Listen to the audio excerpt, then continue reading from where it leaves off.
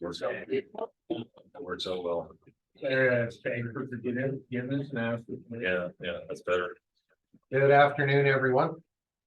The town of Hinton respectfully acknowledges that it is located on the First Peoples traditional lands. We recognize this traditional territory to show respect and understanding to those who walk this land since time immemorial.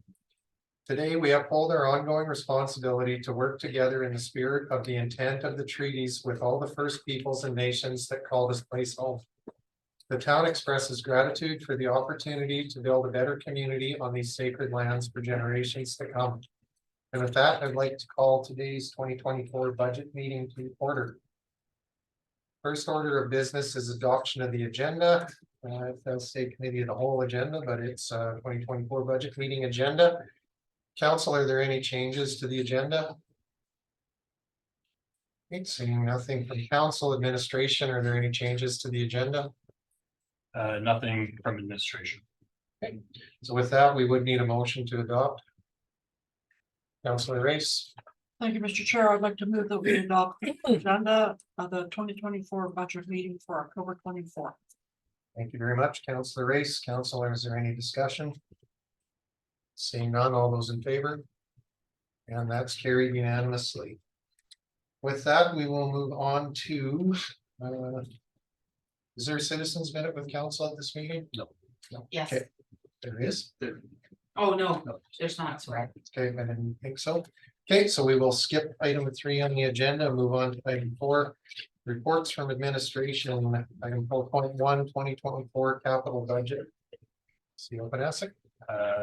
Thank you, Chair. Before I turn it over to Mr. DeBoldrop to start going through his CPPs, we will be going through the capital project budget today, and tomorrow we have the operational business plan, business cases planned for tomorrow. So the intent here, and just as a reminder, is last year we are starting a lot earlier now, so we just want to make sure that everybody has some times to digest these. The numbers that you've been provided in terms of budget numbers, we thought were important to include as context, but those are preliminary numbers. Those are projections. We do have some tightening up to do on those to make sure that we can bring forward a proper budget package in November, once we have getting a little closer to the end of this year and being able to be a little bit more accurate. But we did want to provide that because the context on looking at all of these individual items is important to look at the overall picture. That's all I want to say. The other thing is we are on a tight timeline. We do have 2 days.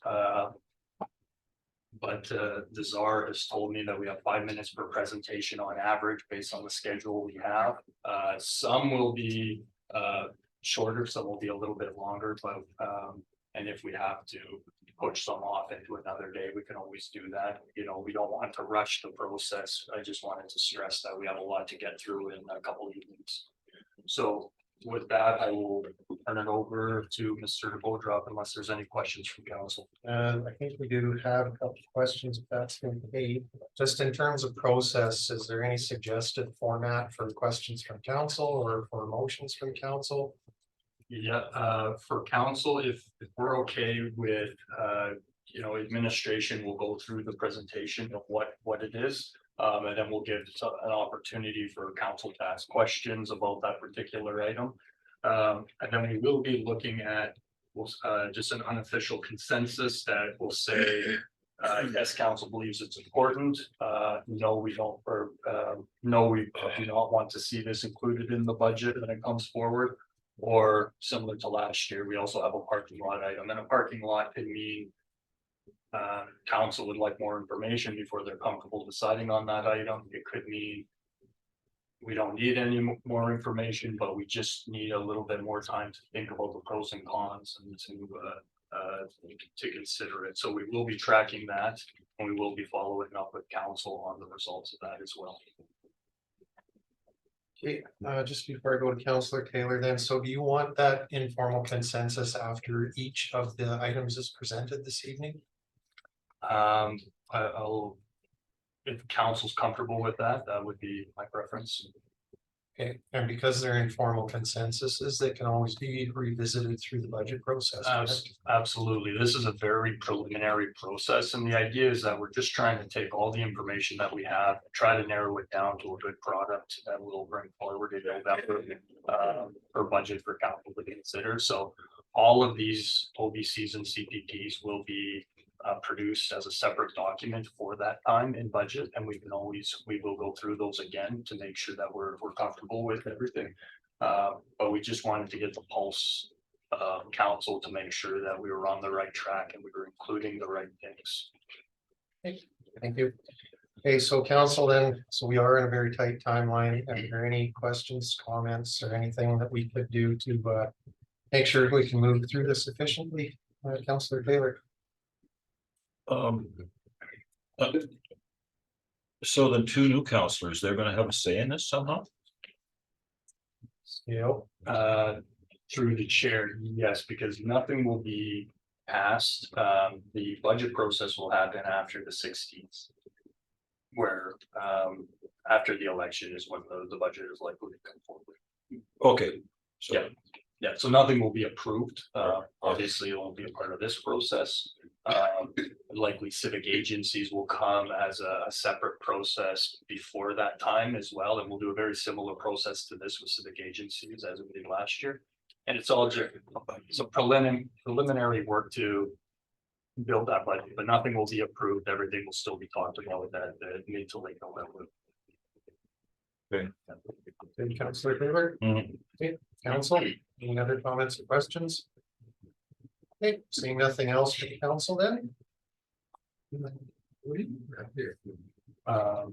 It was whatever people preferred. I think Okay, here. So, sorry, just before we do that then. Councillor Race, is that okay if they present from there? Will you be able to hear all right, or would you prefer that they're? You know what? I want them to, I want you to be comfortable. I'll be more comfortable if you can hear me. So. I'm there. Thank you for that. Okay. So the first. Let me ask a question. I refer to you as the chair, so. Yes, Mr. Chair, I'm presenting my first project here. Capital project profile for bush buggy 2.0 replacement. The bush buggy we currently use, pictured in the report. There has been in service since 2012, has 163,618. Although it is in fair mechanical condition, we tend not to take her on long trips or out of town. The box is rusting out as well as rust spots throughout the body. Last year, we threw a UFA water tank on one of our trash pumps on to this truck to utilize as a backup bush buggy for wildfires around town. Trucks of this nature are normally replaced after 10 years or 180,000 kilometers. It was not replaced last year to help cushion the 2023 budget. We are required to replace it with a Type 6 engine, which is a bush buggy. Examples of which are pictured on the next page of the project profile. Costing for these trucks are typically now well over $450,000. Very minimum we need to purchase to maintain our level of service is a 1-ton pickup truck or flat deck truck that we can install a headache rack with a light bar on, install our siren and radio from this truck, put some toolboxes on it and equip it with a flatland skid. And a pump. And an estimated cost for a new 1-ton truck with improvements would be about $200,000.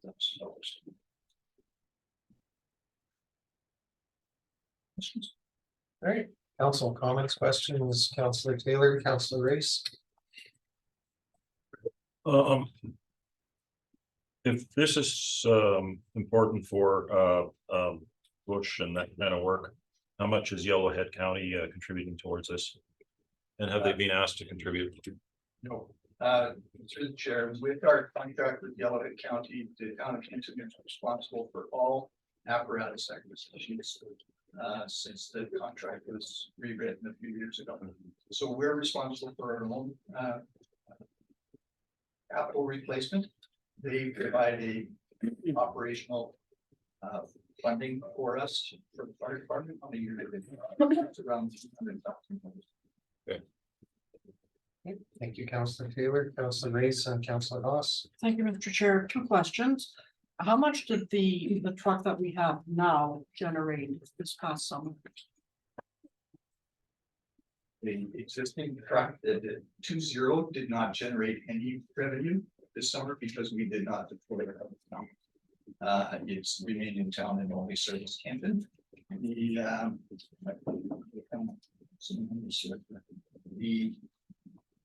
last page. It's a very good question, Mr. Chair. I'll find it in a bit here. We generated just over $550,000. Deploying our trucks and sprinkler trailer this year. So to follow up, where does that 550 go? Does it go back into general revenue or back into the fire department?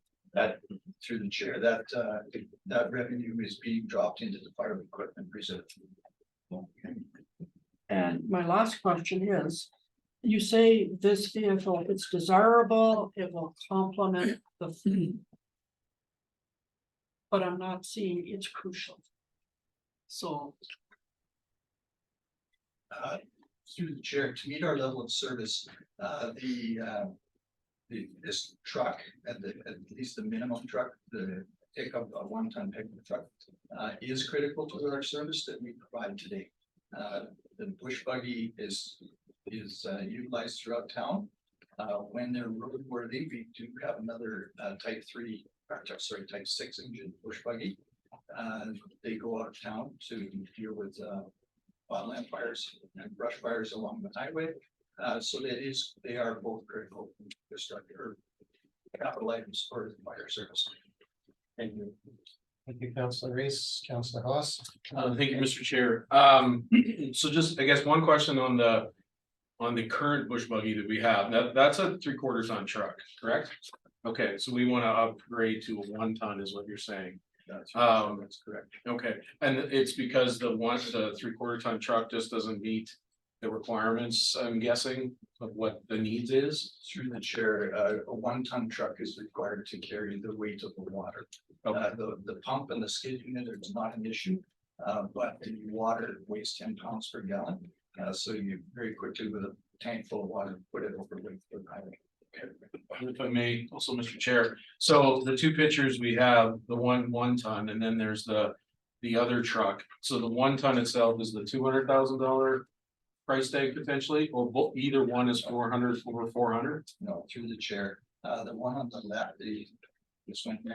Yeah. That is priced at $450,000. Okay. And it would take 2 years to build it. Okay. This truck is $470,000. It's actually available right now. Really? Okay, thank you for that. I guess if I just have one more quick one, and that's it. What do we do with the old one? I'm assuming it's auctioned or sold or we could cost some. Chair with all capital items that would be disposed of. That's pretty common policy. Okay. So through the chair, if I may, policy typically dictates that it goes to a public auction. Thank you for that. I myself and then Councillor Taylor. My questions regarding cost and funding section. Have some clarity on the two options there. The one to the left is the approximately 440. One to the right is approximately 470. But there is a third option. It doesn't. I'm not sure how it fits in there. Yeah. With the two quotes, but the third option is 125. So can I get some clarity on that? And I have a follow-up. Sure. That 125 is reflective of purchasing a new 1-ton pickup truck. That wouldn't be any work we did to put toolboxes or headache racks or skid units. It would be in addition to that. Okay. So my follow-up question then is there's quite a difference between 125,000 1-ton with slide-in skid mounted pump and the two options in the photos. Who makes the decision about which option is to be the one that's followed, whether it's 125 all the way up to 470? Through the chair, council makes that decision. Okay. Okay. Thank you. Councillor Taylor. Well, my concern is that there's cheaper option, yet we've put $470,000 here. And the more we spend here, the less we can spend anywhere else. So if we go for the, it looks like we're getting pushed for the premium option, or the $125,000 option. Or the other option is just to go with what is there, because the what is there has okay mileage, it's in and it's in fair condition. So it's presumably okay for another year or two. I guess my question is related to the overall capital budget. Is there any pressure on this being $10 million? Like last year, wasn't it a lot less? So if we go through this whole list and we end up with still $9,600,000, is that a problem versus knocking it down more? I know we have $18 million, but the more we spend on premium items, like the less we have for infrastructure, for roads, for recreation centers that we heard about last night. So how does the 10 million equate to the 5 million and where we want to end up with the capital budget at the end of the night? What did we have last year? Administration is that, Through the council, I'm not sure what the 2023 budget was last year. Yeah, I can't answer that, but it is a good point. It's always gonna be a balancing act for council on what we're going to provide. You know, that's why I think we go through them one at a time, and then we come back and we full picture, and then we make further adjustments if necessary from there. The one thing that I will say is there is a much cheaper option. The one thing to keep in mind is the intent is to deploy these units when we can. And there is a fairly large revenue differential on the type 6 and the type 3 units. That will come into play, and that's probably about $67,000 per the typical 14-day deployment. So there is revenue implications to the type of apparatus we buy. But when it comes to deploying them to different locations, there's never a guarantee, right? You know, we had a heavy year this year, but we don't know if that would be sustained in the future as well. So. thank you. Follow up, Councillor Taylor. Yeah, my preference is to buy what we need. And, you know, to buy, not to go premium, and not to factor in that we're trying to run a revenue service with you know, with over deluxe fire equipment that we're going to send to the other side of the province. We're looking at through the needs of Hinton.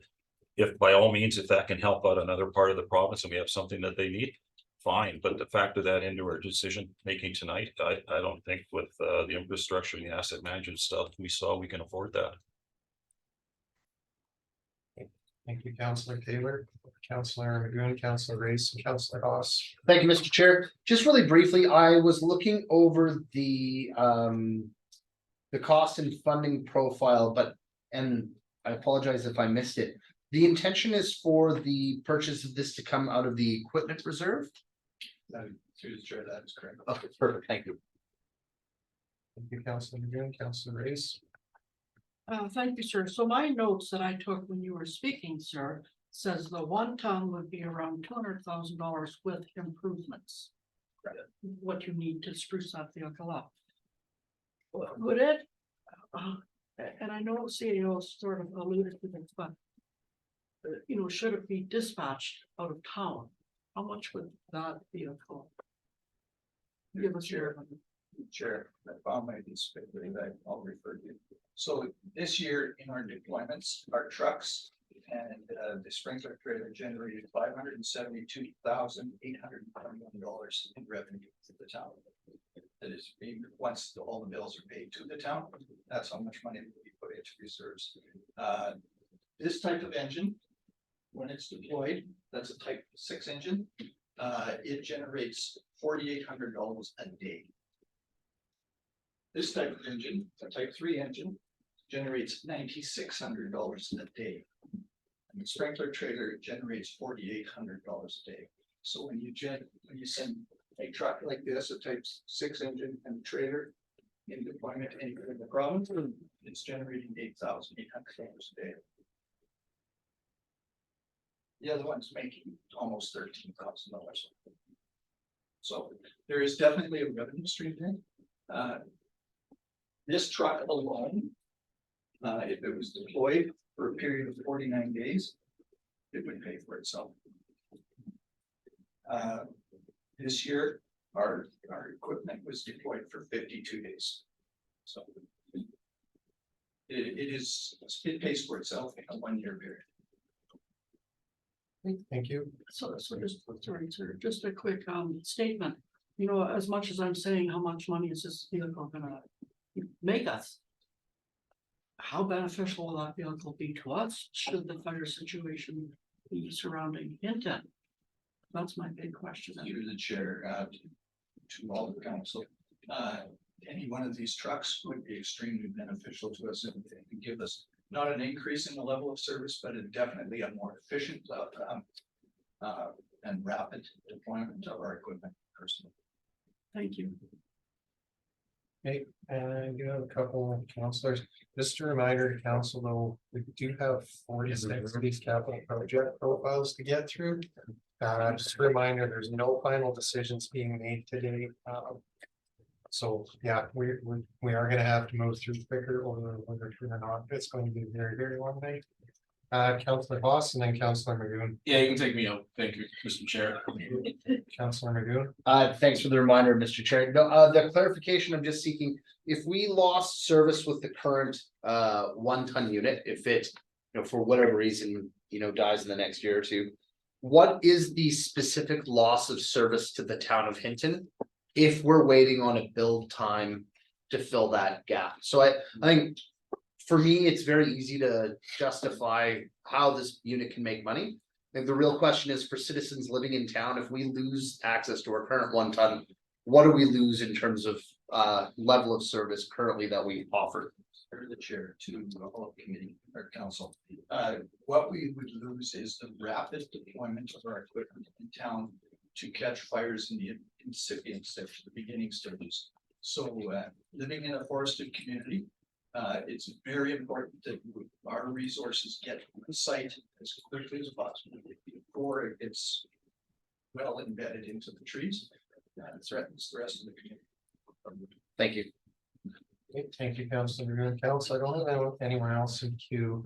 Administration is looking for, consensus from council about each of these capital project profiles. If it's something we want administration to continue pursuing or we might see it removed from future consideration, we do need a direction. Councillor Haas. Yeah, being as how this is not yet finalized, of course, I'm gonna seek consensus to include this in the capital budget. To look at further down the road and see compared to. Thank you, Councillor Haas. Through the chair, just a bit of clarification, just because we did provide some options.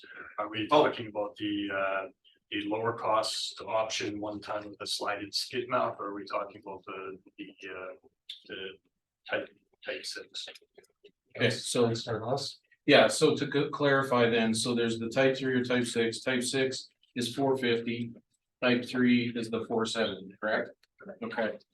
As much as I'd really like to say the 470 and I'd like to have the first ride in it, I'd go with the 450 one, I think reasonably, at this point. I mean, I know it's only an extra $20,000, but I think that seems a more reasonable one, and we do have other things to do. So I move to consensus to deal with the type 6 engine in the reports.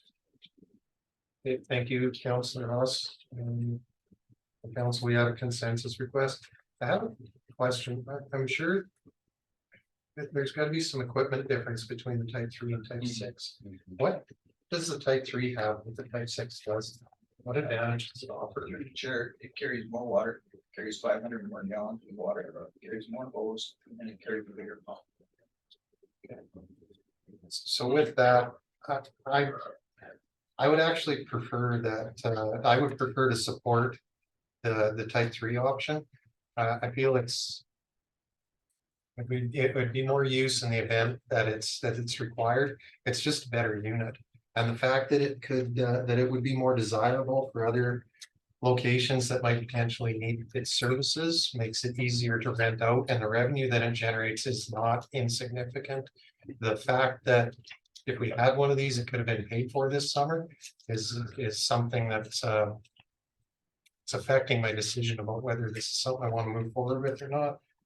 Councilor Magoon and then Councilor Wallace. Yeah, I would agree. I think the ROI for a difference of $30,000 is not insignificant. Given the course of the increasing fire seasons that we've seen. Thanks. Okay, thank you, Councilor Magoon.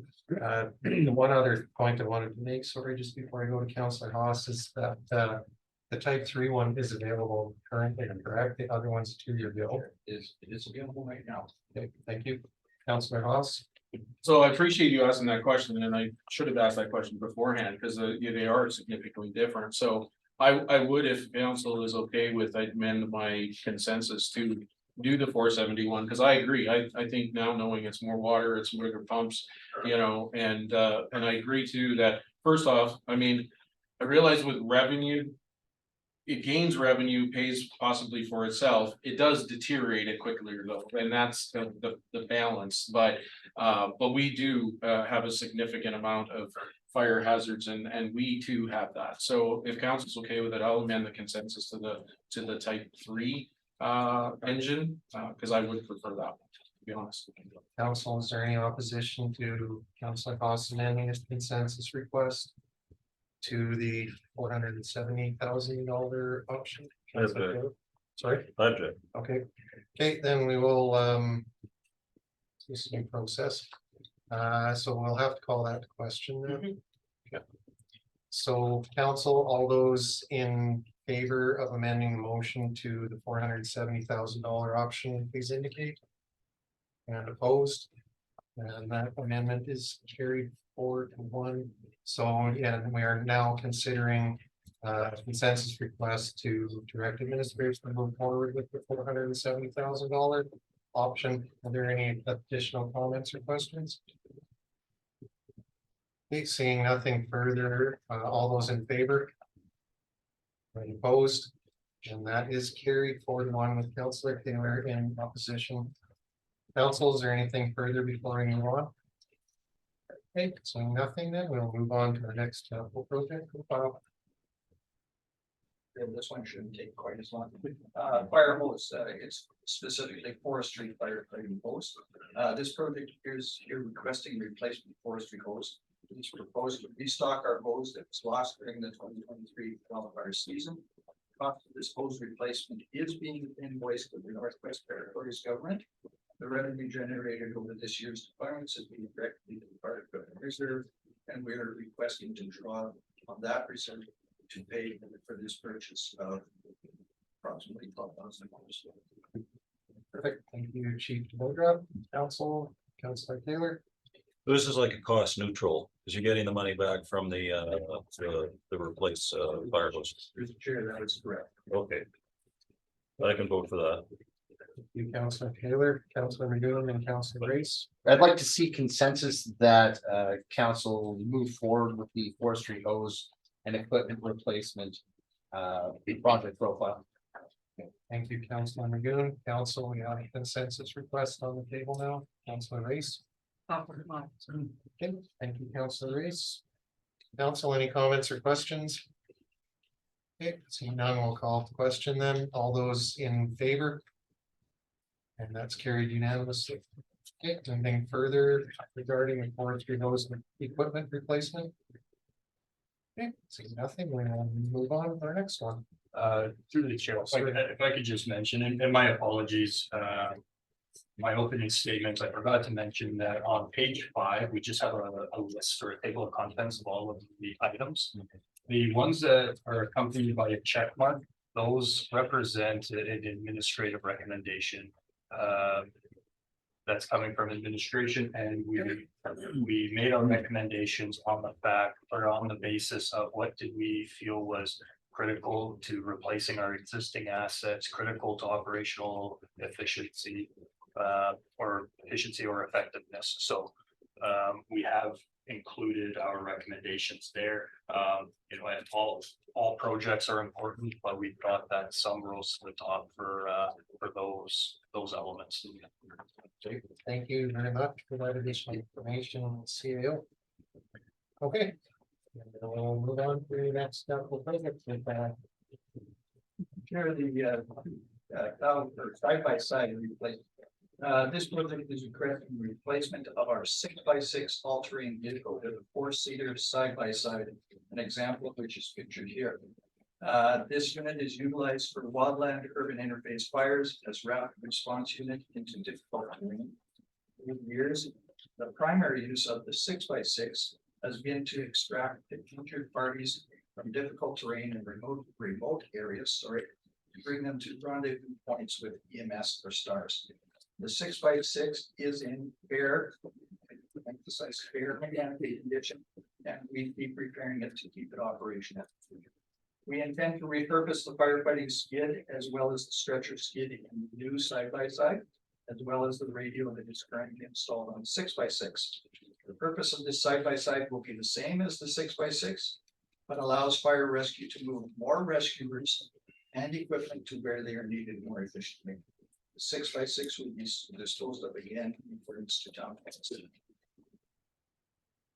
Okay, thank you, Chief. And Councillor Haas, CEO Panasik, sorry, before the Councillor Haas. My apologies. I'll just add one element. Just for council's information, we have been in discussions with Yellowhead County regarding some of their concerns over this unit. The concerns being that the roll cage on this unit is not actually engineered. I believe it was taken to a shop, it was welded, we believe that it's strong, it doesn't put anyone at immediate risk, but it isn't engineered, and there has been concerns from Yellowhead County in that regard. So we are working through that now. We don't have a definitive answer on continued response into the county, but I just wanted council to be aware of that fact.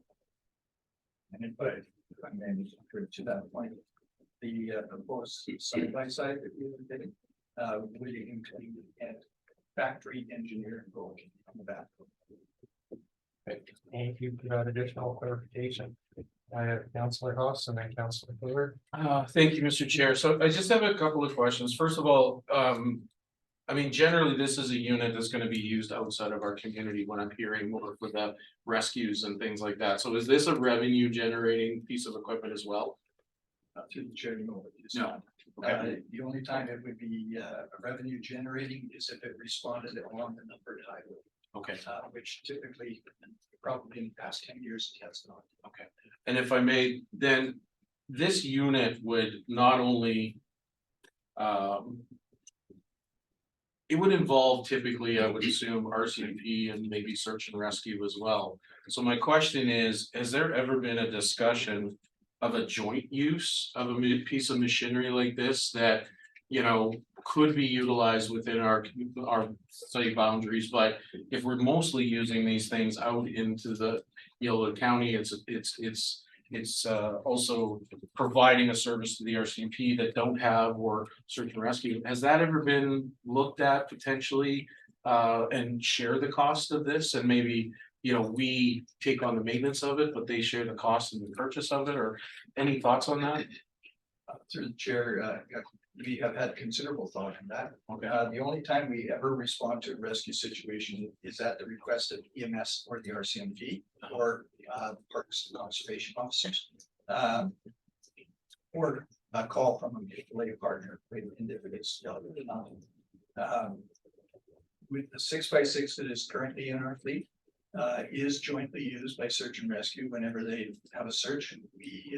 We will operate it, but to their benefit to conduct searches. So we do have a partnership, but it isn't a revenue partnership. If I just one follow-up and then I'm done. Yep. If we didn't have the 6x6, it ran out of life and we didn't get this, is there an alternative that those agencies would use to rescue individuals? To the chair, the only current method would be by quad, which would be very, very difficult and painful for any patient for removing or horseback. And some of the training. Okay, thank you. Thank you for that, Councillor Taylor. The justification for doing this, according to what's written here, seems to be maintenance costs, because this is in fair mechanical condition.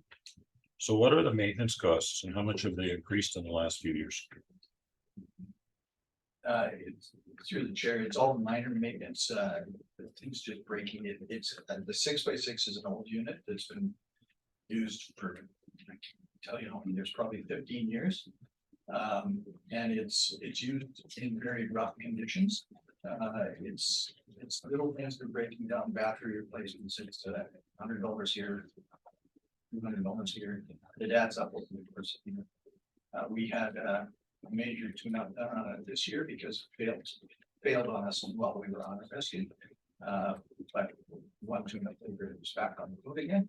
But it's more and more of this, this costs. It's an old.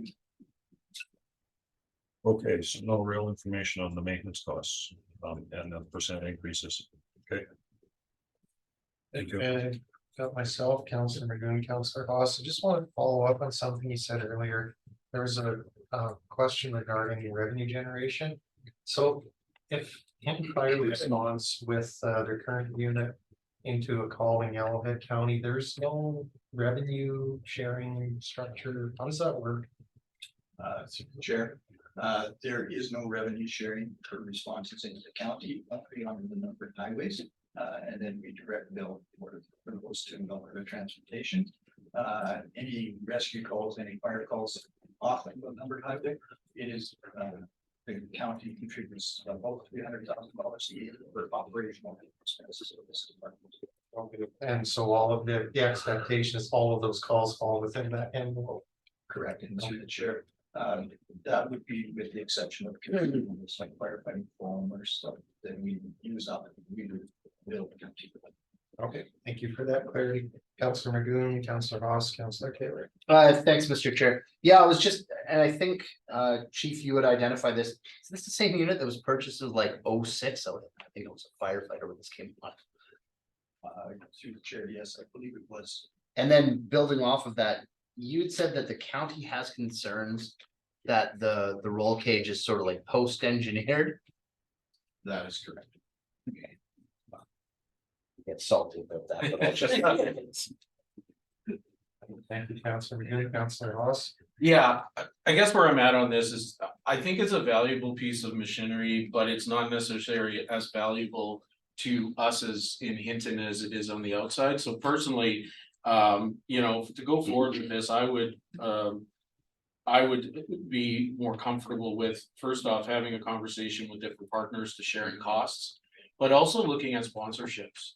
Potentially, that if there is a group or a community, an organization in the community that would like to sponsor the purchase of this, but I think this is a shared unit, that benefits a lot of other people more than us.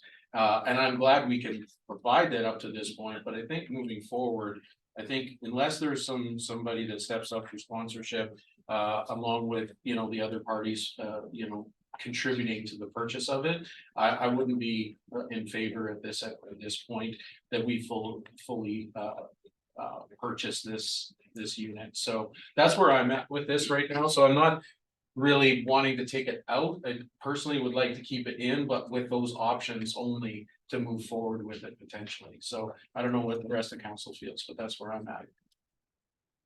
Thank you, Councillor Haas, Councillor Taylor, and then Councillor Grace. Yeah, I'm getting the feeling that we're buying it for somebody else mostly too.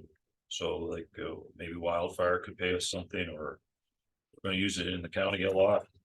Maybe they should buy one and it should sit in our shed or something, but for us to buy this and have it used a lot outside of town when it's in fair condition and probably can just be used good enough in town. I think I agree. Thank you, Councillor Taylor, Councillor Grace. Thank you, Mr. Chair. I don't quite know how to say this, but I'd like to seek consensus to include the side-by-side in the parking lot. So we can do some more thinking on it. Just before I go to Councillor Haas, video Nasik, how's the parking lot work again? Through the chair, so the parking lot is just things that we're going to shine a more specific light on come where when we discuss the budget as a whole. These are the ones that either will require more information or require more conversation, so we'll specifically bring these items up as a topic to go through the parking lot items systematically to come to a conclusion whether they're included or not, so the one thing I will say is, if the desire is to look at partnership opportunities from now until the end of the year won't be enough time. Just to work through that process. We didn't include this as an administrative recommendation for the fact that it is still in fair mechanical condition. We can continue with that. And if we wanted to possibly look at this next year, it wouldn't have I don't believe it had a detrimental impact on the services that we could provide. Hopefully we can come to a solution with Yellowhead County on the continued use within their jurisdiction, but that is yet to be determined, but that is one that we could put off until 2025. And we could certainly look at partnership opportunities or other options for this. Okay, thank you. CEO, Councilor Race, is that follow up? I do, so that's one of the reasons I wanted to put it into the parking lot. It didn't receive a check mark, it did not, but I still want to do some thinking on it, I don't want to say no tonight. So I'd like to park it. Through the chair, I would be quite amiable to park it until 2025 and give me that 1 year to form those partnership opportunities and we're granting opportunities. But I would most definitely have this returning to council for the 2025 budget cycle. I had kind of thought park it just for this budget discussion. Yeah, don't understand. You can do either one. That's the one that was my intent. Okay, thank you, Councilor Race, Councilor Haas, myself, and then Councilor Magoon. Yeah, I guess speaking to the motion, I don't think we need, personally, I don't know if we need to talk about it anymore. I'm actually in favor of doing it like last year where we did have a couple of things that we did budget for to come later to see if it was feasible or not, and if it wasn't, it just didn't happen. So I'd be more comfortable actually just putting a stipulation on that we have consensus, but only if there's granting sponsorship and partnership agreements that can be put in place. And whether that happens this year or 2025, that's fine. But because I'm a little bit concerned with that unit potentially, and I don't want to go and have to re-engineer a voltage on a 16 or whatever year-old machine, right?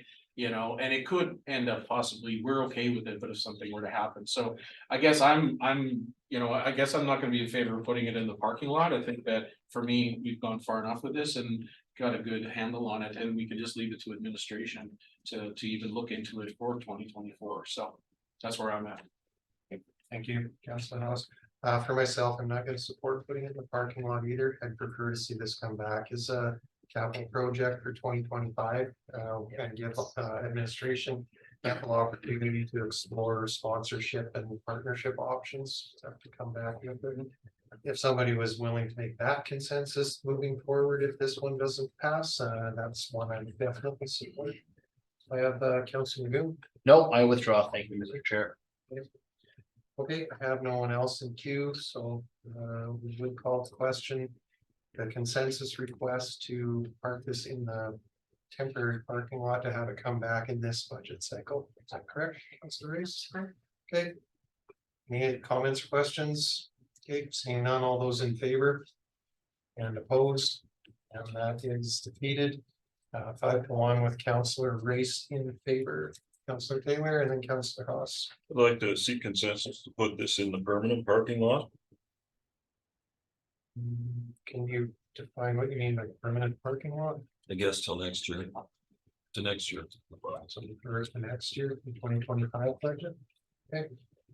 Thank you, Councilor Taylor. Did you want to speak to it? No. Okay. Thank you, Councilor Taylor.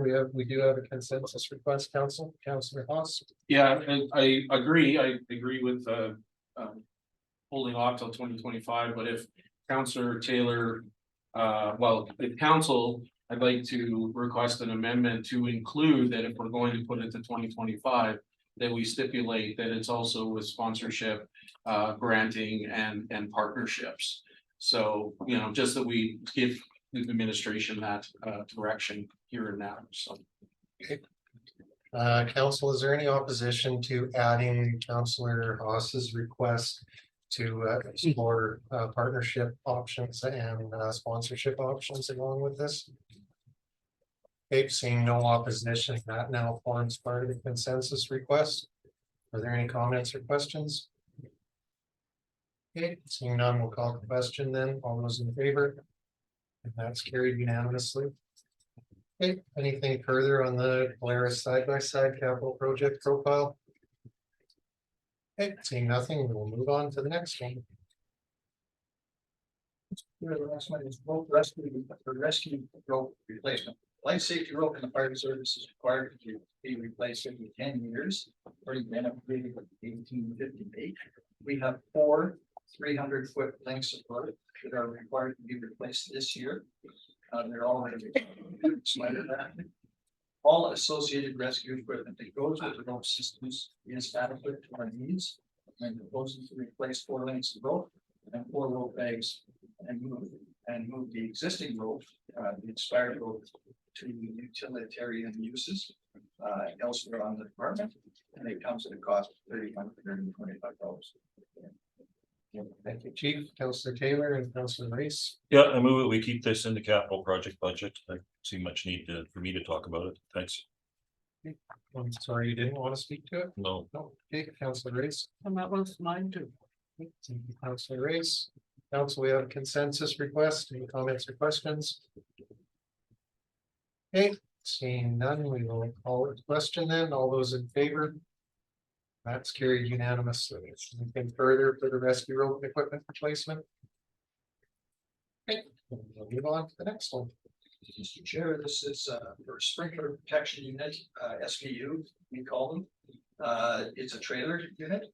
We are requesting to purchase a fully equipped SPU as part of our wildfire preparedness to protect the community from wildfire and to help us meet our level of service. During this year's wildfire deployments, our small SPU was out of town for a total of 52 days. On its last deployment, the axles were extensively damaged and the shelving units inside were compromised. We have undertaken repairs of the existing SPU, and the government of the Northwest Territories is covering those costs. This project proposes to purchase another larger SPU fully equipped with pumps, hoses, sprinklers, and all related equipment.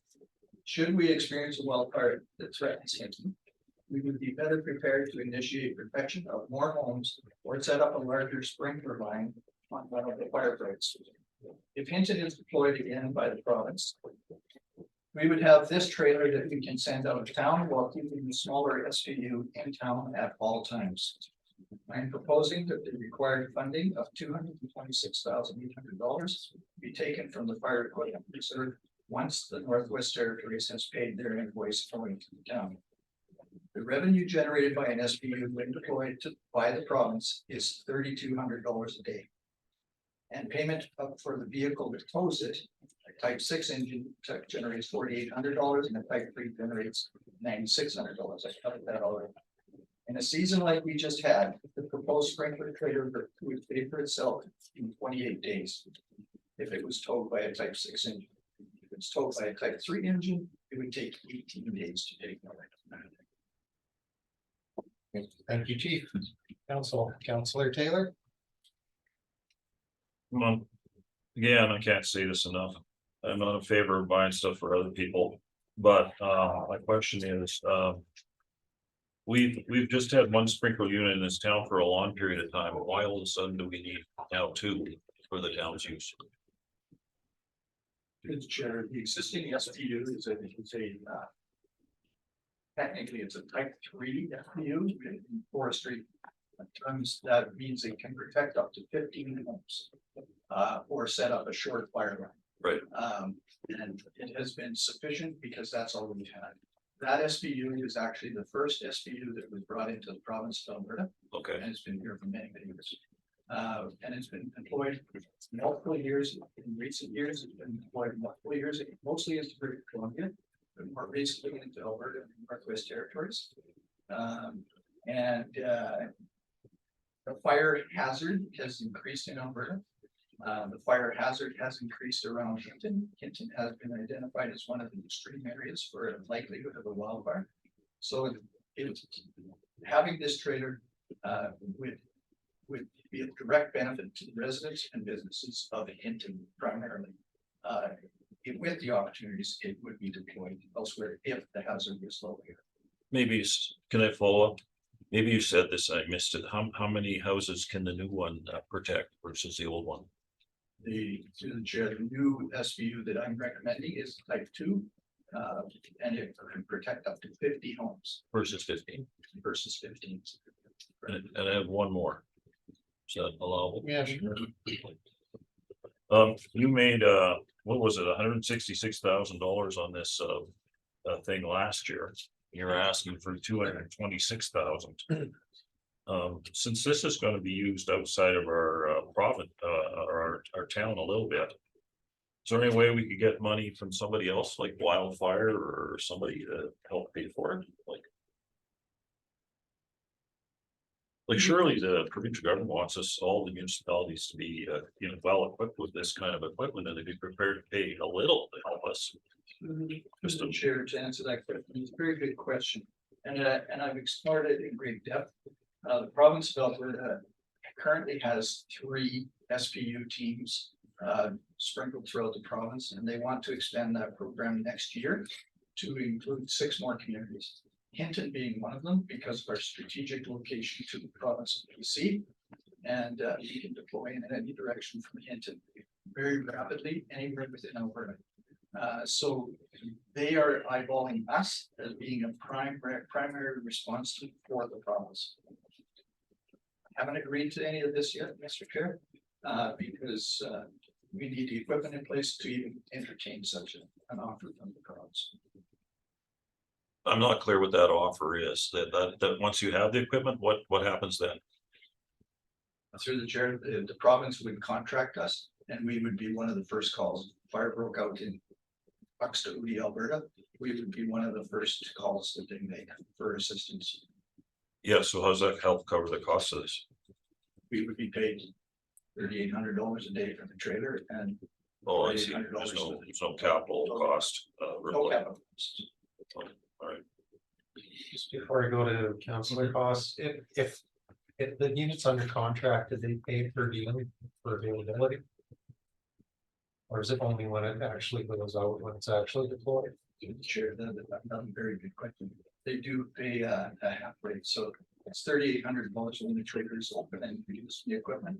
If it's on standby, it's $1,600 a day. Thank you, councillor Haas. Through the chair, just for clarification, that's when it has been deployed to a unit or to a location and it is sitting there not being used, not when it's sitting in the parking lot here in down here. I just wanted to make sure. Sorry, yeah. I understood. That was actually what I was asking. Okay. Yeah, If it's yeah, under unfortunately, contract, if yeah. it's paid while being under contract, just for the privilege being available. Mr. Chair, you're absolutely correct, CEO. But also if AEMA was to say there's a fire threatening Jasper or anything, and they want to sit in here, they would pay $1,600 a day to guarantee this.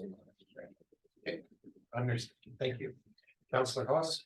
Thank you, Mr. Chair. I guess my only question is, the actual trailer itself, because I'm looking at one unit that we have and the unit you're proposing, and it's just longer.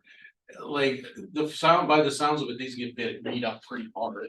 And if we break the axles on the new one, it takes a while for it to get fixed and get the money from blah, blah, blah.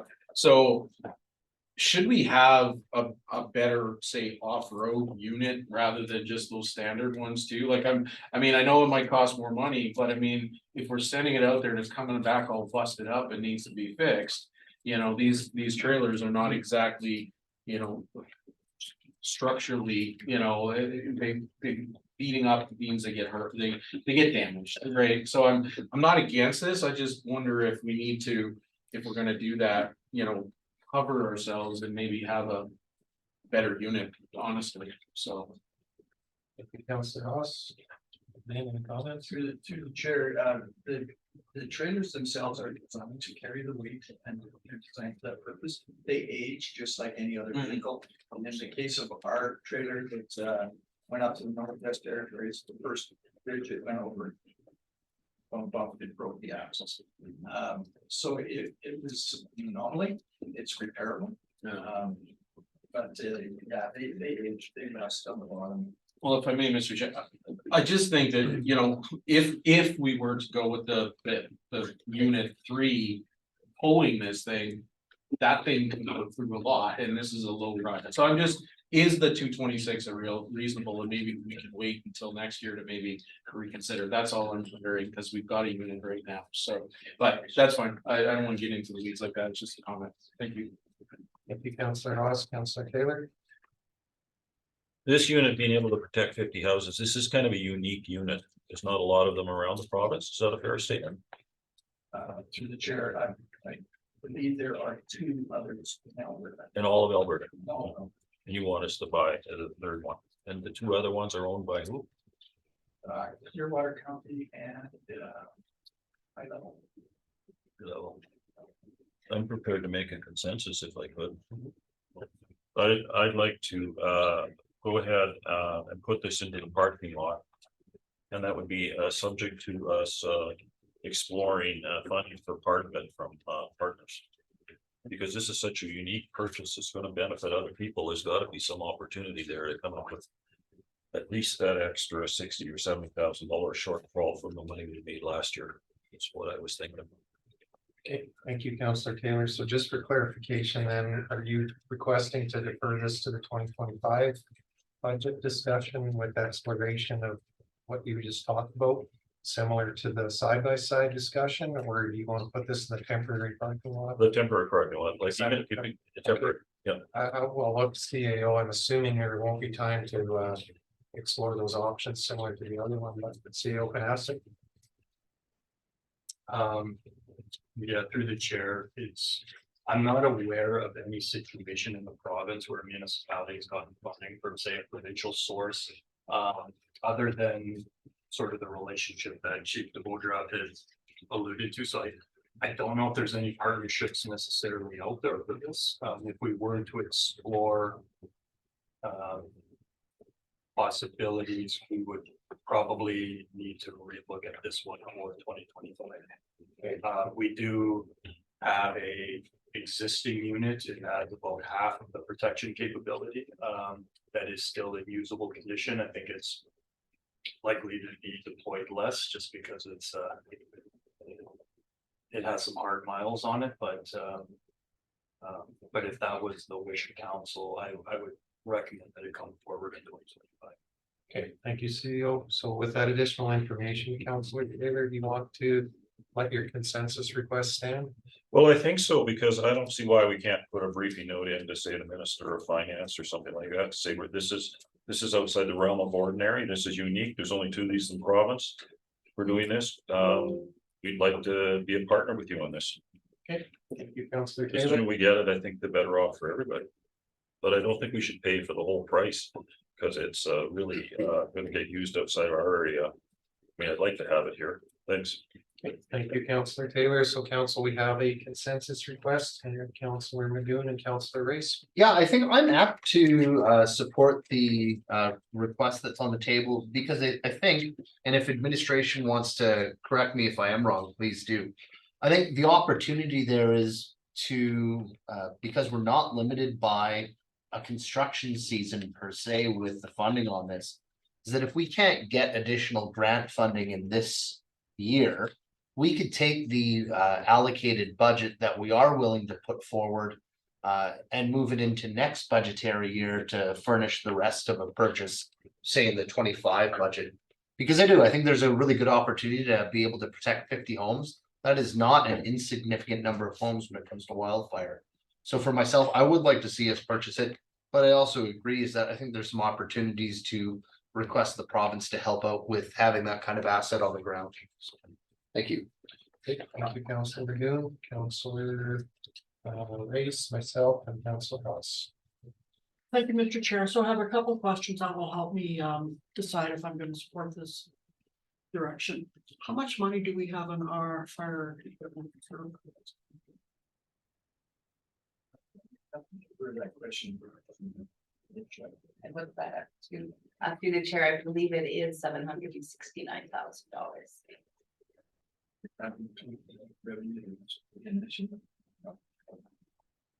And that does not include money that we're still invoicing on? That's what the chair, that's correct. And my next quick question is, when would this be available? Will this trailer be available for the next fire season? Not through the chair, yes. Thank you, sir. Okay, thank you, Councilor Race. As for myself. I don't think I would support putting this in the parking lot. I would like to make a decision on it sooner than later. I don't. We've been told by administration pretty confidently that there really isn't any funding that would be available for this.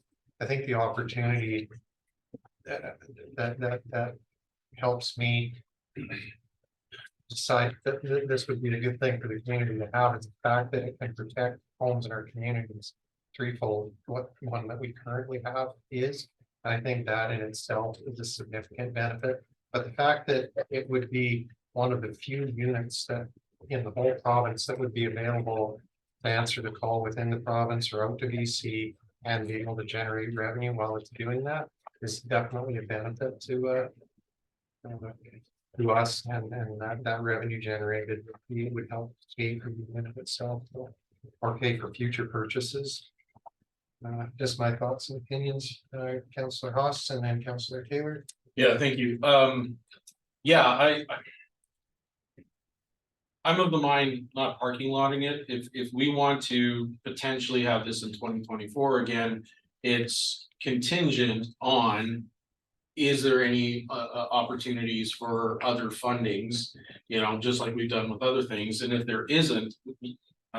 Administration could bring that back to us in 2024 and say, look, we've run the gauntlet, and if we're gonna have a unit like this, we have to pay for it. Then we can either consider at that time or consider for 2025. But I don't necessarily think we're gonna get any more information on this particular budget by parking lotting it at this time, so that would be what I would prefer. You can give administration that time to find out for the next season potentially, but that's my thoughts on it. Thank you, Councillor Haas. Councillor Taylor. Yeah, Councillor Sashik said something that got me by surprise. Confidently know that money isn't available. That kind of implies that we've asked, and we haven't even asked, have we? Anybody to help fund this? So we can't really confidently know that money isn't available. It's a special request. Administration. I don't know how that statement can be made. Through the chair, I was approaching this particular project as similar to a one-time project. With the money that was generated this year, it would actually pay for this unit that I'm proposing, and then it would just be a revenue generated next year if it's deployed. Right. But we haven't asked for money from an outside source for this product. Through the chair, no, I have not. Yeah, that's what I thought. Thank you. Thank you, Councillor Taylor. Council, any other comments or questions? Okay, so we do have a consensus request. Was a while ago, do I forget the word?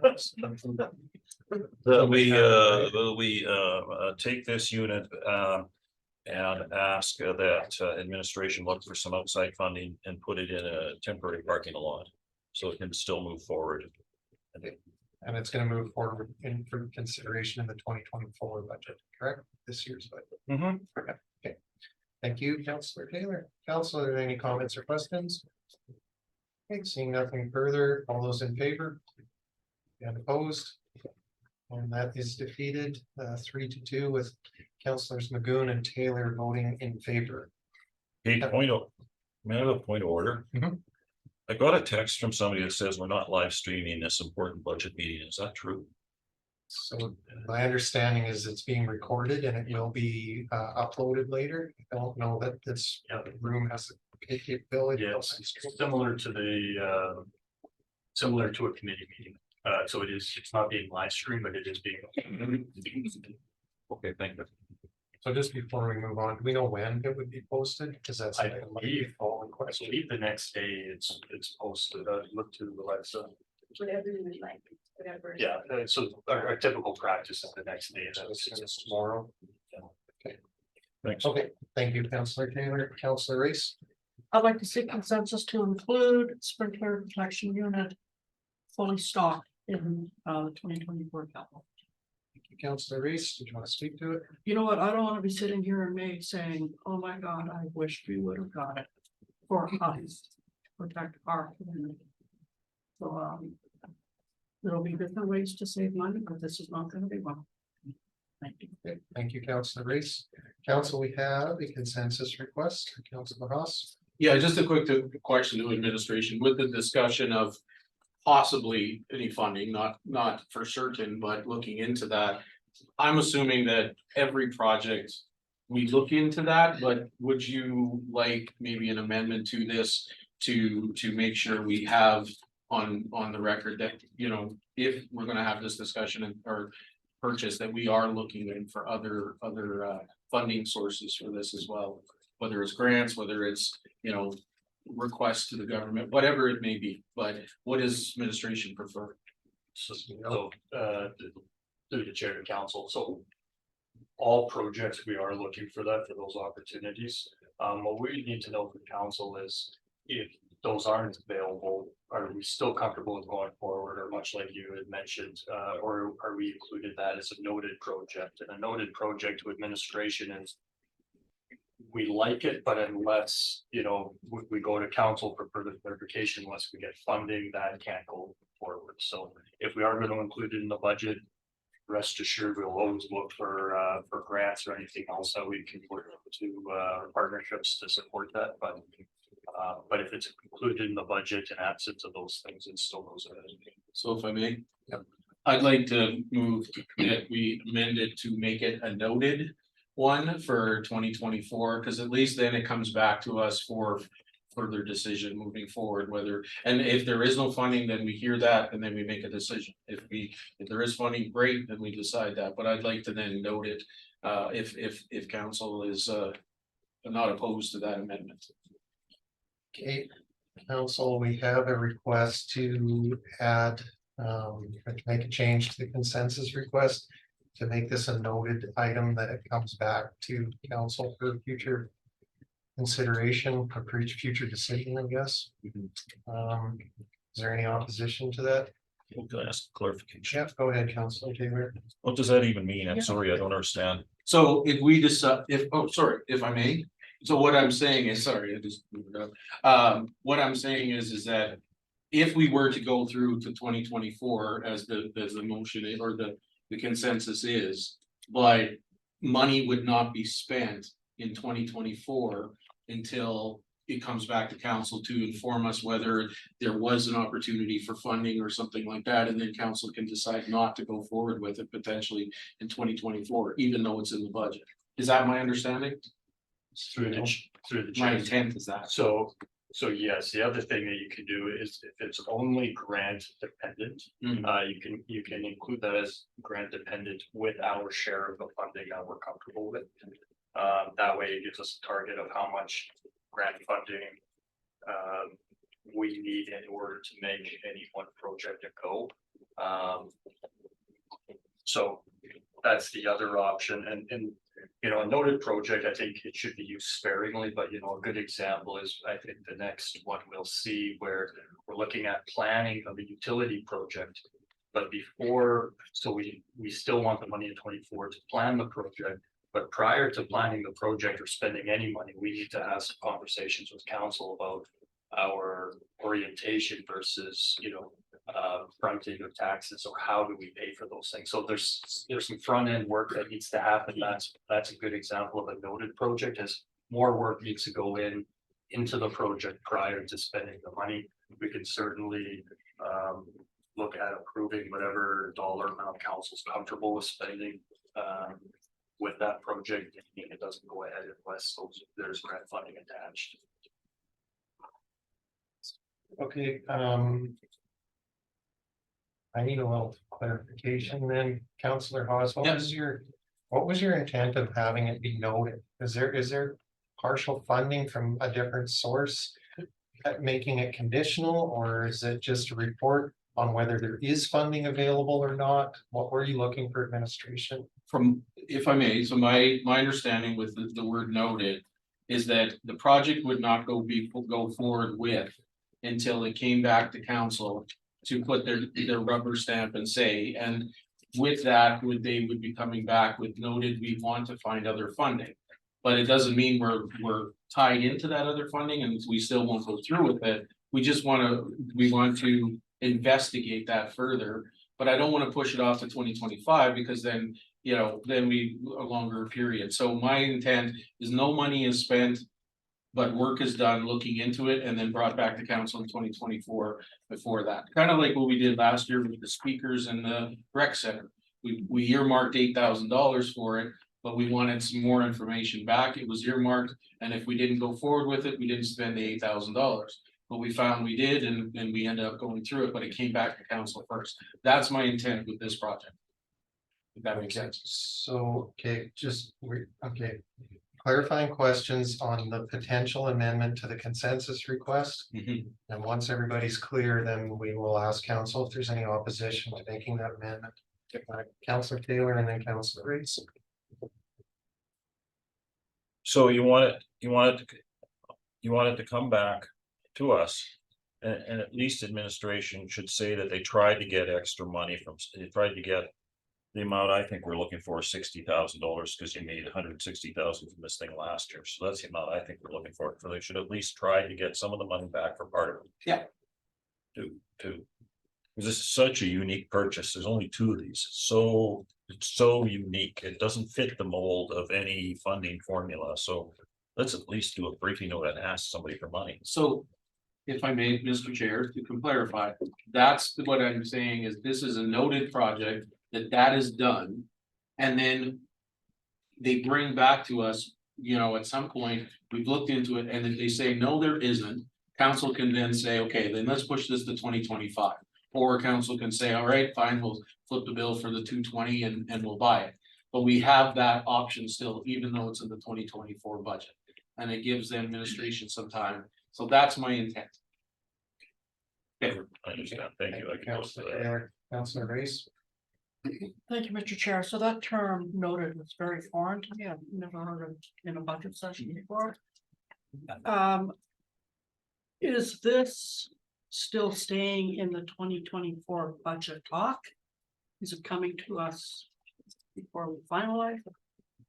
So if I may, just before I go to seal, to me that the noted annotation is similar to a parking lot with conditions. So it's going into the parking lot. When we hear about it again, there will be a report, I'm assuming, from administration on what they found out regarding funding options for it. CEO? Yeah, through the chair, it is included in the budget, and it's probably likely that nobody's heard the word noted. I may have invented it at some point in time, so, but the intent is that this is a trust thing between administration and council, where we say we will include that as a noted for administration, and we'll include that in the budget. And it's almost a promise of coming back with that information prior to. So it's just a way that I found, because, a yes or no, 24 or 25 sometimes doesn't work. And sometimes there's a middle ground that works out best. So that's the rationale for it. So my concern is I made the, initial consensus. And because I want to see this go through. I know we have an amendment to it to park it. And, we might be running out of some money here, and then we say no. Okay, so at this point, all we're seeking is to make sure council has a clear understanding of what the proposed amendment means. Once we are confident, we have an understanding, I'm going to ask if there's any opposition, and if there is opposition, you can just Or you just say, I'm in opposition, Okay, good. and then it gets called to a formal question. Okay.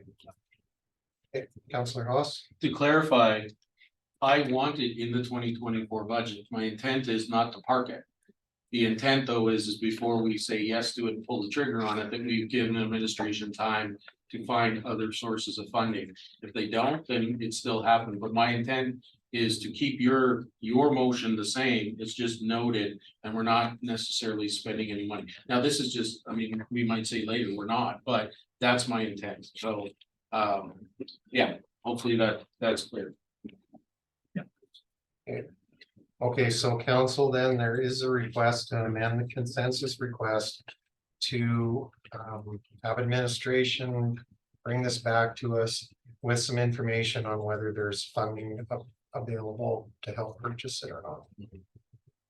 Okay, is there any opposition to that amendment being made to the consensus request? Okay, seeing no opposition, then that now forms part of the consensus request. So the consensus request, by my understanding, is that the sprinkler protection unit fully stocked is continues to be part of the 2024 capital budget discussion.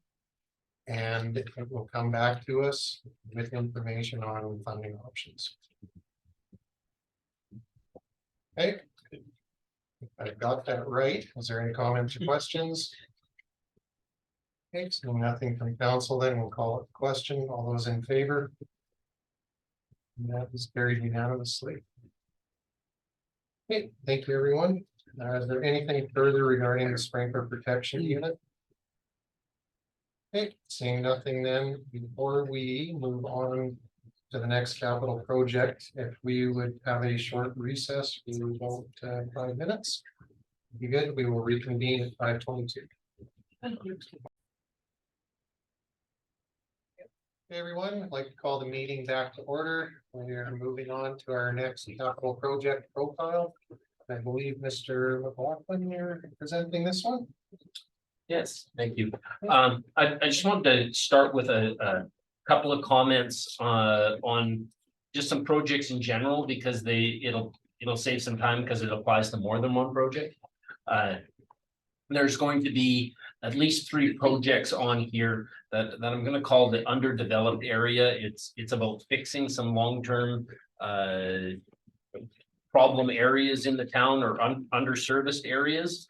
And so we've identified these to at least talk to council about, to see if you want to take them on. These are 3 out of actually quite an extensive list. My development area has put together that list, and I can certainly bring that entire list to council, and maybe even you'll identify some other ones. The other thing about these is a number of them, what I'm suggesting that we do is we do either some initial exploration in 2024, full engineering in 25, with construction in 26. Some of them are full engineering in 24 with construction in 25. And I think there's one that's construction in 24, and we can even talk about moving it into 25 and just engineering, because I do want us to take the direction of planning further out in advance, so that we can, one, capitalize on better pricing by giving the contractors more time to do construction, as well as making sure that we design the right projects and not rush things by picking a project this time of year and trying to get to construction by January. It's just too rushed to try to do that. So with those comments out of the way, Sorry, just before we get going, then I have a couple of questions, I think, probably related to that a little bit. So sure. Councilor Magoon and Councilor Taylor. Just out of curiosity, Mr. McLaughlin, can you identify why we wouldn't, with some of these areas that don't necessarily have certain services, like water and sewer as an example? In the past, I don't believe I've ever had a capital budget that's brought forward a request to develop services. I think the procedure that I would be used to seeing is like a request for a local improvement tax, right? Or a local development by the landowners. So I guess what's is there any reason why we're seeing it this way? As opposed to waiting for a request from the residents to bring that forward? So on a couple of these, they are being brought forward because residents have called us out to them and have talked to us about them. Now, as we go through this, and we even wrote it in here, that we need to have that discussion about who pays. And I think council should revisit some of the history that you've decided in the past and should be open to re-looking at those decisions and having that conversation. All of these have a long history, and I think some of that history is important. And as we bring them forward to you, not here tonight, but as we, if you decide to, like say, okay, we'll leave it in at this point and bring it to a committee meeting. I think when you do get into the details of each individual project, that the history about why they're not serviced or not serviced properly is part of the condition. And you may decide that, well, we should pay for this, but not that. Maybe the community pays for one part and the town pays for a different part. And I think having that conversation, I think would be beneficial.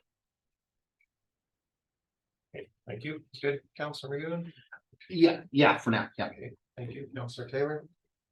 Yeah, I don't like the way these 4 improvement projects are getting handled. I don't like the fact that they're in the budget. Like these add up to $14 million. There's other parts of the town that need local improvements too, that I can list a bunch. So we add up all these local improvements, and basically what we're doing was asking taxpayers in other parts of the town to pay for improvements to these parts of the town. I mean, I know you want to have some conversations about who pays and all those, but to me that should have been sorted out way before it came here, because no way that taxpayers in other parts of town should be paying for people who purchased in one part of the town, paid like a lower price, they're taxed accordingly. People in other parts of town paid for all these services, and that's the way it was. So to me, we're going against kind of like a decades-long practice, maybe not policy, good practice, and that's that if you want a local improvement in your area, you bring that forward through an agreement with the town. The other town will work on that basis with you, and then bring all of these forward at once is just I mean, take the rec center, just throw it out the window if you're going to do this. That's what I see here is rec center going out the window. Get an agreement, get these folks that want to do this to pay for it, then because that's the way, that's kind of the practice in the past with this stuff. I mean, you moved into a part of town that was underserviced. You paid accordingly, you're taxed accordingly, and now we're asking people in other parts of the town to do it. If you want to do this, take all these items, make the list really big, come to us outside of the budget season and ask us to make some sort of policy as to how we're going to proceed with all this stuff. That's what I think is the more reasonable way to proceed. Thank you, Councilor Taylor. Administration comments. Through the chair, if I could. There are some nuances to some of these items that do need to be addressed. The ones that we believe are important to start now, we've noted as a part of our administrative recommendations. But we also included ones that aren't recommended by administration for a reason. And we want to consider these. And if the answer is we don't want to consider anything, we don't want to consider these, then we can simply put them off the budget, and we can forget about them. But there are some nuances to some of these that I think are going to be important for the town to consider this year or immediately. Okay, thank you, CEO. Councilor Magoon, and then Councilor Taylor. Yeah, and I was gonna hold off asking this, just time's of the essence, but the CAO has sort of broached the subject a little bit. I don't disagree that different areas of town can have different considerations or nuances. I think that's just common sense. But my concern more from a practicality and a precedent standpoint might look like the following. So I'll sort of give you a scenario. So if we start approaching different areas of the town On our own as a municipality, without following the procedure that we've used in the past. Like, okay, residents get together, develop an agreement amongst yourselves in the neighborhood to say, yep, we as a group are willing to bear the burden of improving this area. Based on the cost, please put forward a local development tax to provide us with sewers. If we start picking some of these areas and bearing the brunt of these costs, are we not establishing precedents where other areas of town, like, for example, if we said, okay, Forest Heights, we are gonna go ahead and we are gonna put in water and sewer, that East River Road residents might say, well, geez, we've been whining about this for years and nobody's really listened to us. How come you're picking them and you haven't done the same for us? You as the town should pay for our water and sewer. That's what my concern is, is what kind of precedents are we establishing? If you can respond to that, that would be super helpful. So through the chair, we're not proposing that we're gonna pay for everything. We're proposing that if we're interested in looking at these projects. Yeah. We need to do exactly that. I'm not aware of past practice. But if we are interested in looking at the underdeveloped areas in town, we need to establish whatever practice that is or policy. And whether that's the residents pay 100% and they come forward in this manner. I'm not aware of past history of that, or not in depth. But I think it's an important subject of how we want to proceed with those. And, we've included a few that are there for council to consider if it is a project that we want to look at. And there are some that it's in the municipality's best interest that we do. With the residents obviously being also benefit, but so we don't have to include any of these on the 2024 capital budget. We can certainly say that we would like to approach this from a policy perspective before we include it, or we include it as a noted project as we proposed, with some of the planning dollars going into 24 along and the policy or the discussions with council prior to proceeding to any engineering.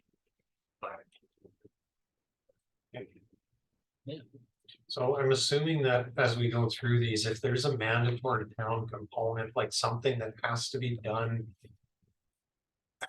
by the town that doesn't include the local improvements, that would be noted by administration at that time for council's consideration. Say a water main needs to be replaced because it's imminently going to fail.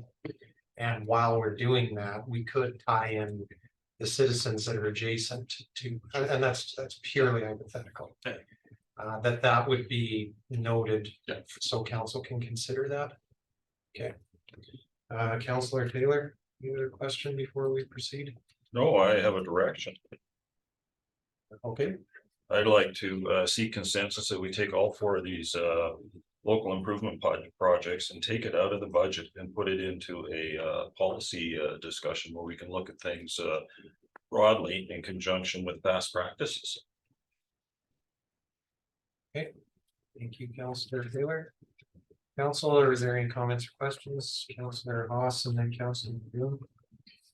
I guess my only concern, because I'm just reading the first one, but my mind goes to what risk. I'm assuming that there's some possible risk, the reason why administration brought it to us, and I'm looking at the very first one, and it's talking about potential groundwater, soil contamination in different areas and stuff like that, which I'm assuming is also a risk to that neighborhood, but also the surrounding neighborhoods as well and stuff. So I'm not against the fact that we have a broader conversation about this, but I think there probably is some things, and I'm looking to administration that there is a particular reason why these come forward. And, as administration, you're always looking up for the best interests of the town. And I think that's where we need to also understand that too, and what kind of risks and liability might we be facing potentially. Is that the case to administration? Thank you, Councillor Haas. Just before we go to administration, just for clarity's sake, Which 4 projects are you? Oh, I'm No, sorry, Councillor Taylor. Oh, yes. Under the infrastructure list, if you number them going down, I'm referring to 1, 3, 4. And 7. So that's the Yeah, Forest Heights neighborhood improvement. Correct? Yep, Winyandy Avenue water and sanitary improvement, yep. Hampshire Road and drainage improvement, Mm-hmm. and Crestwood Hotel Trailer Park water and sewer. Mhm. Okay. Okay, now that we have clarity on which specific ones we're talking about, to administration, did you want to respond to the question? Councillor Haas, do you Yeah. want to reiterate? Yeah, so I'm not at all against the. Per se to the consensus seeking, I'm just worried that we put it off further. The reason you brought it to us is looking out for our best interests, I'm assuming, and I looked at the Forest Height one in particular. And it has some statements there under risk of contamination to our water, groundwater and things like that, so. Is there particular reasons that stand out for administration of why we need to look at these particular projects? To also Councilor Magoon's concern about, so. Administration. Through the chair, what I would say is, if we wanted to look at all of the improvement areas, as a part of a policy, we certainly could do that. But 2, I believe, are important as risk factors for the town, one being Forest Heights neighborhood improvement and Crestwood Hotel. Those are the 2 recommended projects, and those ones are put us at risk for a number of different reasons, and I think those we'd be looking to not delay too much. My preference would be to have those conversations. Wyandy and Hampshire's are certainly areas that we could look at in the future for more of a holistic view on things, but we do have some Forest Heights and Crestwood that I think would be in the town's best interest to address sooner rather than later. So if council's comfortable, is there some appetite to address those 2, and we could leave Wyandy and Hampshire on the back burner? Thank you, CO, and Councillor Magoon and Councillor Taylor. Yeah, for myself, if there's an imminent reason why 2 of those areas have been selected by administration. And admin would like to have a sit down with us to help communicate that, I think that's just smart. And then I would prefer then to see those move into the parking lot so that admin can brief us. Further to that, if there's any of those areas that are not emergent, but admin would like to talk about, is it a best practice to approach this by way of policy? Or to sort of pick different areas that we see as problematic. Again, I think a further day when we have some time to invest in a holistic discussion is also good. Yeah, for myself, especially when we start talking about Forest Heights as an example. And we talk about digging and potentially going into the ground and contaminants and the fact that, historically there was an old mine site in the area right away, that raises red flags for me. We're gonna need some time to explore that, or at least in order to make a good decision, I would need some more time. Thank you, Councillor Magoon, Councillor Taylor. These things have been in place for decades, and unless whatever the risk is extremely significant. My preference is that would be factored into like the policy discussion. We'll look at the complete list. There's some stuff that might be a little more urgent than other stuff. Here's the complete list. It's like we're cherry picking here, and it's not thought out strategically. And the cost of this stuff, even for the 2 you've selected, is $4.8 million. Yeah, if we start doing this, we're going to open up without thinking about it strategically. You might as well take that, like I say, that rec center is going. Bye bye.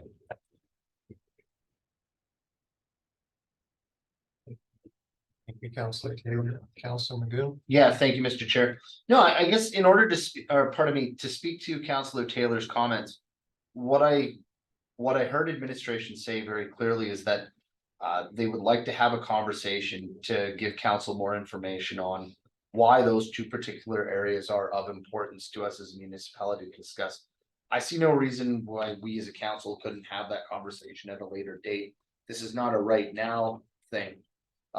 That being said, I don't disagree with having policy, but I think what I've heard them say is that there's two different potential discussions there. And if admin's asking to give us more information at a later date, I think that's smart. It's just myself. Council, Thank you, Councilor Madhu. and if you haven't, there has been some email information, I'd encourage you to just take a look at it prior. Oh, no, I've read it. Okay. I read it. I make my comments in consideration of that Okay, information. perfect. Thank you.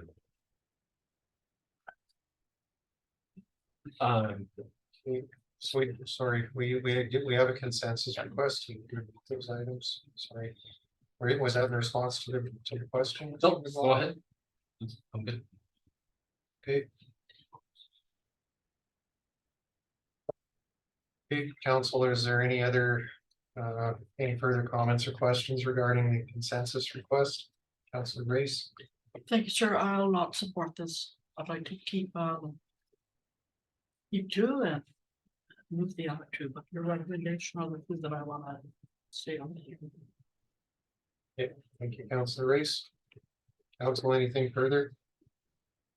Councilor Madhu? Just a point of clarification, if I could hear the proposed direction again, so I could potentially propose an amendment. Okay, thank you, Councilor Madhu. Councilor Taylor, or whoever's reporting them, if you've got it. Oh, sure. Well, the direction generally was to, You wanted to take it out of the budget and put it into a policy discussion. basically. That's for the 4 items that were clarified earlier. So Councilor Madhu? Yeah, no, that's too far departed, I think, from what I want to do to comfortably amend it. Okay, any other comments or questions? Okay, seeing none, then we will call to question the consensus request to remove the 4 previously indicated items from the 2024 budget discussion and bring them forward as a policy item. Is that correct, Councilor Taylor? Mhm. Okay, all those in favor? And opposed? And that is defeated, 1-4 with Councilor Taylor voting in favor. Councilor Madhu? Administration, just could you identify the 2 ones that you would like to give council additional information, Forest Heights and Crestwood Hotel. Perfect. And even before the meeting, we had marked them with the check marks. You'll notice that those ones had check marks as being important, where the Windiana and New Hampshire road ones were not marked with a check mark. Mr. Chair, I'd like to seek consensus that the Forest Heights neighborhood improvement and the Crestwood Hotel Trailer Park Water and Sewer improvement be forwarded to the parking lot prior to being brought to further budget discussion. And my understanding is the parking lot would be appropriate because we would receive further information there, and then it would make its way onto the budget potentially. Is that accurate? If I may, was that additional information going to be furnished tonight, or is that something that was going to be provided at a future date? Through the chair, with the context being provided to council, we were just gonna go through the other elements of the project. As it was stated in the CPP, go through the project, what it would entail, details that Sorry, just further clarification this evening? Or at a future date prior to the conclusion of budget? through the chair, the intent was just to go through the CPP and the presentation on the project in general tonight. Similar to the other presentations, we're gonna go through that. There are some elements that we just simply won't be able to speak about it in this forum, but those elements we can bring forward at a later date. I think, Mr. Chair, then may I clarify my intentions there with my direction? Yeah. Yeah, I think for myself, I would like to keep it as is, that we would discuss this at a later date. We have 40 some items to get through. I think just for efficiency's sake, put it into a parking lot, talk about it at a later time. Thank you. thank you, Councilor Madhu. Okay, so council, there's a consensus request to put Forest Heights neighborhood improvement and Crestwood Hotel, Freeman Park Water and Sewer, correct? That's the two, Councilor Moon, Yes, sir. to the parking lot for future discussion. Councilor Taylor, Clarification, is that like a permanent parking lot or a temporary parking Well, I think the intention was parking lot, sorry, if I may, Mr. Chair. I think our discussions at the beginning of the meeting had indicated that the parking lot would be a place for items that council needed more information on before they made their way into the budget. So we're just asking for more information, which I don't think tonight is a good idea because we have a lot to get it through, but we need it before we discuss it potentially at budget. Councilor Taylor, Just unclear, other than information that's confidential, was there any more information that needed to be provided to administration? Through the chairs, possibly through a closed session, having a discussion on some of the implications of that information. I think would be appropriate. so just before we go to Councilor Haas, not sure what the classification of this meeting is, but my understanding is we can go into closed session this meeting too. Is that correct?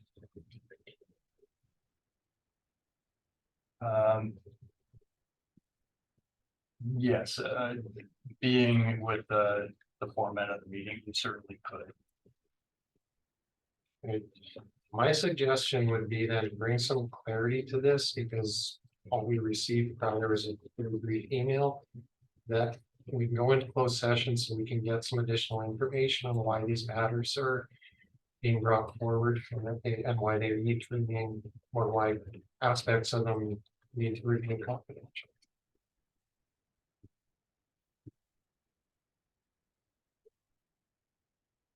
So Councilor Magoon, you do have a consensus request on the table with that additional information. I'll let your consensus request stand still. I think I would, Mr. Chair, respectfully, I think I would. Okay, so council, oh, sorry, Councilor Haas. Yeah, no, that's, thank you. So council, we do have a consensus request for those two items previously indicated to be parking lot to come back to council with additional information at a future date. Are there any comments or questions? Okay, seeing none, all those in favor? Any opposed? That's carried 3-2 with councilors Haas and Ostashik voting against. Okay, so where does that put us now? First action item. So go straight to Switzer Drive then? Be Switzer Drive, but before we do go to that though, a dinner is here apparently. So I want to let the council and to administration, their input's valuable too. Do we want to get our dinner handed out and continue with the meeting? Do we want to take a break? What do we want to do? Councilor Taylor, Eat while we work. Please. okay. Council, any other thoughts? Councilor Haas, Personally, if you take 15 minutes just to kind of eat and then reconvene, if you're not done, you eat, keep eating, but that's my only preference. okay, since there isn't a clear consensus, then if somebody wants to make a motion about that, that's pretty silly. Okay, I don't care. We can do either. somebody, I'd like somebody to make a motion. Councilor Magoon. Seek a consensus that we take a 15-minute break and then continue afterwards. Okay, there's a consensus request to take a 15-minute break. Any comments or questions? I'd speak to it. I'd prefer to eat while we work. We've got too much to get through tonight. Okay, so I won't be supporting that consensus request, but we will. Anyone else want to speak to it? Councilor Magoon. So just inappropriate to ask administration what their feelings are rather than Yeah, council you driving asked that. for administrative. So, I can speak on behalf of the administration. I'm okay with either. We do have a lot to get through and are running a little bit behind. I'm fine with eating and going or taking a quick short. yeah, sorry, I'd like to withdraw my motion. like to withdraw. Okay, Yeah. so where does that leave us, council? We got a lot to get through. We need to get some motions. We need to get some decisions. So Councilor Haas. Yeah, let's just get the food and I move consensus, we just eat and work at the same time. Okay, thank you, Councillor Haas. Council, any comments or questions? Seeing none, all those in favor? That's carried unanimously. Okay, so if we could get the food handed out. They'll bring it through. Okay. Here, if you guys can just come in and pick out whatever you ordered. No, they're I all got the it. same. I got it. Oh, do you have them? Yes, I got it. That was I good. was like, yeah. Oh, we done, because that's fine. Yeah. Done at 9. That might be a moving target. No, it's not. It's not a movie target. There is a motion of council that this is done at 9. Let's do that.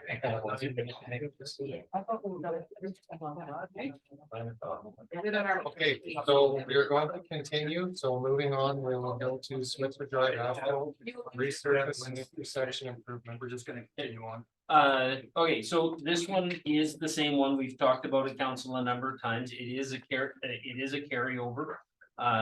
We wanted to put it in here because we are still getting the CTP work, and depending on whether or not there is water and sewer in it, will determine the actual cost of the project. So we're still in that phase of trying to nail down the scope and the price of the project because of figuring out the underground services. So we wanted to just keep council abreast and keep it in here. And obviously it's sort of a noted project because we got to bring it back and tell you what we're doing in terms of water and sewer and those kind of stuff, and make sure you still support it if the cost of the project grows. The other thing with this one is that we have an agreement with West Fraser for any additional structure needed to support their overloads that they're allowed to haul on Switzer. They will cost share with us. So the jug handle, I think, would meet that definition in here. And so we also need to talk to them in terms of whether or not they'd be willing to, or talk to them about paying for that scope of this project. That makes sense. Thank you, Mr. McLaughlin, Councilor Magoon, and then Councilor Cruz. Thank you, Mr. Chair. I'd like to see consensus that the Switzer Drive asphalt resurfacing and intersection improvement be brought to the 2024 budget. Okay, thank you, Councilor Magoon. Did you want to speak to it? Not at all. Councilor Magoon. Council, we have a consensus request, Councilor Taylor and then Councilor Haas. Yeah, I don't think I support that. There's just not enough known about this. How's it gonna get paid for? I got a bunch of questions, but even when I hate to say this, but when I drive by this intersection I drive by this intersection all the time, and I don't notice anything seriously wrong, and I can't help but wonder with this $3 million, unless it's cost shared or something, if there isn't other things in town that are a higher priority. Like this has a little bit of exposed aggregate, I guess. You know, and I'm thinking of the what's that thing with the ice arena, the ice thing that Ice plant. yeah, the ice plant is a higher priority. If this can come back better costed, because this $3 million I checked around seems really high, and there's the cost share stuff to be figured out, then we could have something that we could vote for. I don't think it's votable right now. This just lacks too much information. Thank you, Councilor Taylor, Councilor Haas. So thank you, Mr. Chair. So just to confirm, this is a carryover, is it not? We had put this in the 2022 budget or 2023 budget, but we held off on it until we got the CCTV results. That's Correct. So this has been something that we have already approved for, in the 2023, just carrying it over. So I just want to point that out, but my other question is this, do we expect to get the CCTV results soon before that, at least that we have that information before further deliberation on this, because that could drastically impact this project, having that information, correct? That is correct. Knowing the condition of that water and sewer is why we held off. Right. And it's also determines the ultimate cost of the project. If we have to replace water and sewer, and depending on that Costco Water Sewer will also push this project up and down the priority list.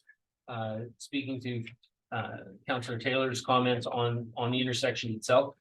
There was some significantly bad rutting and potholes. Our crew did do some good job of patching that, so at the moment, it actually looks better. But it's been our experience that that'll push back out and those potholes will quickly return. But that is how it got there, and the other thing was we had previously resurfaced the rest of Switzer, and so this was the portions that weren't completed, so that we would have our busiest arterial road in town, at least in a high quality condition. Okay. So I'll be in favor of this consensus, looking forward to the rest of it, so thank you. Sorry, I just need to ask a clarifying question. Sorry, when did you say the CCTV results would be available? Because that, for me, it matters. I'm expecting within the next couple of weeks. In fact, we were looking at sort of a summary of what they have completed, and it's only Switzer that they have left to complete, and they left it to the end because it's the hardest to do traffic control when they do the work. So that's the only work remaining out of the CPD work to be done.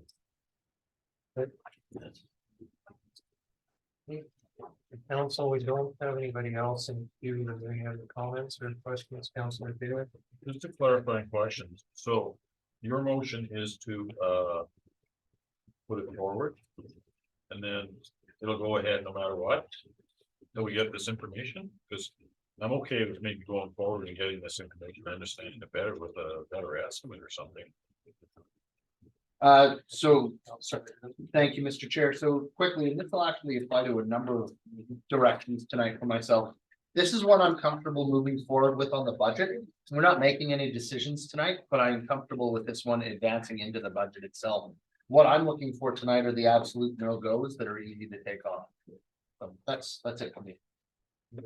And just for clarification, this was proposed as a noted project because there are some unknowns that we need to clarify and get better costing on prior to going forward. Just before I go to council.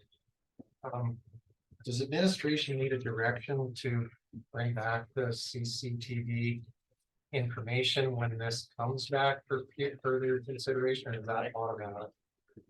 It's through the chair. It's automatic. I mean, I know I gotta bring this project back to you. I can't bring it back without that information.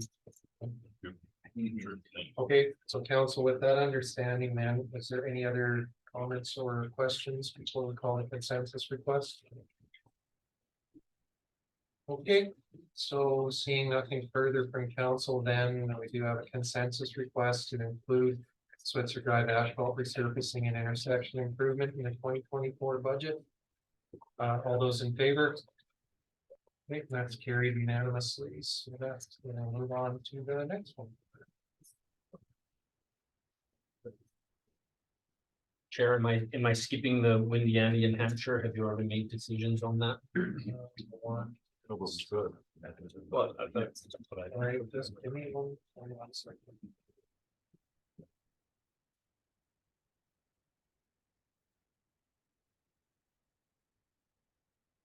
So the motion was to. From my understanding, when Andy and Hampshire is still on the agenda. Yeah, through the chair, that's what I was going to say. The motion was to take 4 off. It was defeated, and then we put 2 in the parking lot, so those 2 still are on the table unless it was for this motion. Okay, that was my understanding too. Okay, thank you for that, Councilor Taylor. Well, I just put food in my mouth. But I would like to propose that we seek consensus under infrastructure items number 3 and 4. Take those off the budget and to put those into a broader discussion on these improvement type projects, be it a practice document, a policy document, or something else. Okay, so that's pretty much the same as the consensus request you made prior, except it's just these 2 items, not all 4 of them. Affirmative. Okay. Council, any comments or questions on, taking Winyandy Avenue and Hampshire Road projects and, parking, sorry, what's the motion, Councilor Taylor, sorry? Well, to take topic 3 and 4 out of the 2024 budget for policy or practice discussion to occur at a later date. Does that make sense? I do need additional clarity then. So are you looking to have a policy in place before local improvement projects come forward on future budgets? And specifically these two? Not necessarily. I think we should have if this stuff's gonna start coming to us in budgets, I think we should have a policy discussion on it. Practice discussion on everything in the town. Just so that we can all understand the financial implications of what we're making decisions on. So you want these removed from the 2024 budget? Yes. For me, then the policy discussion would be a separate motion on that, the direction to administration to come and develop a policy regarding local improvements. Well, this one, I think we're going to do it later. Wow. So, Through the chair, this probably isn't the best format to direct administration to develop a policy, but I think that's okay, because I think we know where the council stands. We're not comfortable with these until we can have a more holistic discussion about the strategy. The strategy about some of these underdeveloped areas, so if the consensus is to remove these, I think we're of the same understanding. okay, thank you for that, Councilor Magoo. Yeah, for myself. What I'm really looking for is some comfort that we don't already have a pre-existing policy or way of dealing with this in the town, because again, I've just never encountered this. The way of doing local improvement since I've been here has been through that local improvement or local development. So again, once I have a little more understanding around that, then I could certainly look at it, but yeah, thank you. Okay, thank you, Councilor Magoo. Seeing no one else I can speak to it. I have no problem with this. These are not priority items. I think it's important that they're treated the same way as these types of things have been treated in the past. And regardless of if there's a policy or not, I think it's important that town practice is looked at too. And whatever we've done in the past is uniformly applied as we move forward. So whether it's 100%, 50%, or whatever the cost split is, I think it's important that we have that knowledge and that's a consideration about these types of things. Council, are there any other comments or questions? Okay, seeing none, then we will call the consensus request to remove Winyandy and Hampshire from the 2024 budget. Question, all those in favor? Okay, that's carried unanimously, so we will take those two out, and that brings us to air compressor for water treatment plant. Okay, Councilor Magoo. No, please put me in right after the report. Okay, thank you, Councilor Magoo. Okay, so we're gonna talk about a number of water treatment plant items. So I will go through them individually, but I just want to note that there is quite a few. We'll explain what each one is, and we can certainly make individual ones. The air compressor for water treatment plant, the air compressors are used to basically turn valves on and off using air. Typically, we run 2 air compressors. We had one fail. If the second one fails, our water treatment plant's down. So typically, a lot of these items that you're going to see in the list are about redundancy, right? The plant is designed around being able to stay running should you have a problem, as long as you don't have 2 problems. Oh, sorry, I'm waiting for him to acknowledge. Yep, I got you. Yep. So this one is about replacing an air compressor that is failed. Thank you, Mr. McLaughlin. I have Councilor Magoo and then Councilor Taylor. Thank you, Mr. Chair. I'd like to move that the air compressor for water treatment plant items be forwarded to the 2024 budget. Okay, thank you, Councillor Magoon. Did you want to speak to it? No, thank you, sir. Okay, thank you, Councillor Magoon. Councillor Taylor? Yeah, I'll vote for it. I'm just a little confused as to why some of this stuff's even in here, because that seems, like it would be part of just, keeping things running in a regular maintenance. It would come out of the, what do you call that little fund? We got capital enhancement surcharge on the utility bill would cover this kind of stuff. So isn't this stuff like part of keeping something going? These sort of expenditures, or is it, why are we even talking about it? Why isn't it just part of the regular routine of how we keep a water plant running? Through the chair, what you're saying is correct, but they meet the threshold for a capital expenditure. So where we funded that is may very well come out of exactly where you described, but you still needs to show on the capital plan because they are capital improvements. Okay, thank you. Thank you, Councillor Taylor. Councillor Haas? So just a quick question, because I know in the other items too, it's having spares, so that's my intent of this question. We're only working with one compressor right now, correct? How old is that compressor? For one, because my concern is we purchase one, replace the one that's not working. And the other one's old and crapped out, and then we're purchasing another one, because we need to have that backup, so. I guess I'm looking ahead into the future, should we have more than purchase of one, should we have two? For discussion.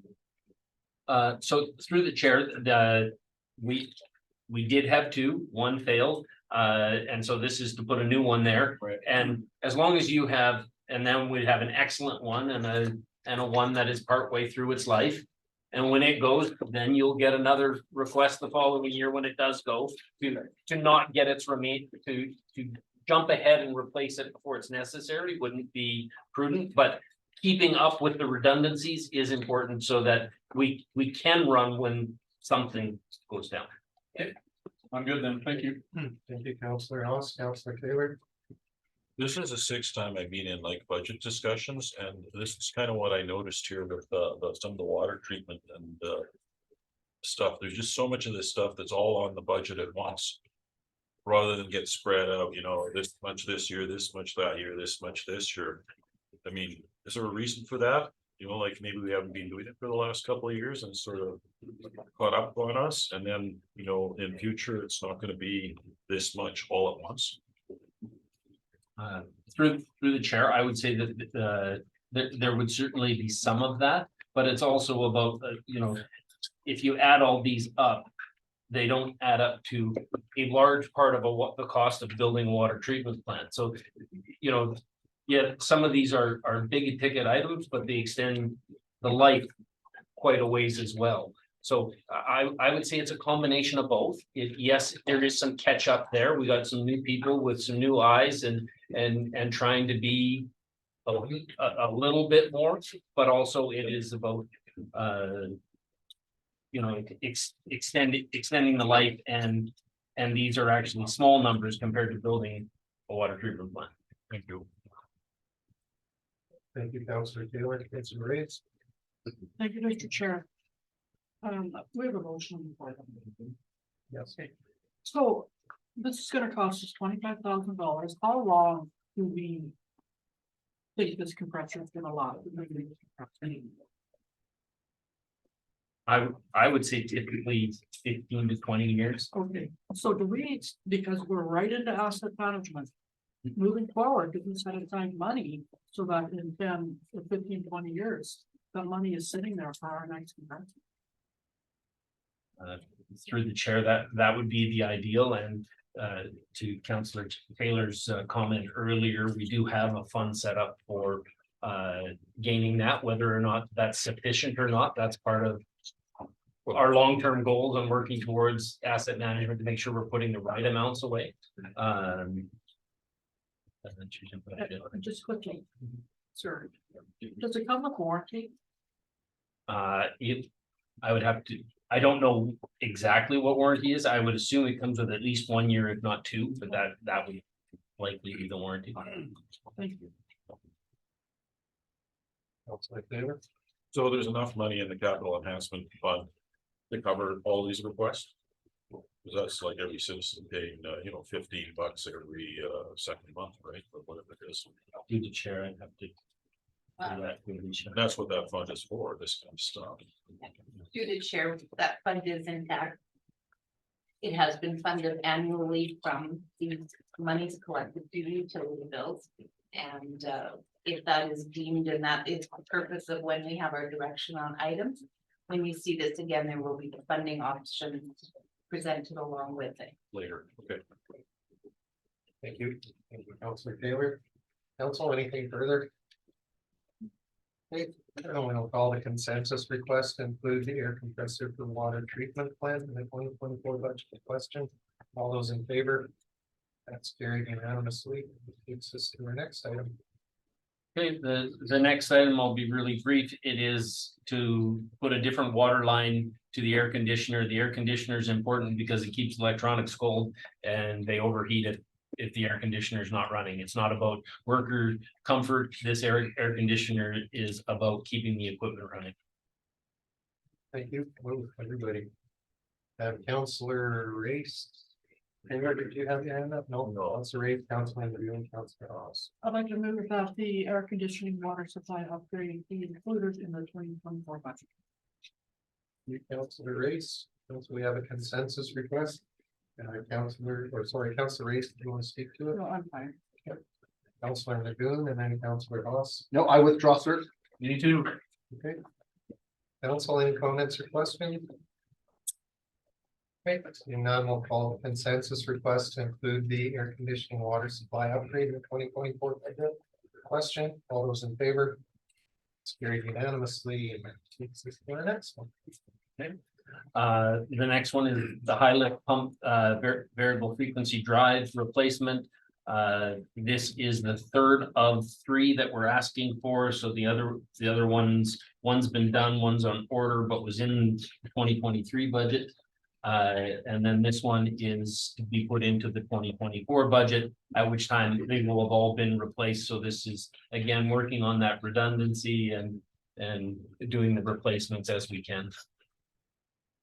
Councilor Lagoon, Thank you, Mr. Chair. I'd like to move that the high lift pump variable frequency drive replacement be forwarded to the 2024 budget. okay, thank you, Councilor Lagoon. Did you want to speak to it? No, thank you, sir. Councilor Taylor? I'm in favor, just a general question, how are a lot of these items, how are they for you, how are they costed out? The actual like quotes or experience costs or? Through the chair, each one is a little bit different. With this particular one, we've already purchased 2, so we have a good idea of what they cost. On this particular one, I'll be honest that some of the things through here, as we go down the list, some of them might be a best guess, and if you ask that question, I'll tell you if they are. Other ones we've got some good pricing on. Thank you, Councilor Taylor. Council, any other comments or questions? Okay, seeing none, all the consensus request to include the highlighted pump variable frequency drive replacement 33 in the 2024 budget question. Council, all those in favor? That's carried unanimously as well. That takes us to our next one. The Hillcrest Pump House upgrades, this is also a carryover. You have already budgeted for this. But we're bringing it to you because we have increased the cost of it, and we'll also bring it back to you as we go. But with this one, we want to make sure that we're designing the right project. So these pumps are old. They're 22 years old. They need replacement.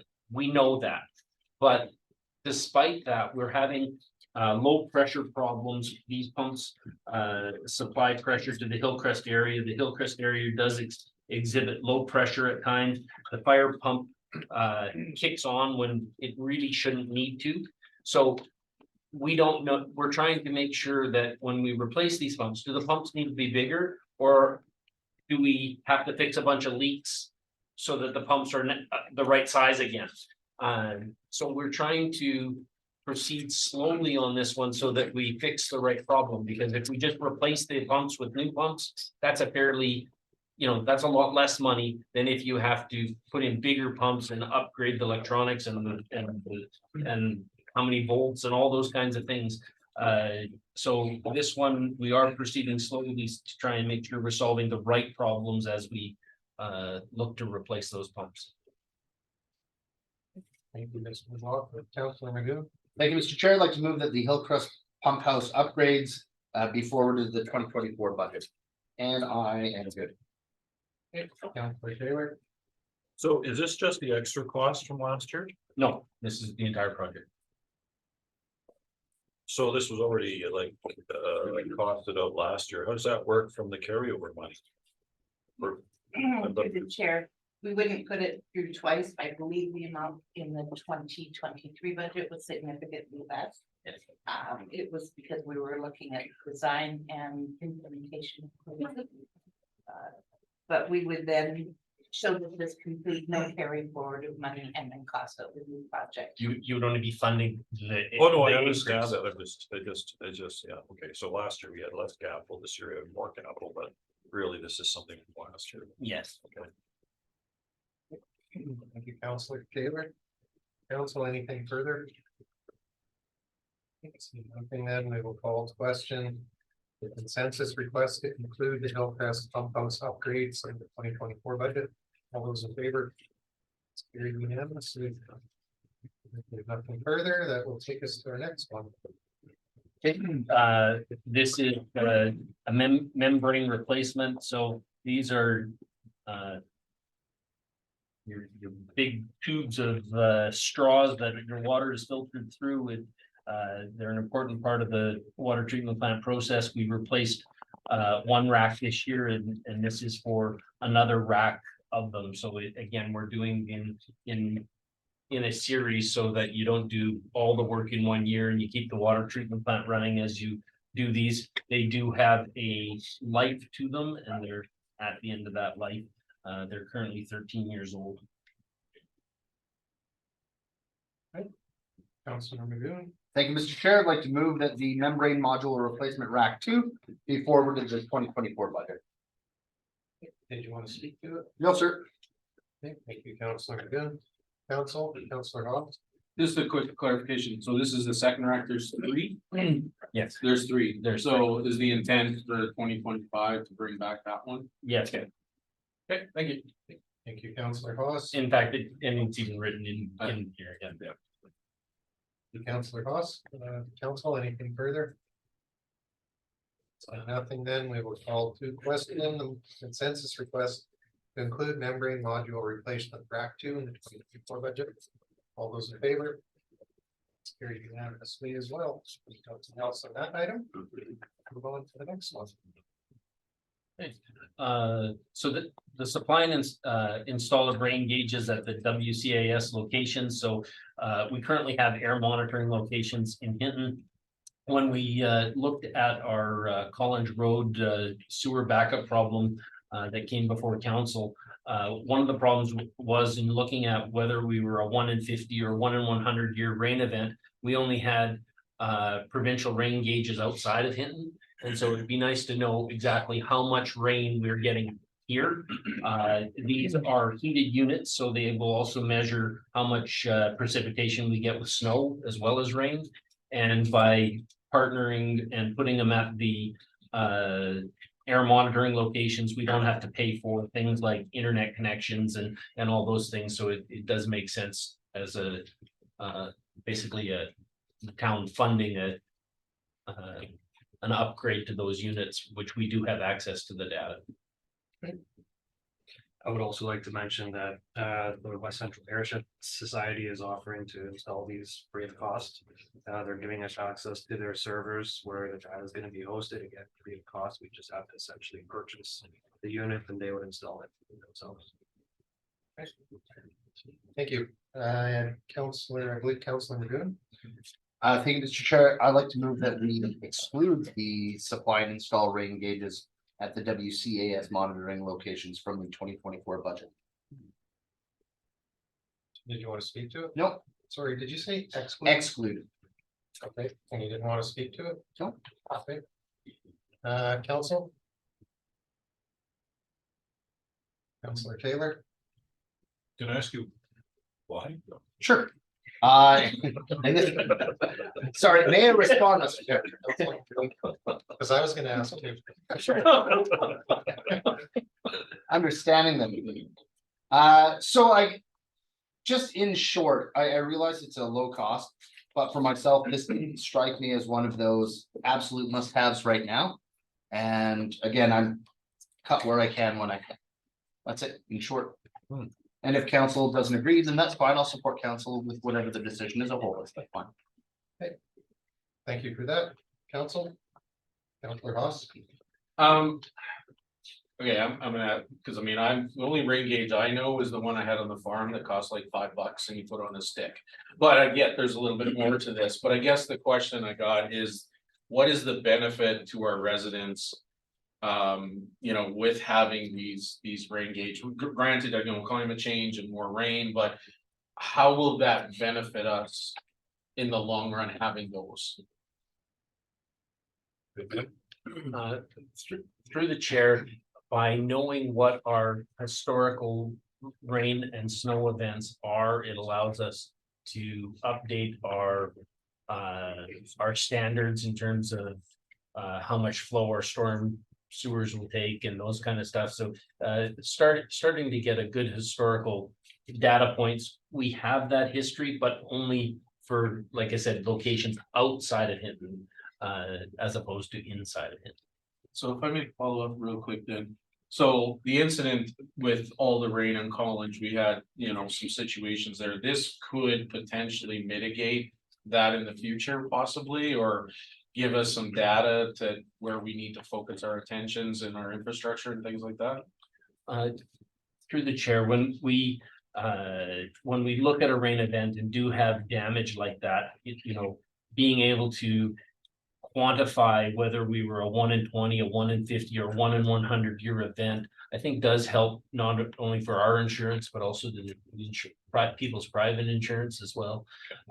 So I think it is good data points to have for a pretty reasonable amount of money. Okay, thank you. Thank you, Councillor Haas. Council?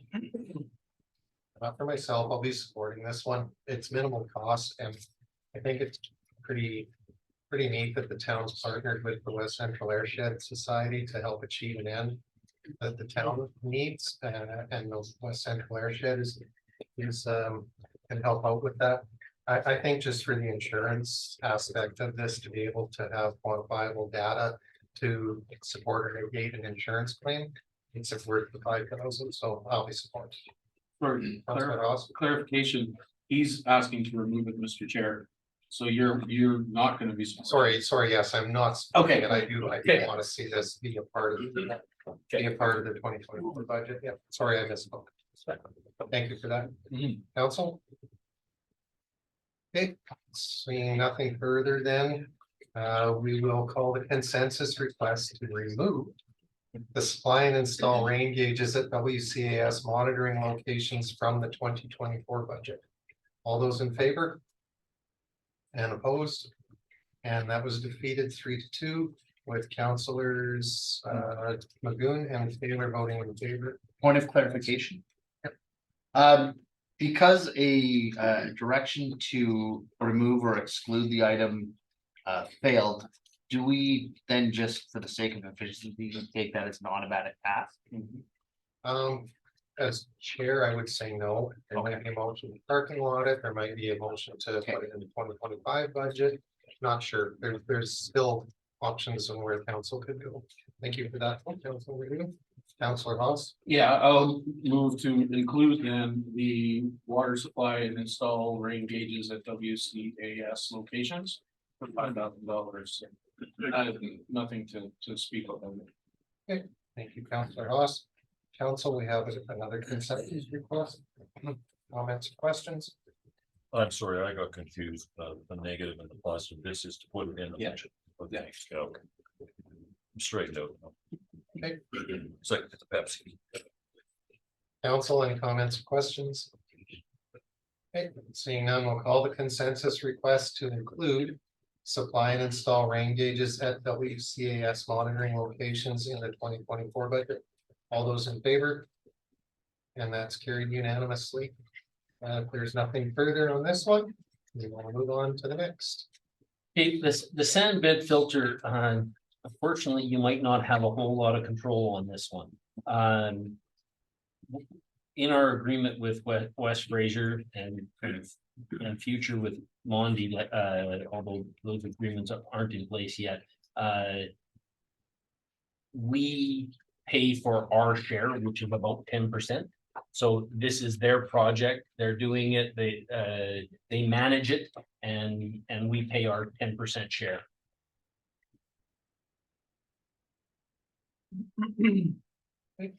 That's it. Councilor Moon and then Councilor Race. Thank you, Mr. Chair. I'd like to move that the sand bed filter number 3 repair be forwarded to the 2024 budget, and I am good at this. Thank you, Councilor Moon. Councilor Race. Thank you, Mr. Chair. So would we be paying 10% of 485,000? If that's what the cost ends up being. So the way the agreement is written is we pay for our how much water we use compared to the whole volume of water, which right now is 10% of the water that runs through the plant is produced into town water. Oh, Thank you. Thank you, Councilor Race. Councilor Taylor. I'm sorry, that answer confused me. Are we paying 10% of $1 million, or are we paying 10% of $485,000? So the estimate right now is 540, but we have no control of it, so we put in a higher number just to be conservative, because whatever it costs, we pay 10% of. If this project turns into $1 million and they still do it, we pay 10%. So this is a conservative number, but we will only pay for what we need. So if you want to bump that number down to this and then have me come back to council when it comes in at a higher number, we can do it that way too. No, I'm just asking. I like this better. Thank you, Councilor Taylor. Council, are there any other comments or questions? Okay, seeing none, we'll call to question the consensus request to include sand bed filter number 3 repaired in 2024 budget. All those in favor? It's carried unanimously. There's nothing further on that. Move on to the next one. So this one came up or became a higher priority during the fires. We did have some generators stolen from some of our sites. We had some wood put up against the Switzer booster station, looking like someone was about to start a fire. And so we wanted to put some money into securing our sites. It's for your consideration. Thank you. Brian, or sorry, Councilman. Thank you, Mr. Chair. I'd like to move that the security upgrades for the water reservoirs and booster station be moved to the 2024 budget, and I am good. Thank you, Councilor Dragoon. Council, we have a consensus request. Are there any comments or questions? Okay, so no comments or questions from council. We will call the consensus request to include security upgrades for water reservoirs and booster station in the 2024 budget. Question. All those in favor? That's carried unanimously as well. Nothing further on that. I'll move on to the next one. This one's also about redundancy in the water treatment plant. We have 2 chlorine instruments that are running. They both need to be running for the water treatment plant to be running. And then we keep a spare on the shelf. This year we used the spare. Our own internal staff managed to install the chlorine meter and keep us going when we needed it. But now we need to put that spare back on the shelf. Thank you. Councilor Dragoon. Thank you, Mr. Chair. I'd like to move that the spare online chlorine instrument be forwarded to the 2024 budget, and I am good. Great, thank you, Councilor Dragoon. Council, we have a consensus request. Are there any comments or questions? Seeing none, we'll call question the consensus request to include spare online chlorine instrument item in the 2024 budget. All those in favor? And it's also carried unanimously. There's nothing further on that one. We'll move on to the next. Okay, this is for SCADA software upgrades for the water treatment plant. That's the software that basically tells things when to turn on, when to turn off, allows operators to dial in, see what it's doing. Our own staff can dial in and see what problems are. The current software is 2 versions behind, and it's that way because the current computer can't take the new software, so we basically need to buy a new brain to host it and make sure that our software is kept up to date. Security, when it comes to software, is becoming important in water treatment plant. People are finding that they're making good targets, and so not being up to date on the most current software and not being up to date on security isn't a good idea. Thank you, council. Comments or questions, motions, Councilor Lagoon? I do have a question on this one. So just in terms of the software. If council elected not to move this forward in the 2024 budget, are we at any risk? I mean, outside of, potential vulnerability from cyber attacks, that sort of thing, the troubleshooting issues.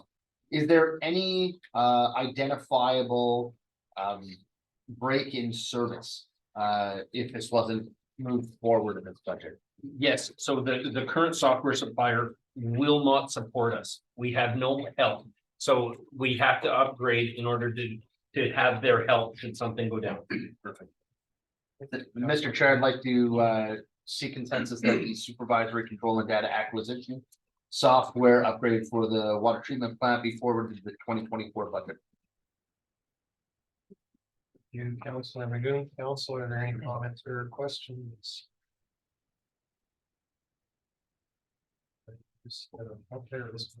Any comments or questions? Okay, seeing nothing from council, we will call it the consensus request to include supervisory control and data acquisition. SCADA software upgrade for water treatment plant in 2024 budget in question. All those in favor? And that's carried unanimously. Nothing further on that one. Move on. Okay, the next one is at the Switzer booster station, just slightly downhill from the road that you drive into the site. You will see a slide that has developed, and that's from water running over the edge and down the hill and causing this scour. So this is broken into 2 parts. First would be to design and repair in 2024 and actually fix it in 2025. If you chose not to do this, you could probably buy yourself a couple of years, but these things grow in size and money as you ignore them. Thank you, council. Any questions or directions? Anybody? Councilor Taylor? Well, just a question. We got a bunch of engineers on staff. Can they do the study? Because I've noticing a theme with this, a lot of these things that we got to hire consultants to do stuff. And recreation, engineering, something else. So do we have staff that can do these things? There's a lot of stuff to do in this budget where we're going to consultants. Yeah, so we are very lean in terms of the number of projects we have and project delivery. If I had nothing else to do, I could do this project. But it's about if I'm doing this, then I'm not doing the other work. So the answer is yes, we probably could if we didn't have other things to do, but just the way we're set up, we essentially have myself and then 2 staff that work for me in terms of project delivery, and really just having 2 staff like that really only gives you the horsepower to oversee the projects as opposed to being hands-on doing the project. Thank you. Thank you, Councilor Voss. Yeah, I'd like to see consensus that we include the Switzer booster station slope failure and storm outlet repair. And just quickly speak to it. I mean, based on the picture, I see it's in quite disrepair, and you know, as Mr. McLaughlin stated, we wait any longer, it's gonna get more expensive, I'm guessing, and, you know, so I would like to see this happen sooner rather than later, so, thank you, Mr. Chair. Thank you, Councillor Haas. Council, are there any comments or questions? You have a consensus request? Okay, seeing none, we'll call to question the request to include Spitzer Booster Station slope failure and storm outlet repair in the 2024 budget. All those in favor? That's carried unanimously. Is there anything further on that one? Not, we'll move on. The next one, we've talked to council before about being aggressive in terms of assessing our underground infrastructure, and that's what this one's about. We did, we're doing $60,000 worth of CTV work this year, and we did that in the previous year. We want to be for this year, what we wanted to put forward is actually looking at the water lines instead of the sewer lines. Alex did attend a demo in Jasper where they basically took this smart ball and put it in a hydrant and had it come out another hydrant. And then they analyzed the data and sent it. And this would be about doing that. And then the following year, go back to sewer and kind of probably alternate back and forth until we've completed the entire town. Getting condition ratings. Great, thank you for that. Councillor Magoon. Thank you, Mr. Chair. I'd like to recommend that the underground utility condition assessment be forwarded to the 2024 budget, and I will speak to this one. For myself, although it's quite an expensive project, I'd like to at the very least consider it within the boundaries of the whole of the budget. Just simply due to the important nature of the information we get out of it. Thank you. Thank you, Councillor Magoon. Council, we have a consensus request. Any comments or questions? Councillor Haas and then Councillor Taylor. So just a clarifying question, so we're looking to spend $200,000 in 2024. And then another one in 2025, and I'm assuming that should say 2026. It just has 24, 25, and then in 2024 again. Like, so we're looking at $200,000 over the next 3 years, or each year for the next 3 years. Will that get us to our end game of CCTV and our water smart ball conditioning assessment? We'll have a pretty good look at the underground. I'll know a lot more when we get there. Right. You know, this is about, you know, getting as far as we can with what we think is reasonable. I mean, it would certainly be in council's preview to adjust this down if you decided to, but then it just takes us longer to get it done. You know, it's basically, we will do as much as we can with the budget that you provide us. The Alex had worked out that $200,000 a year would take approximately 7 years to do the entire town. Okay. Thank you, Mr. Chair. Thank you, Councillor Haas. Councillor Taylor. Yeah, I guess what I'm thinking is I never got to see the results of 2021 to understand how valuable it was. And then now we're going into $200,000. So at some point, do we get to see the results of some of this? Like we did this many feet and here's parts where there's problem areas, so we can understand that it's actually of value. Yes. And then there's no priority system for this. Like, to me, information that would be missing here would be we're gonna go to this parts of town to look at these pipes first. These pipes are really old. There's 5 sections of town where we've had troubles with the water system, so we're gonna go to that area of town. Sure, I'll let Alex take this further. So actually in the justification section here, what this $200,000 a year would gear towards is our oldest infrastructure. So 14% of our underground infrastructure is between 50 and 70 years old. That's what we get the priority first. And then we eventually get to stuff that's 40 to 50 years old after the oldest infrastructure has been videoed and emphasized. Yeah, okay, good. And the other piece to that is, you know, we have to get down in the weeds to make those decisions. And if we discover we have some substantial sewer problems, well, then it makes sense to test the water lines in those areas to know if you have water and sewer problem in the same area. So, you know, when we go down, sit down to actually choose which lines, which roads to do, we kind of get down in the weeds in making those decisions. We look at the age of the pipe, the pipe material, what's the condition of the sewer line beside it, all those kinds of things. Yeah, it's just, that's fine. That's good. I like that. It's just that it would be nice to get some sort of report on this stuff eventually to understand what this is showing us. Otherwise, it just looks like an ongoing data collection thing with no feedback as to the value of it, right? Yeah, A summary from 1 year's work, maybe perhaps would be, I think, important to see before we yes, do another couple 100,000, right?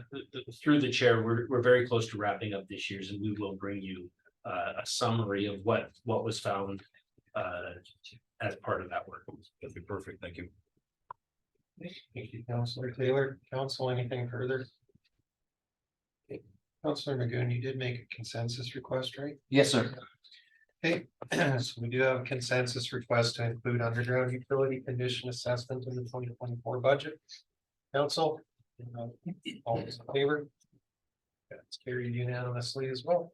Nothing further for that. We can move on to the next one. The next one is about getting some help developing maintenance schedules that we need to be following for all of our water distribution and sewer collection facility buildings.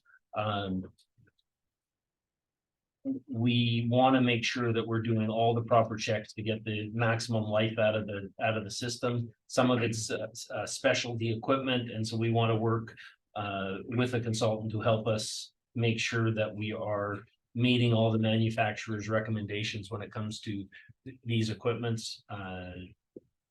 And we have some information, but we're lacking the information in many places, and we just wanted to get this all put together in one place. Thank you, Mr. McLaughlin. Council, comments, questions, directions? Councilor Magoon?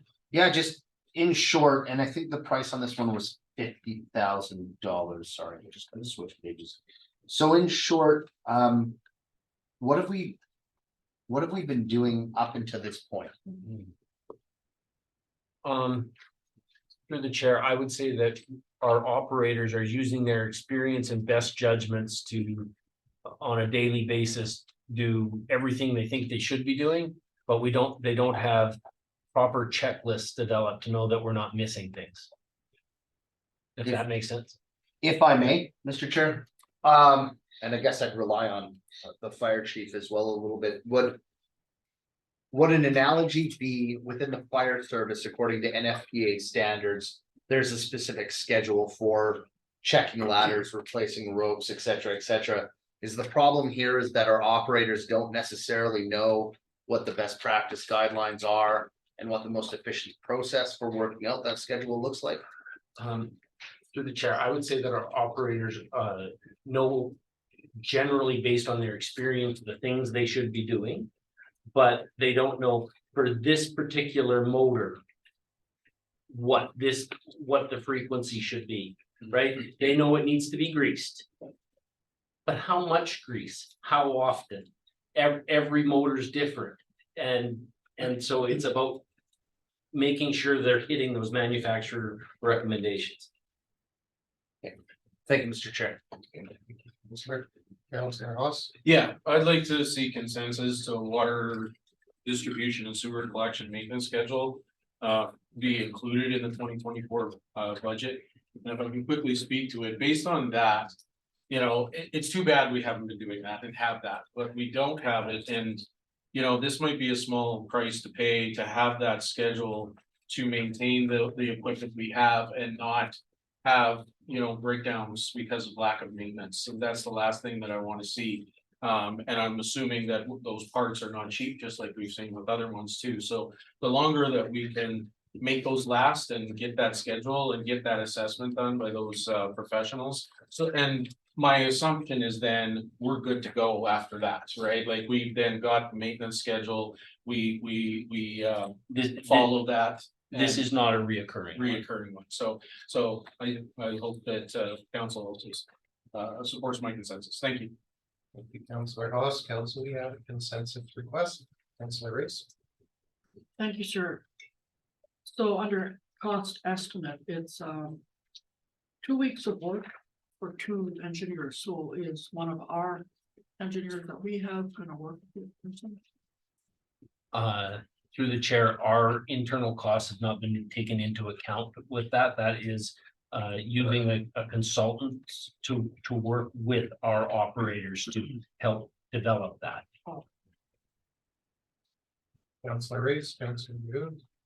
Thank you, Mr. Chair. I'm willing to support it making it to the budget at this point. But for myself, I'll need to get a little bit more info beyond this. Thank you, Councillor Magoo. Councillor Taylor. 2 weeks of work for the engineers, $25,000 a week. It would be a team of engineers, not just one engineer. Oh, I see, okay. It says 2 engineers.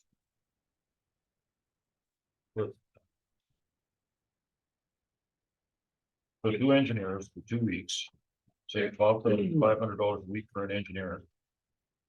It's like $50,000 a month, that's $600,000 a year for one engineer. Through the chair, we can bring you back more detail on that if that's your concern. We can bring in. Well, it just seems like a lot. I mean, I know engineers are, precious, but. Yeah, we can certainly bring you more detail. Council, anything further?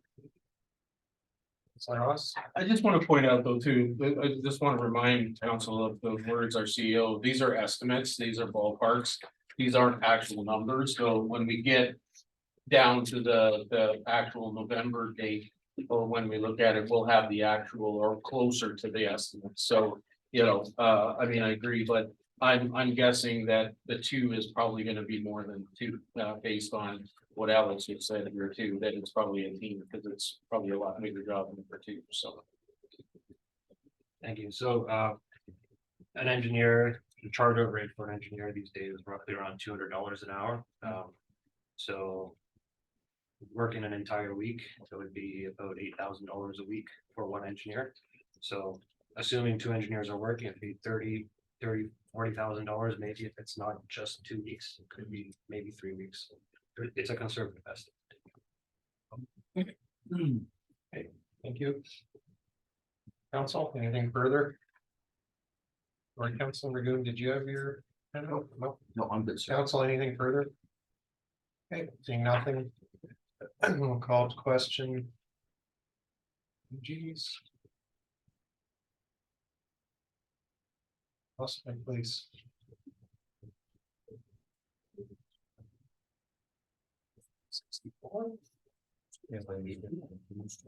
Hey, sorry, we'll call to question the consensus request to include water distribution and sewer collection infrastructure maintenance schedules question.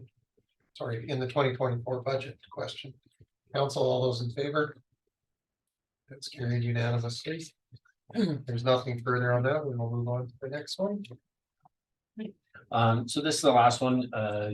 We've talked even tonight about the flooding that happened on Collins Road. We did an engineered study. We got the results. We brought that report to council. But in that report, they recommended expanding the study area and doing a few other things to the town's assets. So this is a value to do that. I told you I would tell you when I'm guessing. That number is a complete guess. We haven't done a lot of work to cost these things out. But we did say we'd bring it back to you at budget time to include studying a larger area. Thank you. Council. Yeah, for the same reasons, Mr. Chair, I'd like to move that the Collins Road sanitary sewer recommendation be forwarded to the 2024 budget. Okay, thank you, Counselor Gould. Counselor Taylor. We had the McElhaney report, and the McElhaney report had estimates for stuff. So what, we couldn't use the McElhaney report to come up with estimates? It had estimates for some of the construction stuff. It didn't include an estimate for the increased study area. It didn't have an estimate for that. It had for the, how much it cost to do manhole.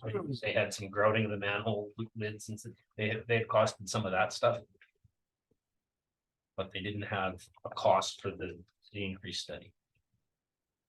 Through the chair, if I may, one of the problems is that the scope of the problem, we still really don't know. So we don't know how big or small this may be. There have been, anecdotal reports of, upstream or up the hill houses that have been, have the rain spouts connected to sewers. So we don't know how far that goes, what the connection between that and this is. So it's an ill-defined scope of work at this point. But with that being said, with the $100,000, this is something that we would need in order to really define that scope of what are we looking at and what are the problems, and we may have to look much farther than just Lower College or Upper College, but further out. So it's an ill-defined scope. The McElhaney report that was provided really only looked at more of a localized area with some of the localized issues. This would be broadening the scope of how far, and the question is, how far do we want to chase this file? I guess that's the question for council. Is that a follow-up or different? To that, No, sorry, Counselor Taylor. Yeah, that's a follow-up. Yeah, like when I saw Collins Road sanitary sewer recommendation, I didn't look at the dollar value. I thought, oh, great. $1,100 a manhole, and that gets the problem, and everybody's going to have one of these backflow valves. Problem solved, right? Now we're expanding things. We've got the basic problem that was caused by that water event solved without searching for other things. So I thought it was going to be a big price, then I see $100,000. So we could study a lot of things in this town. But we got the basic problem solved with those two things. Yeah, and through the chair to council, that's a big reason why this project isn't recommended, or it's not critical to our effectiveness. Staff have already gone and with the low hanging fruit on some of the manholes. Now that's not the cause, but that may be a contributing factor. Backflow preventers on private residents is certainly probably the protection that they need. This one isn't critical, but it's a question for council. How far do we want to study this particular item? Okay, thank you, Counselor Magoon. no, I'm good, Mr. Chair, thank you. Okay, council, anything further? This one I'll speak to. I'm actually not going to be supporting this one. Administration has indicated that this one is not critical to move forward. It's got a significant price tag on it, and I'm just kind of a mind that if this continues to be a problem moving into the future, we can always reconsider. But for the time being, I'm of a mind to remove this one. Council, anything further? Okay, we do have a consensus request to include the Collins Road sanitary sewer recommendation in the 2024 budget. Council, all those in favor? And opposed? And that was defeated unanimously. Okay, if there's nothing further on that one, we will move on. Oh, Wrapped up. changing departments, okay.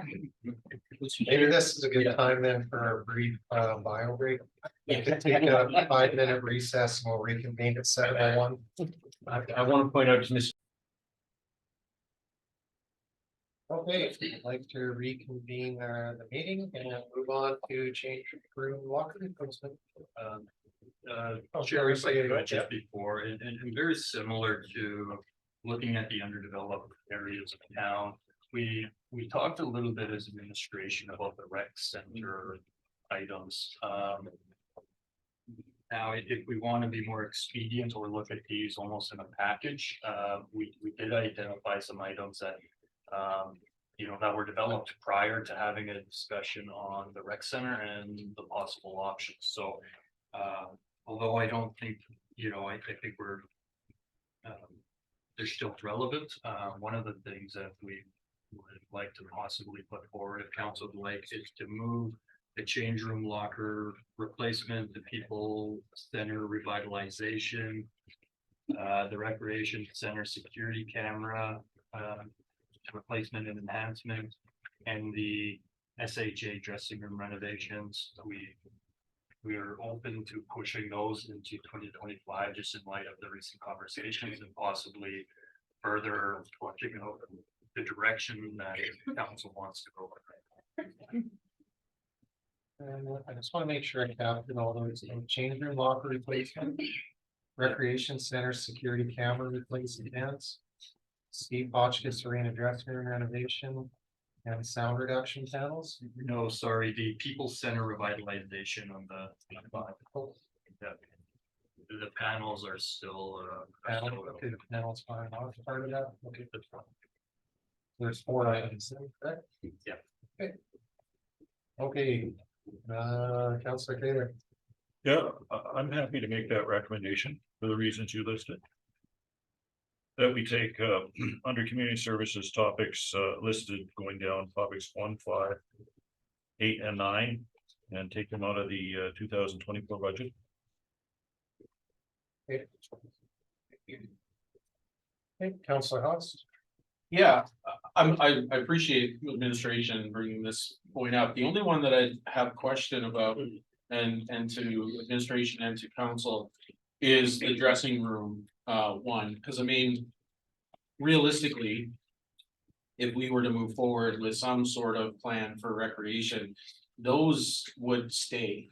I would guess the same, our arenas would be changing or anything like that. So I'm comfortable with the other matters, but I think for me, that particular item would still have to come. And I think it would be, I don't know, based on the complaints, I guess we've been getting from other organizations, stuff, maybe that might be something to consider. I'm just throwing it out for the rest of council. I'm okay with it going to 2025, but if there's an appetite to maybe look at that, I would definitely entertain that personally, but that's just my thoughts.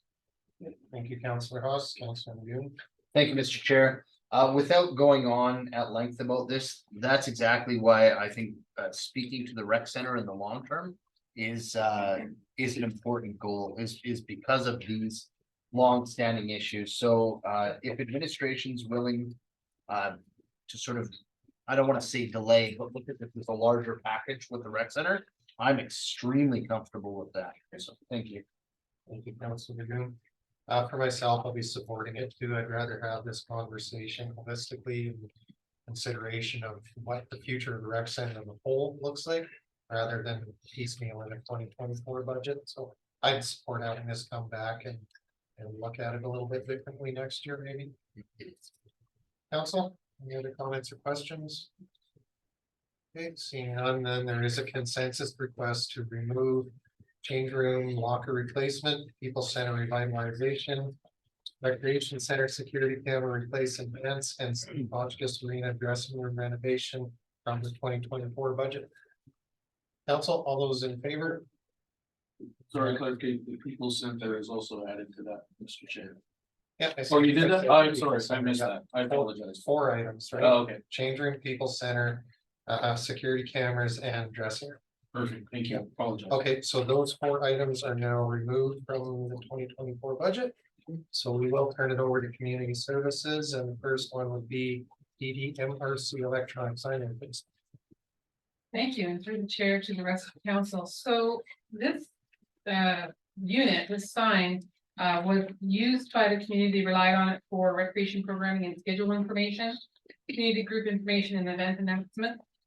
It was programmed and updated from within the recreation center. It stopped working in 2022. And staff took considerable efforts to try to get a repair person out here. and get the sign working again. There was a known motherboard burn issue, as well as the fact that the parts are almost entirely difficult to find, and also contractors are not running out to Hinton to repair old signs at a moment's notice. It's quite difficult to get even information or a check on it. So it's almost 20 years old. So staff worked long and hard to get some pricing on replacement of the sign. They also had, thanks to infrastructure services, had a look at the base, and the base is deemed to be still sound and usable. That includes the wiring and cabling that goes from the recreation center to it.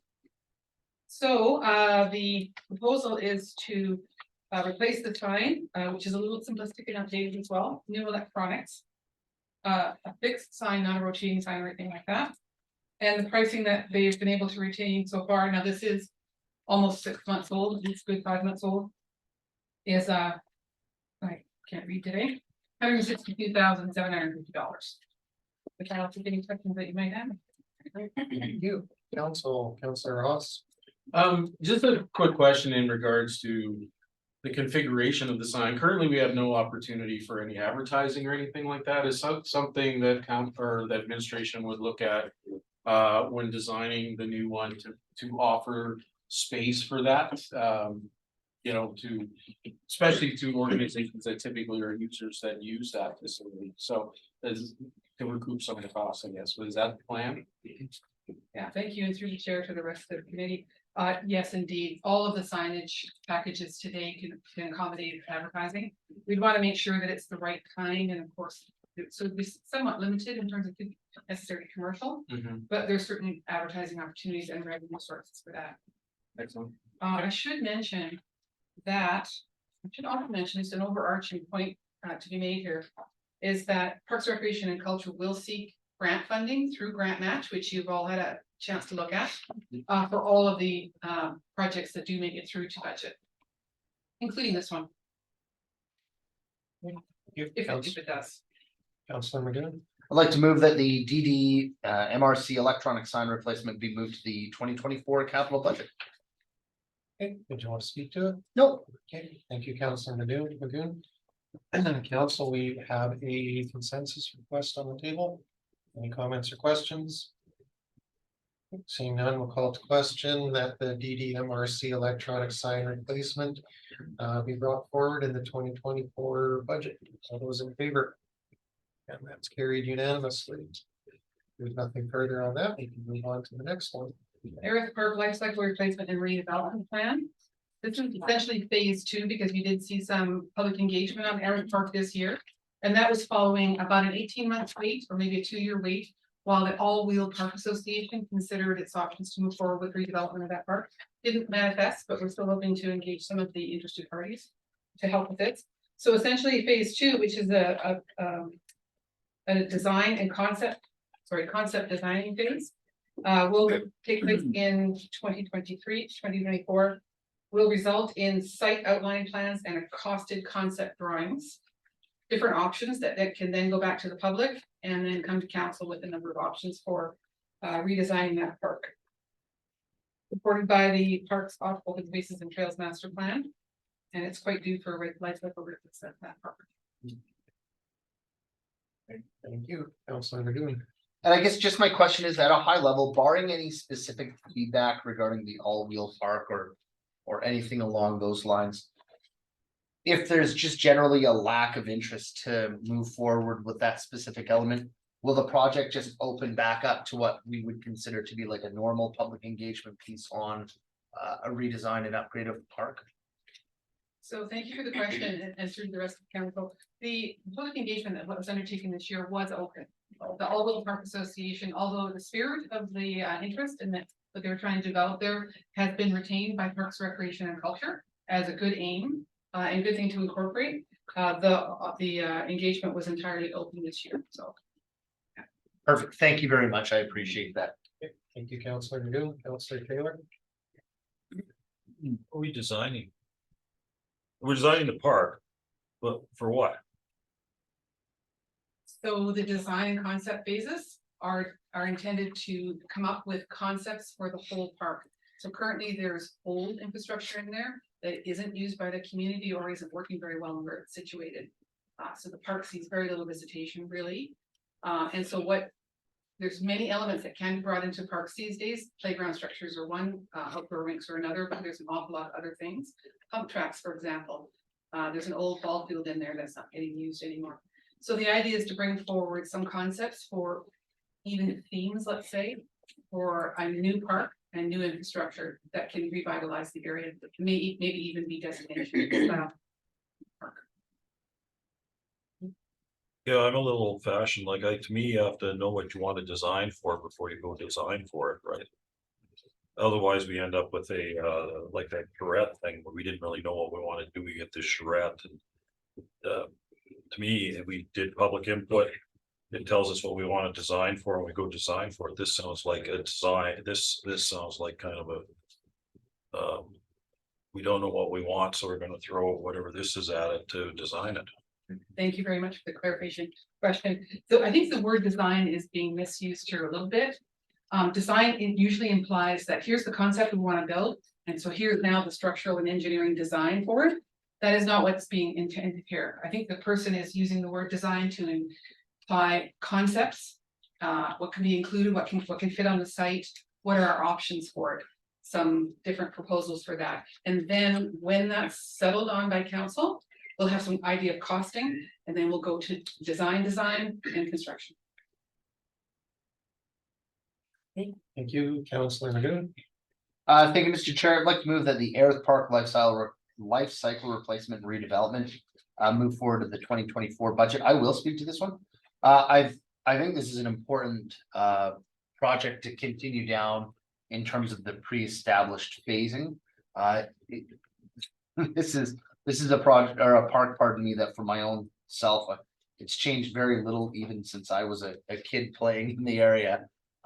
It is definitely new, and that's just going to, I mean, that's part of what we do is maintain parks in certain areas, and this is just one of those central hubs and it needs some love. So I think this is a really good chance to invest in our community a little bit. And I look forward to seeing what concepts come forward for us to consider. Thank you. Thank you, Councillor Magoon. Council, we have a consensus request, or comments or questions? Councillor Taylor? So we're gonna do this concept flushing out. And then it's gonna have a whole bunch of things in it, and then the things in it are gonna have a dollar value. And come back to us, Thank you, through the chair. and how we came up with those things in the first place will be figured out. Yeah, thank you very much. Sorry to interrupt. No problem. Exactly that. So what we want to do is find out what can fit in the park. And what sort of, let's say, even theme packages would result in an innovative and really attractive park to play in and to visit. Come up with a couple of different options, concepts, let's call them, and then propose that to the public, get feedback, and to council and get feedback. They'll be costed, like high level costing. Okay, thank you. Councillor Reese. Thank you, Mr. Chair. You know, the project justification, that spells it out for me. It talks about the rink is poorly, is in a bad location, talks about the baseball diamonds, it talks about the playground. I haven't seen the washrooms as part of that, but to me, it looks like we're gonna focus in on those things as part of this, so I'm fine with that motion. Thank you, Councillor Reese. Council, anything further? Okay, seeing nothing further from council, we have a consensus request to include Ayers Park life cycle replacement and redevelopment in the 2024 budget. All those in favor? And opposed? That is carried 4-1 with Councillor Taylor in opposition. Nothing further on that one. On to the next. Thank you. Gerard Redmond School basketball court resurfacing. So the courts at Father Gerard Redmond School were resurfaced in 2022. And at that time, just due to cost constraints or budget constraints, the basketball court received backboard, nets, and a hoop, but not a resurfacing. And so this proposal is to actually overlay the asphalt with a new level of asphalt, much like what was approved for the Valley court resurfacing in 2023. It's a small area, so the cost isn't as high. It's coming in at about 26,200. And currently we have a little, not only is the area a little bit sad in terms of it's not inviting to the public to use. There's also tripping hazards and the sort of thing, so. Councilor Magoon. Yes, thank you, Mr. Chair. I think I need some clarification on a little broader sense with the basketball courts. Forgive me if I forgot something. And really, council, this is a question I suppose for you too. I thought we had passed a direction or a motion that dealt with our basketball court in the valley. Specific to, I think, Harry College High School. Can someone remind me where we're at with that particular piece? Because that'll impact how I make a decision on this. Thank you through the chair to the rest of council. Thank you for the question. So the Valley Tri-Sport Court project, which is underway right now. The asphalt overlay is complete, but the actual resurfacing with the painted lines and so on hasn't been completed yet. Okay. That is unfortunately going to have to be carried over to spring 2024. But that included a basketball court component. I needed. And that's what you're thinking. Thank you, thank you, thank you. Thank you, Councilor Magoon. Councilor Magoon. I make the direction that the Gerard basketball court resurfacing project be forwarded to the 2024 budget. Thank you. I guess I'm supportive of it, but just an additional clarification. This would deal with the problem of the the leaning tower of basketball there. I think there was the one hoop that had an issue being supported, and it, there were several attempts to sort of fix it. Just for clarification, sir. I'm not aware of whether or not that's been included, but it certainly will be. I can promise you. Okay. One way or another. Okay, no, I'm good, Mr. Chair, thank you. Thank you, Councilor Magoon.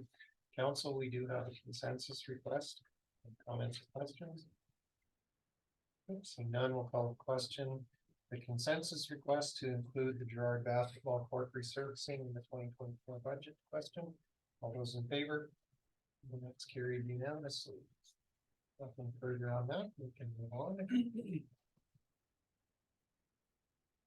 All right, the next item is pool water chemistry controller. Which is in the aquatic center, but it's a critical item to be dealt with. So currently the that Accutrol AK600 is over 15 years old. Its life cycle is 10 years. And it is intended to be an entirely automated system so that water balancing isn't required to be done by people individually, that there's less monitoring, obviously, by pool operators. And it's just a more consistent water quality. It's worked very well till now.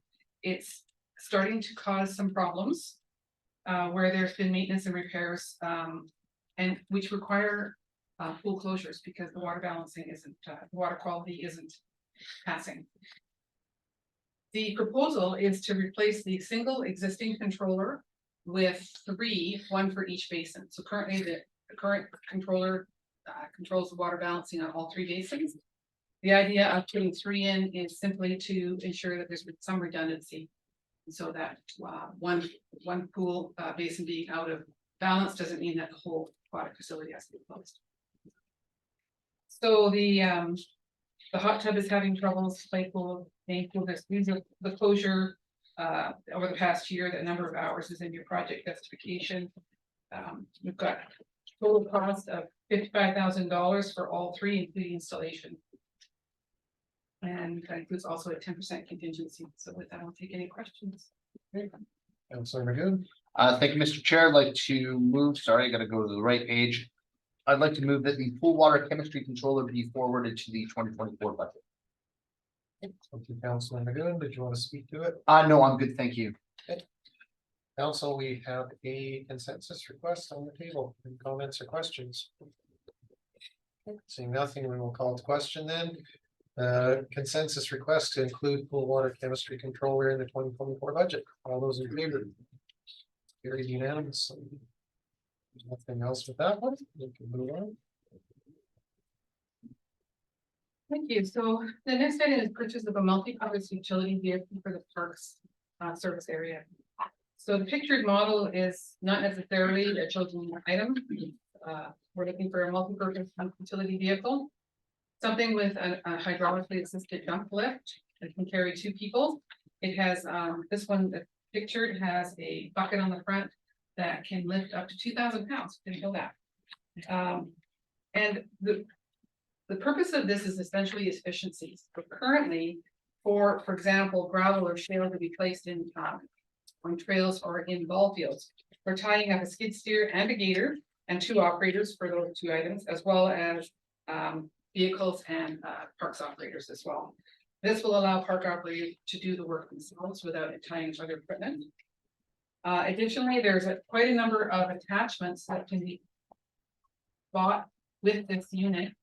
And one of them is an auger, and one of the purposes of that is to ensure that Parks Department can service cemetery for urn interments without having to schedule the skid steers for that. Obviously, snow blades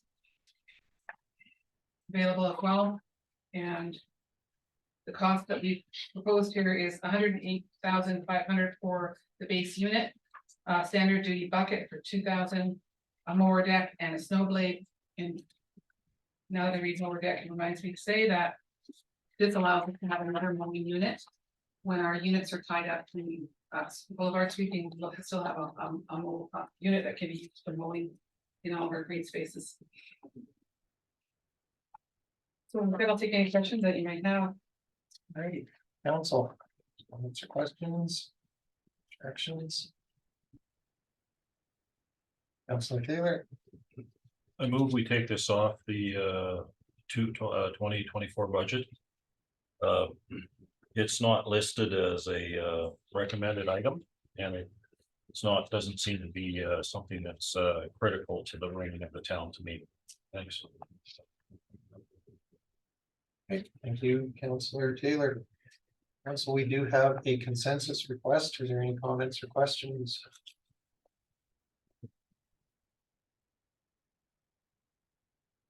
Okay. Seeing nothing from council, then we will call the consensus request the question. Consensus request to purchase, consensus request to remove purchase of multi-purpose utility vehicle from the 2024 budget. Council, all those in favor of removing? And that is agreed unanimously, so that is removed from the 2024 budget. If there's nothing further for that item, we can move on. Okay, sound reduction panels for our resident courts. So this is an item that was requested by an affected neighbor. A neighbor affected by noise from the vamped court being used for pickleball, which is a notably noisy racket sport. In addition, the Pickleball Association has come to council and also said that they would support this. It was considered for 2023 capital project list. I don't think it made it. The panels are no guarantee that the noise will be reduced to the satisfaction level for anyone. However, it is one of the only major attempts you can make to mitigate noise from pickleball outside. It's done in panels so that is replaceable if there's vandalism or theft of the panels. And the cost is $30,000 installed. Thank you. Councilor Magoon and then Councilor Taylor. Thank you, Mr. Chair. I'd like to move that the sound reduction panels for the Gerard Redmond courts be forwarded to the 2024 budget. And if I could speak to that briefly. Actually, just today, just to share information with council, I had an excellent conversation with one of the affected residents. And it was the kind of conversation I wish I could have more often when people are upset about an issue. It was very calm, it was very measured, very reasonable and respectful. But in short, I share their concerns. We've had the Pickleball Association in. They've been very empathetic when we saw their presentation last. They understand that, yeah, this is a sport that creates quite a bit of noise. So I think this is a really good first step to trying to mitigate this problem. That being said, if it does make it through and it's successful in the budget, I think this is something that we'll want to continue to keep our eye on with the residents in the neighborhood to see how effective this is. And if it's not effective or not as effective as we'd like, I think there's still some responsibility there to continue to ensure a high quality of life for the residents. Thank you. You, Councillor Magoon, council, we do have a consensus request now. Councillor Taylor and then Councillor Hawes. Why didn't you recommend this? Not critical to ongoing operations. So, Thank you, Councillor Taylor, Councillor Hawes. So I guess my only concern with this is we're calling them sound barriers. But it's contradictory to it, they are not noise barriers in the report. So my concern is that they may reduce noise, but they may not reduce noise. There's a lot of uncertainty with this, and my concern is we spend $30,000 on this and it doesn't work. And you know, and then because I personally, when I look at this, sound travels not this way, it travels every way, so it can go over the trees. It's not necessarily gonna work, and it's not a, from my understanding, this it's just a fabric, right? Like, it's just something that weaves into it. It's not, it's like, it's vandalism possibilities, tearing, that kind of thing, is it not? So to clarify, I couldn't describe exactly the materials and the composition of these panels, but I do know that they are coming from industry, and it's not specifically a parks level type of amenity. So this is coming from industry. It's intended to mitigate sound, it's not claimed to be a sound barrier. In fact, we've modified the CPP specifically for that. So if I may also clarify, as far as I am aware, there's only been one individual that has voiced any complaints about this area. Is that, or is there more residents in that area that have come forward to say that the noise is affecting them? Yes, thank you for the question. And to be clear, it is currently only one property owner that has come forward. That isn't to say that others aren't bothered by the noise, it's just that they haven't taken the step to. So if I may, Mr. Chair, I'm not convinced this is the solution. And I just don't know, it's justify a $30,000 bill for possibly just one person, and that it may not work. And then we're back to the drawing board, and then what do we do with that? So it's not something we can necessarily repurpose or whatever. So at this time, I can't be in favor of a consensus. So thank you. Thank you, Councillor Hawes, Councillor Reese. Thank you, Mr. Chair. Have we looked at other communities that have used this type of sound reduction panels, and was it successful for them? Thank you for the question. So I know that staff have discussed this with other municipalities in Alberta, and we've also done online research. It's simply the case that we can't find any guarantee that says problem solved. But obviously, I think it would be obvious to say that because it's industry rated sound mitigation, which is usually used for things like mechanical machinery outside of the building or generators, that sort of thing, that I would expect that there would be some noise mitigation from it, which isn't to say all, but I think it will help. I do think it will help, I have to say. I don't want to say no to this today. I don't want to get rid of it. So. Okay, thank you. Thank you, Councillor Reese. Council, anything further? Councillor Taylor? Are there other people in the vicinity of this, or is this just one person that's right near it? Are there, like, 5, 6 other people that have houses right there? Yeah, great question. I have looked at the geography of this. There is one property that backs on, almost their entire backyard is contingent with the courts. There are other neighbors that are, to either side of that person, but that family is the one family that shares the property boundary, the majority of the property boundary with this facility. They're the ones that are concerned. They are affected. Thank you, Council. Okay, seeing nothing further from council, we will call to question the consensus request to include sound reduction panels, Gerard Redmond courts in the 2024 budget. Question. All those in favor? And opposed? That was carried 4-1 with Councillor Hawes in opposition. There's nothing further for that one. Move on to the next. So and then the last item for Parks Recreation, sorry, Community Services, it is Parks Recreation and Culture though, is the trail connectivity feasibility study, which is phase 2 of the trails connectivity project. This has made its way through council from direction to implement trail connectivity recommended through the Parks Trails and Parks Open Spaces and Trails Master Plan. And you'll recall that we've done some public engagement on this already. And we've also done phase 1, which was building 3 trail connections that were basically low hanging fruit to get some connectivity going. That was done in 2023. I can just update you that 2 of those connections are completed and one's slightly delayed.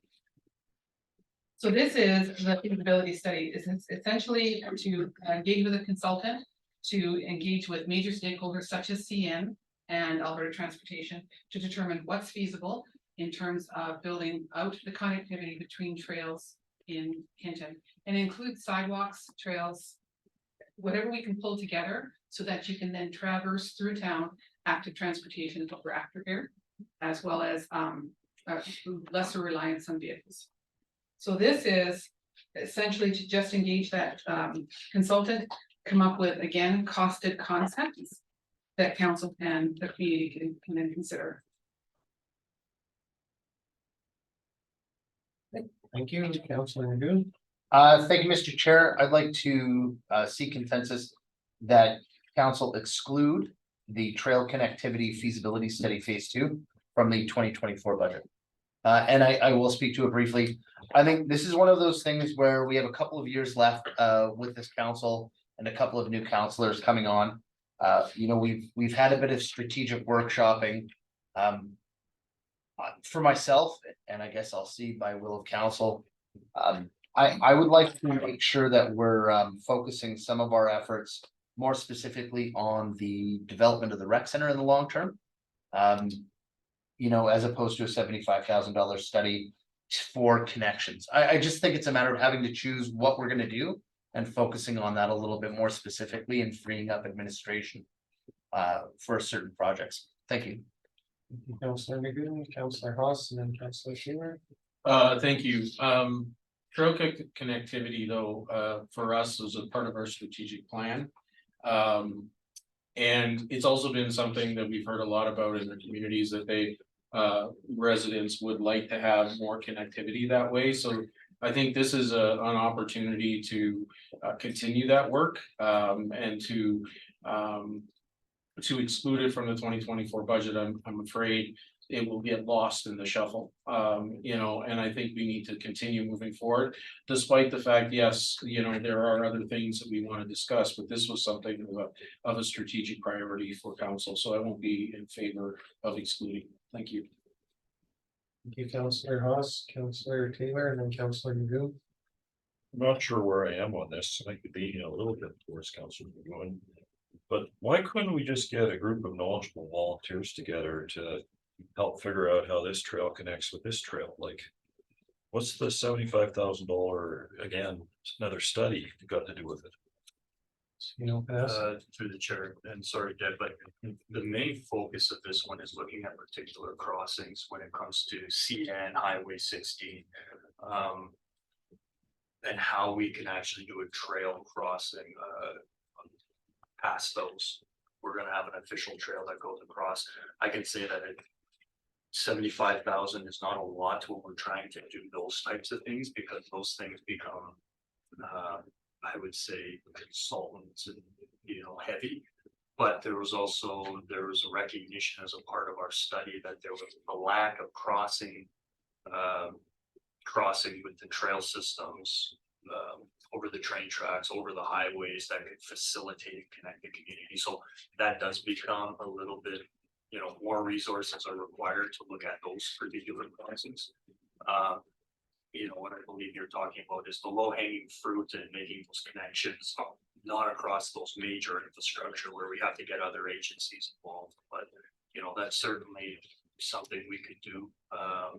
But if we do want to look at crossings among those major pieces of infrastructure and engage Alberta Transportation, CN, Alberta Environment, it does get a little bit heavy. How many of these crossings are we looking at? I think that that's what the study is going to answer, what's feasible, what's possible. I think there'll be significant amount of negotiation that'll have to be done to the agreement in principle stage, at least I think, with the CN and Alberta Transportation. Can I follow up? Mhm. Yeah, see, to me, we get the volunteers together, we figure out how many crossings, we get the low hanging fruit. And then we concentrate on, do we need 2 or 3 of these things? That would be the way to go about it. That's just my take on it. Point of clarification, if I might ask a question of Councilor Taylor. Sure. Are you suggesting, sir, that there may be a community group that could assist with that engagement and concept development? That might be one way to go. Thank you, Councillor Taylor, Councillor Magoon, and Councillor Race. Yeah, for myself, I think, again, just trying to reemphasize. In response to some of Councillor Hawes's concerns, we've actually made progressive growth in the trail system thus far. I think what we're doing at this point is we're taking the current state of things, which for me, I think there is a much more realistic both desire, need, and opportunity to continue to explore the future of the recreation center and the development there.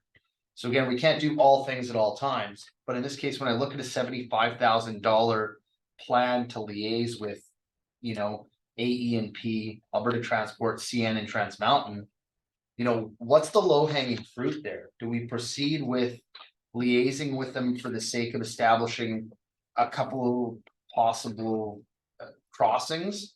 And we don't know where we're going to be in a couple of years, or do we put that money into the planning and development stage of the future of the recreation center? I would rather put that money into the future of the recreation center. We've made some easy, low hanging fruit based wins on the trail connectivity, and I applaud administration for that. I don't want to engage in a consultation process for 75,000, knowing that that's not going to be, you know, achieved within the span of this council. I would rather put that into something I know we're going to need, like the rec center. Thanks. Councillor Magoon, Councillor Race, myself, and Councillor or Councillor Haas. Okay, here's my thinking, and thank you, sir. Just because tonight we say we're gonna move this ahead, keep it in capital, at the end of the day, doesn't mean it's gonna be there 100%. What I wanna do after I leave here is go out to the community and say, listen, there's a $75,000 capital project for connectivity. What do you guys think? That's how I look at this. Councillor Race, CEO. Through the chair to members of council, you're correct, Councillor Race. Nothing is agreed until everything's agreed, because we need to take a look at everything holistically before we make any decisions on any one particular item. But you know, with that being said, it can go both ways, right? If council here decides for some reason that this isn't a priority, and then over the course of the next month, you know, we change our minds or more information comes to light or whatever the case is. It's not to say that council's hands tied on bringing things back to the table either, right? That's at council's discretion always. Oh, I'll be quick. So that's excellent. So tonight, let's say we vote in favor of not moving this forward, but in a month and a half from now, we get information that says, yeah, you know what, we wanna do this. We can bring it back to you. Through the year, that's correct. But administration will not build the budget with that included. Not to say that we can't include it and add it. It's always an option, but you know, really, we're looking for that preliminary direction to you know, bring council early to help be the architects of what we bring forward for the budget. Thank you.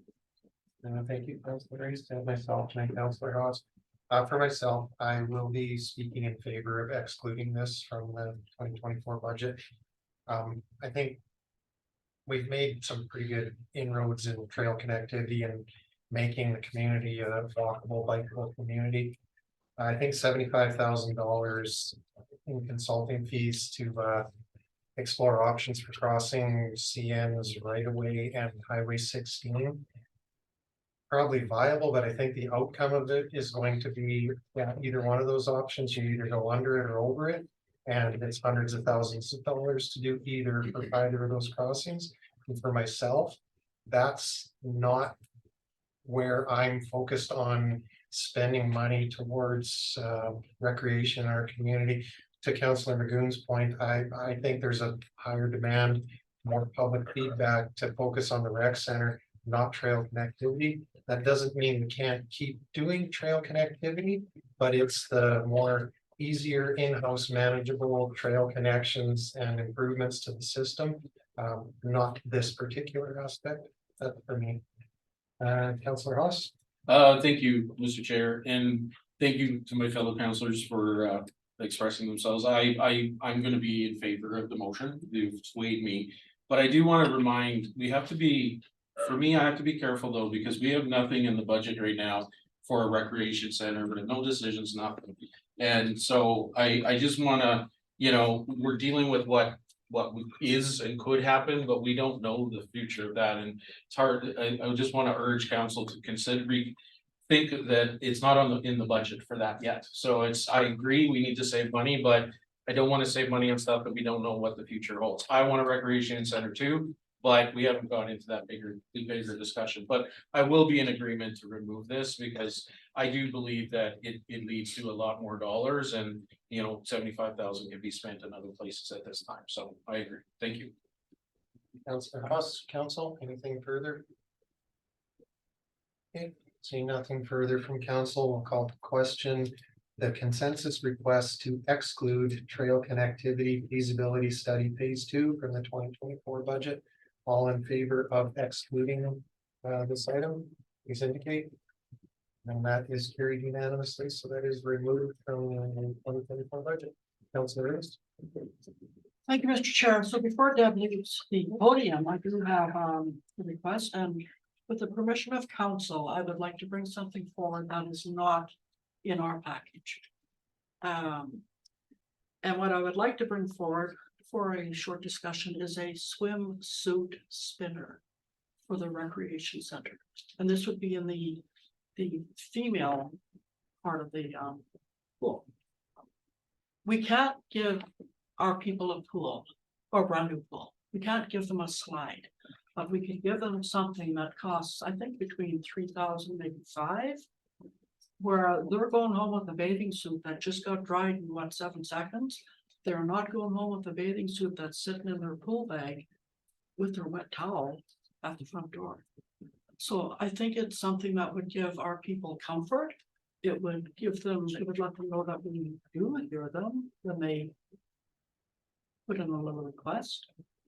So for your consideration, I'm seeking consensus to have administration create a business case for a swimsuit spinner for the rec center. Point of order. Sorry, Mr. Chair, I'm concerned because we're in a workshop right now, and that this is a direction that will directly cause administration to do work. Correct me if I'm wrong, I believe we had the opportunity to provide some business cases prior to this that essentially would end up with the same result. So for a number of reasons, I think that there's a point of order to be found. I'd just like to seek the chair's guidance on a ruling. Yeah, I do agree. I think maybe there is some concern about process here. I would have to look to administration for some guidance, though. To the chair, the members of council, so Councilor Rice did approach us and said if the council wants to direct that be included. But my thoughts around it was that it would not, that we still have to determine if it's capital or operating. I believe it'd be a capital item, but when we looked at it, the unit's 3,000 has to get wired in for 5. It wouldn't really take any work from administration. It's just a box you put your swimsuit in. We can certainly bring it forward as an LBC, but I do agree that if we want to report on that as a part of it, that might be more appropriate in a committee of the whole. But if council wants to include that as a placeholder, for now, we certainly do. Okay, thank you, Leo. Councilor Rice. You know what, I do really respect my fellow councilors, and if this is something that's inappropriate to be brought up right now. I have no problem with that. So, Councilor Magoo. Yeah, just as a point of clarification, I think just the way I'm thinking about it, and I could be wrong. I have no problem discussing it as part of the budget, like, it seems to me a pretty non-threatening, low hanging fruit sort of project. But yeah, I think I would personally feel more comfortable if that came out of direction at a committee of the whole, or even a regular. Again, it doesn't, admin said there's not a whole bunch there, but the workshop, it feels like. Yeah, I just don't know, something's niggling at my That's good. spidey senses that way. So process wise, I can't think of anything that prevents having this come for council decision. Administration hasn't brought anything to my attention that would counter intuition. So as chair, Councilor Race, if you want to make that motion, that request of council, go ahead, feel free. Alrighty, I sure will. Seeking consensus. Sweet. So I am seeking consensus to move the swimsuit spinner forward and ask that administration create a business case for this item. Okay, thank you, Councilor Race. Because this wasn't an agenda item, though, we will just have to make sure that that was captured. Got it? Okay. Okay, so council, there is a consensus request to direct administration and to develop a business case. Council, anyone like to speak to it? Seeing nothing from council, I'll speak to it. I won't be supporting this. There was a mechanism put in place for council to bring potential business cases forward. This is, I feel, too late in the game for something to support as we move forward through the capital budget process. And just for those reasons, I won't support it. I would look forward to having it come forward next year as a business case, a council business case, or through some other mechanism.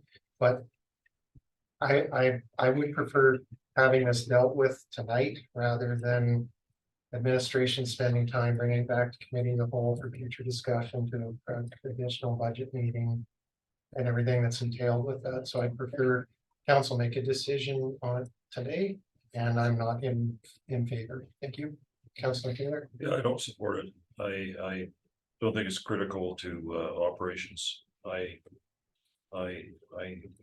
think the old fashioned way of rinsing out your suit and then just taking it home and drying it works well for most people. We don't have to spend $8,000 to $10,000 on a fancy machine for this. Thanks.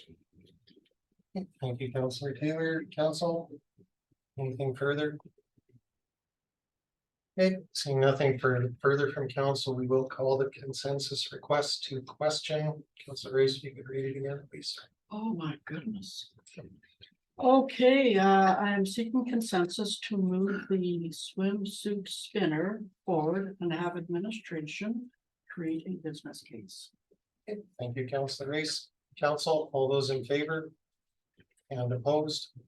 And that was defeated 4-1 with Councilor Race voting in favor. Okay, thank you. And then we will now move on. Thank you, Ms. Chu.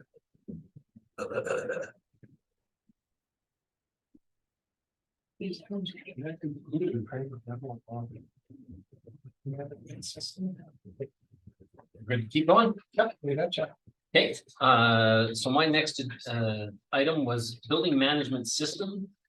We talked a little bit earlier about SCADA. Well, this is sort of SCADA for the heating and cooling systems for two buildings, the government center and the Hinton Center. Okay, that's it. Okay. Council, comments, questions, direction. Councilor Magoo. Sorry, I just need clarification on, is this, again, is this a system like we talked about previously where there is no support being offered at this point in time and we need to seek, new pieces? Or it's just we're getting close to the sort of the end of its, its lifespan and we're approaching our level? It's unsupported, and as I understand, it's even installed on very old computers with very old operating systems. Perfect. Councilor Ross, Councilor Magoo, Councilor Taylor. I'm gonna see consensus that we include the building management system replacement and upgrade to the 2024 budget. Okay, thank you, Councillor Ross. Did you want to speak to it? Just for the reasons that Mr. McLaughlin just stated, it's old, it's outdated, and it can't be supported, so yeah, it needs an upgrade, so that's all. Councillor Ross, Councillor Lagoon. No, I'm good, Mr. Chair. Okay, thank you, Councillor Lagoon. Councillor Taylor. Yeah, often I'm in favor of this, but often we do these things and we talk about the savings for utility savings. But then you don't ever see savings documented or come off the budget at all. So what are the savings? How are we gonna see those? There's savings here, as you say. What are the utility savings for doing, so much is that? Through the chair to council, that is very hard to gauge, because I think most of our increases in utilities right now are increases in both delivery fees and actual unit fees. This is going to save a little bit of energy in terms of, it'll turn itself up and turn itself down at the appropriate times. Those types of things which are, small and important savings, but I wouldn't look at this thinking you're gonna see huge savings because. Go ahead, Alex. The savings mentioned here for programming time and contractor travel time and expenses. A new BMS system would allow the contractors to remote into our system if they're having issues, alarms and other sorts of things. They could potentially diagnose and reset an alarm or fix an issue remotely rather than having to travel from Edmonton potentially to here to find an issue, diagnose it, and spend the entire day traveling rather than actually like. I understand. So when you say significant utility cost savings, is that a misprint? I think you will have savings in how much energy, but I wouldn't want to say what a number would. I don't know how to calculate that. We would be able to more efficiently control power heating or the building, we're cooling it, we have more control over that. Wouldn't be cooling it for essentially overnight, we would be able to program it in a way that we wouldn't necessarily have the heat going as hard overnight versus during the day when it's actually being used. Some efficiencies in that. And the current system doesn't do that as well? It does it, it works sometimes. Yeah, but it requires a lot of operator input rather than having it in an automated system. Okay, Thank you, Councillor Taylor. Council, anything further? I don't believe, sorry, nobody's made a consensus. Oh, did you? Sorry, Councillor Ross. Okay, anything further? Okay, then we will call the consensus request to include BMS building management system replacement and upgrade from the 2024 budget. Good question. All those in favor? It's carried unanimously. There's nothing further. We'll move on to the next one. Okay, the next one is rec center related. We felt that this one is critical to our operations and that it's the essentially the heating system for the recreation center. Councillor Huss. Yeah, so I understand, we've had some issues with our heating in the arenas. Will this mitigate that with, is that connected to these boilers? Will we see less of that occurring with this capital project? Through the chair to council, it will certainly help, but I don't think it will get rid of all your problems. Some of the problems is we're trying to make ice in still summer conditions when our system is just not built to do that. And that's related to humidity and the summer air and those kind of things. So some of those problems this isn't going to fix. But it'll be better. Okay, thank you. Thank you, Councillor Huss. Councillor McGill. Yeah, just a point of clarification on Councillor Hawes's question. Councillor Hawes, were you referring to the heaters directly above the seating? If I may, Mr. Yeah, well, I guess that's where I'm not sure what the problem was, I just know that we were down, because that's radiant heat. Above the seating, so I don't know if that was what was down last year quite a few times, and I did notice. A citizen making a comment also that this year, there was it was cold in there, so I didn't know if that was connected to these boilers. Or if that's a different system, so that's where I was trying to clarify. Yeah, I don't think it's going to help that, this is in the last page of it, in the details, they outline that this is for largely the daycare area, the youth center, the concession area. So I think it's more of that area. Okay. Okay, Through the chair, I believe that radiant heat was turned off or to facilitate proper ice making, but Yeah, exactly that. We did have, some, if you recall, we had the compressor down for a Mhm. period of time and we couldn't keep up the heat and the ice at the same time, because we just didn't have enough cooling. Thank you, Councilor Magoon. No, that's it. Good. Okay. Councilor House. well, I don't see any choice in it really, I mean, boilers are pretty significant in heat and stuff, so I'm gonna. Move for consensus that the recreation center boiler replacement be included in the 2024 budget. Okay, thank you, Councilor Haas. Council, we have a consensus direction request. I have a question for administration before we call the question. Assuming that the future of the rec center involves it staying where it's at and reconstructed, rebuilt. I'm assuming since this is support infrastructure for the recreation center, that this could be usable moving forward through a renovation, through a reconstruction. Am I correct in that assumption? We certainly hope so and think so, but I mean, without knowing exactly what that renovation looks like, that's a hard question to answer. through the chair, and it won't answer it on this, on the boiler. But a lot of the conversations we've been having about the rec center, and there are some ghosts in that building, but everything that we've been talking about has been specific to regardless of whatever direction we decide to go, will this be almost interchangeable? So that's a part of the conversation. I don't know in particular about the boiler, and I don't know if we will until we look into the models available, but that is a consideration for everything in the rec center right now. Council, anything further, Councilor Taylor? I mean, probably leaning towards voting for this. But I'm just wondering, are these things breaking down? What's the maintenance data on them? And is this a priority, or is, replacing the ice plant the priority? But then they're different values, so forget that question. So you can see in the report here that depending on the component, it ranges from 20 to 30 years old. So they're certainly at the end of their life. Right. And I know they have been giving the staff problems. I mean, I don't know details of those problems, but I do know that I've heard quite a few problems with them. Good.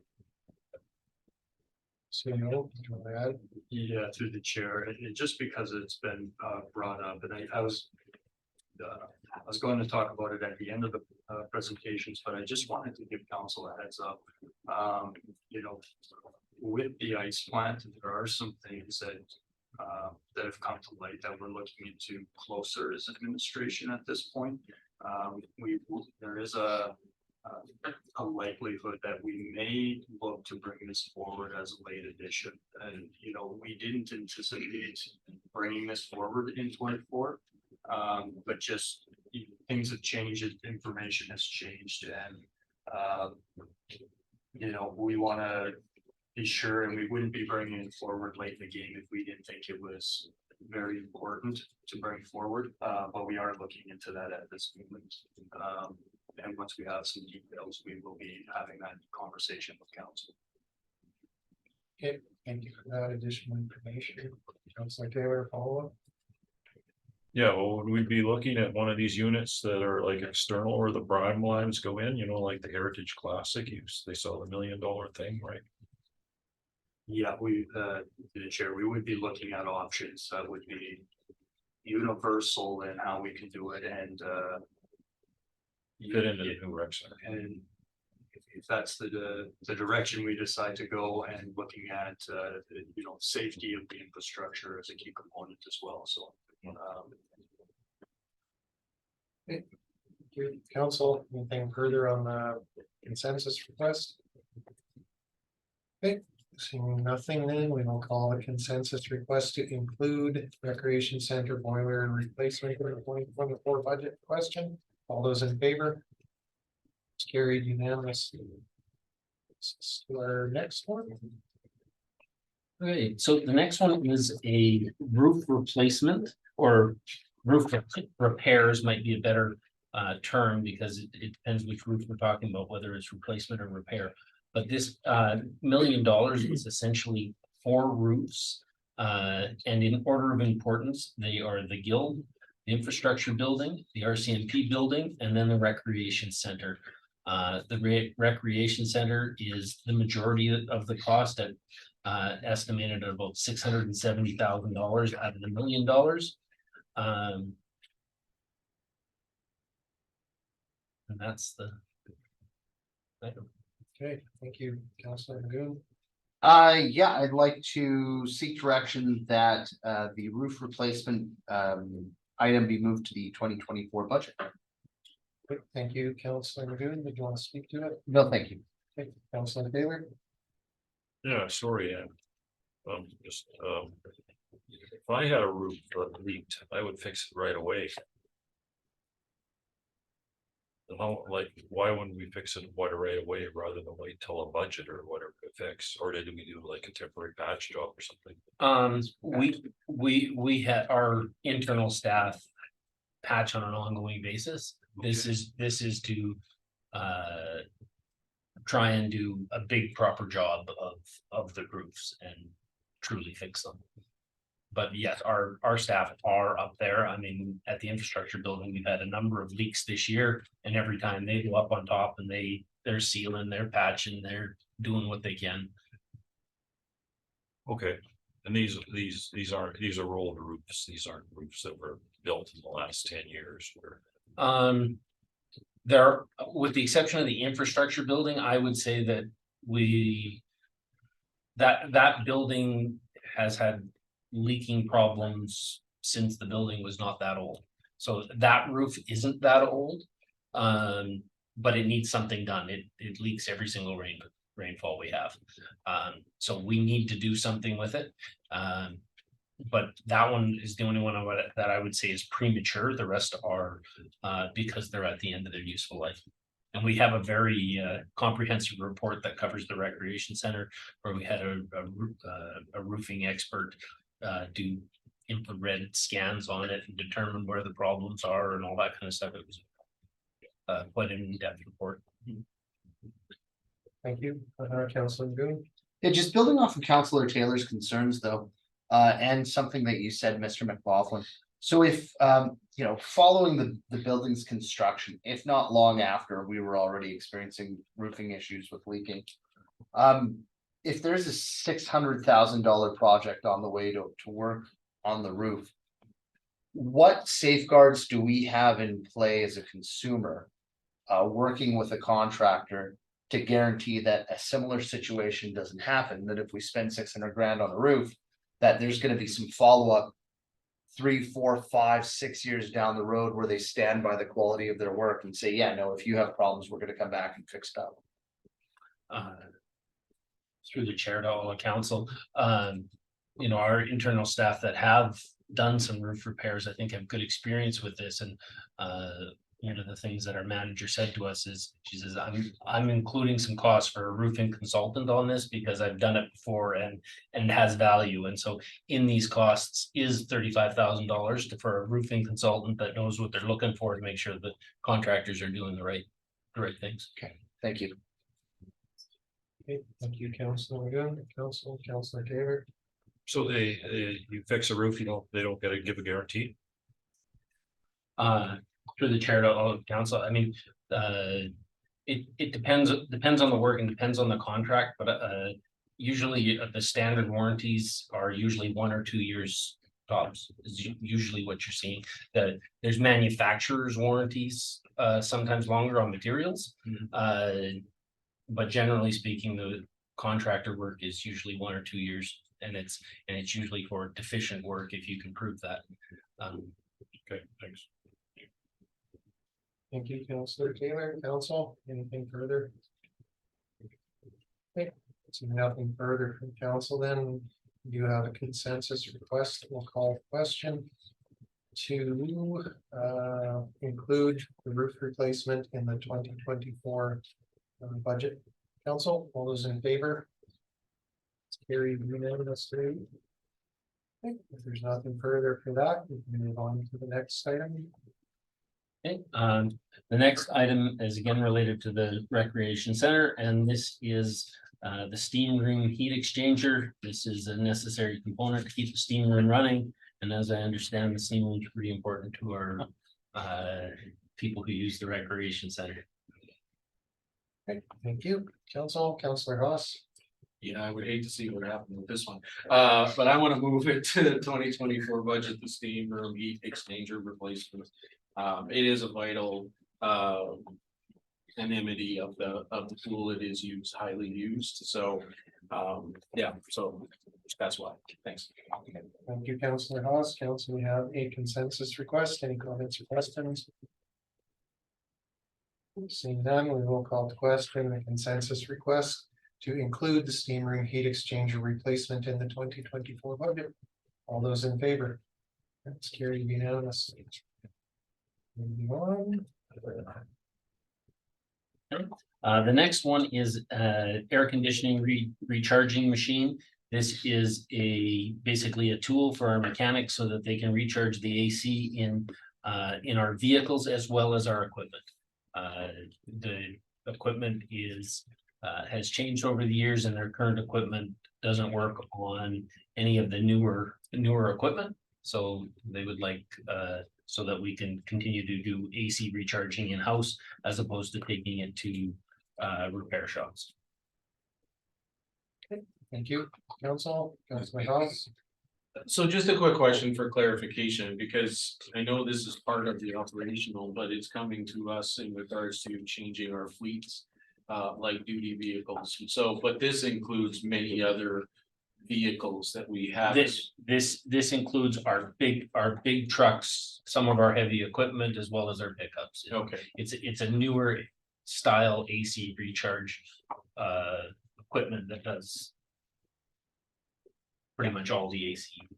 okay, and for just to clarify too, whatever work needs to be done, we have to take out of house to get it done and pay another at this current time, because we don't have the equipment to accommodate that, correct? That's correct. We do have some equipment, but it's only usable for the stuff that's like older than 7 to 10 years. Okay. So if I may, I'll seek consensus to include the AC recharge machine to the 2024 budget. Thank you, Mr. Chair.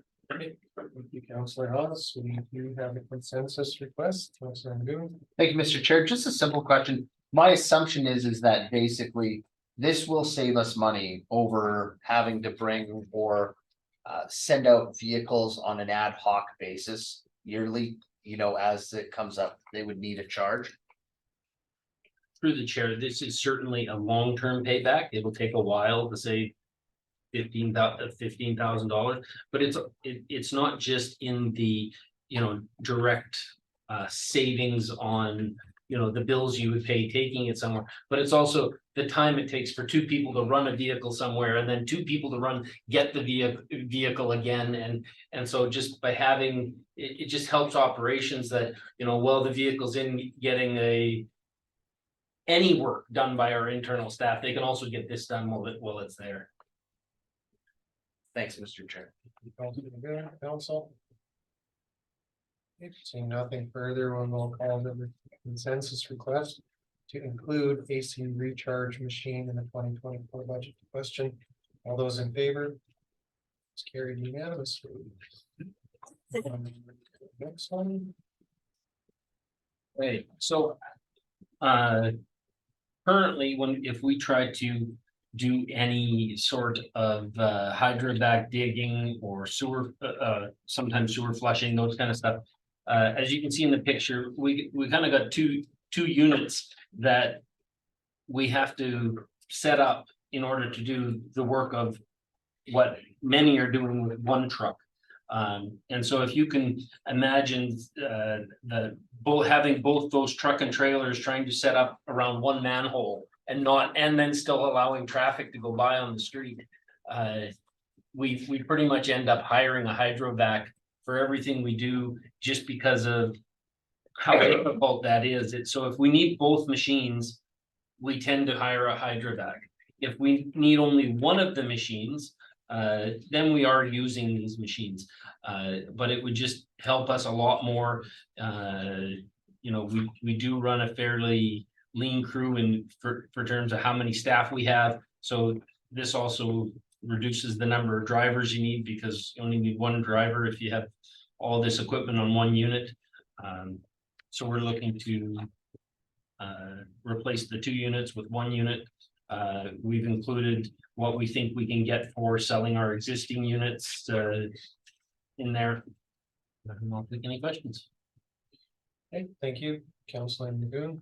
I look for consensus to exclude the purchase of combo vac truck unit from the 2024 budget. And I'm good. I don't need to speak to it. Okay.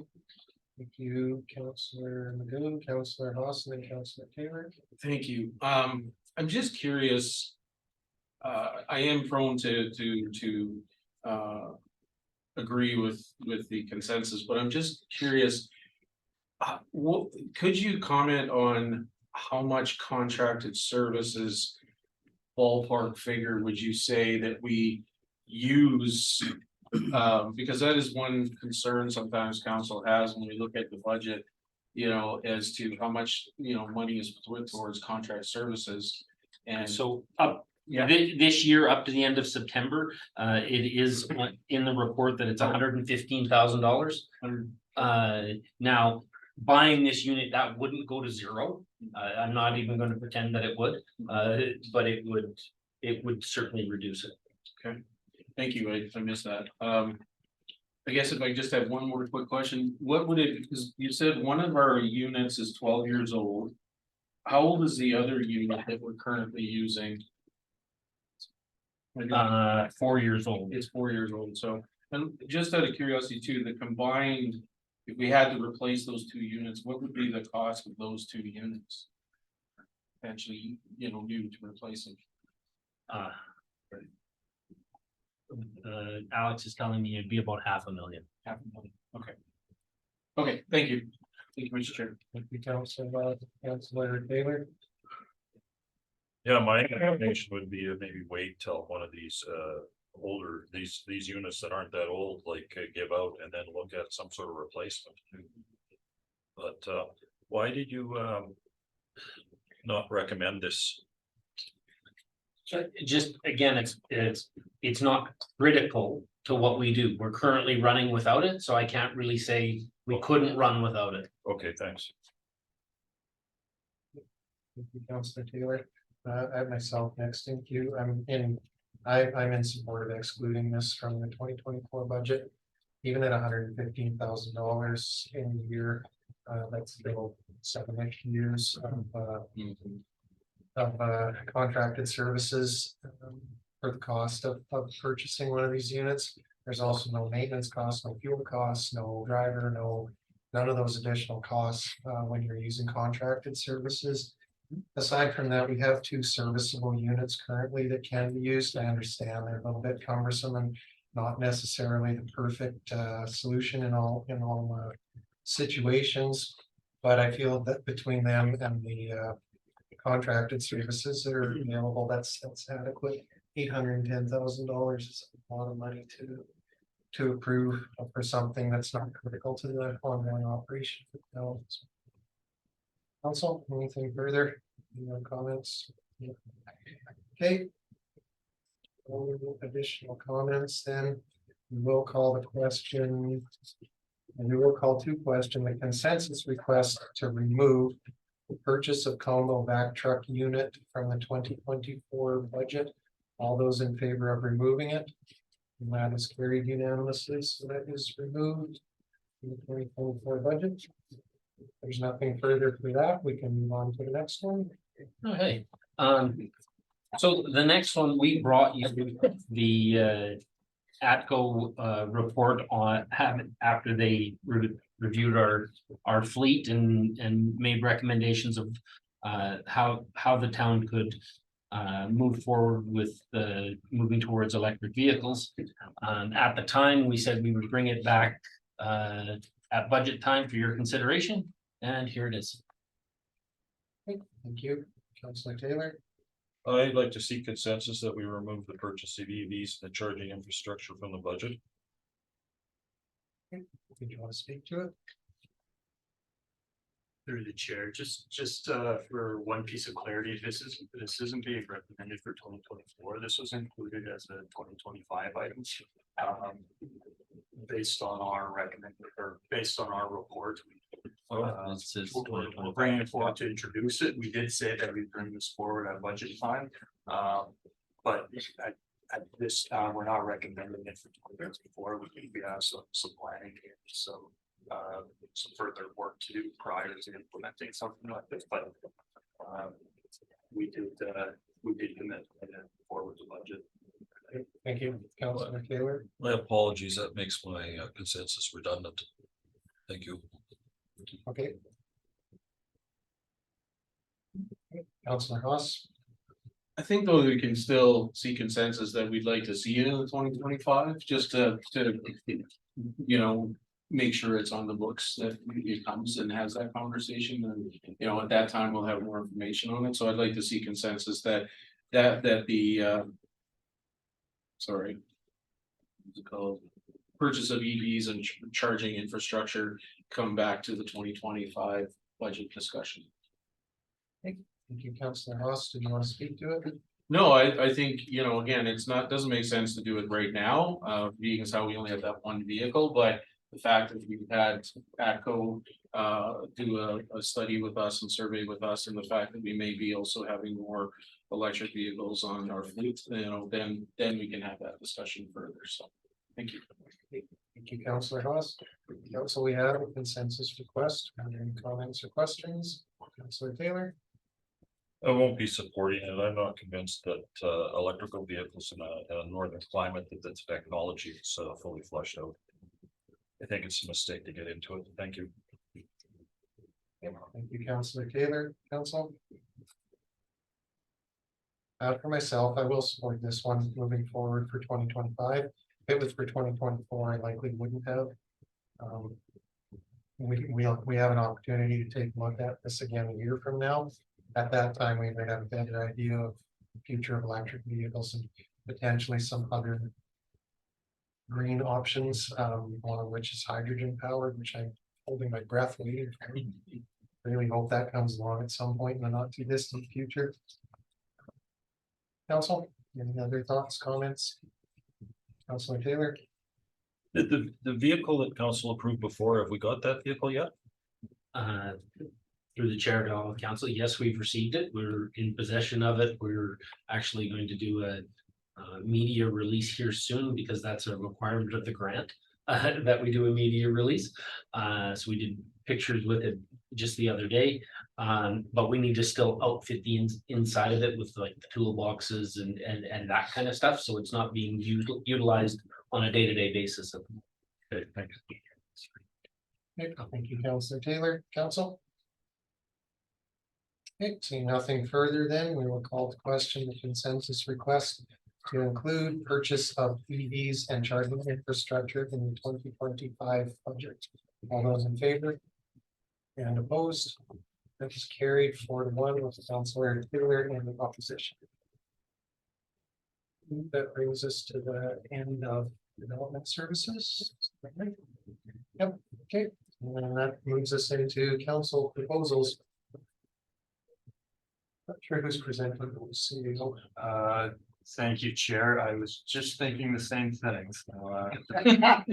So CAO's office, This particular item has been brought forward by Councillor Hawes, and this is a device that is just intended to make the committee room and their committee of the whole meetings and any other recorded meetings more friendly to any of the public who may be watching, or in the world where we live in now, where remote meetings and counselors tuning in possibly from another location.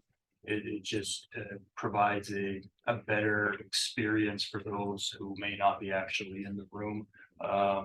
The intent of the meeting owl is that you can only see and hear who's speaking. So instead of having the existing camera be far away and you can just see a large meeting table with a lot of people talking, this one would be more interactive and it would point to the person who's speaking.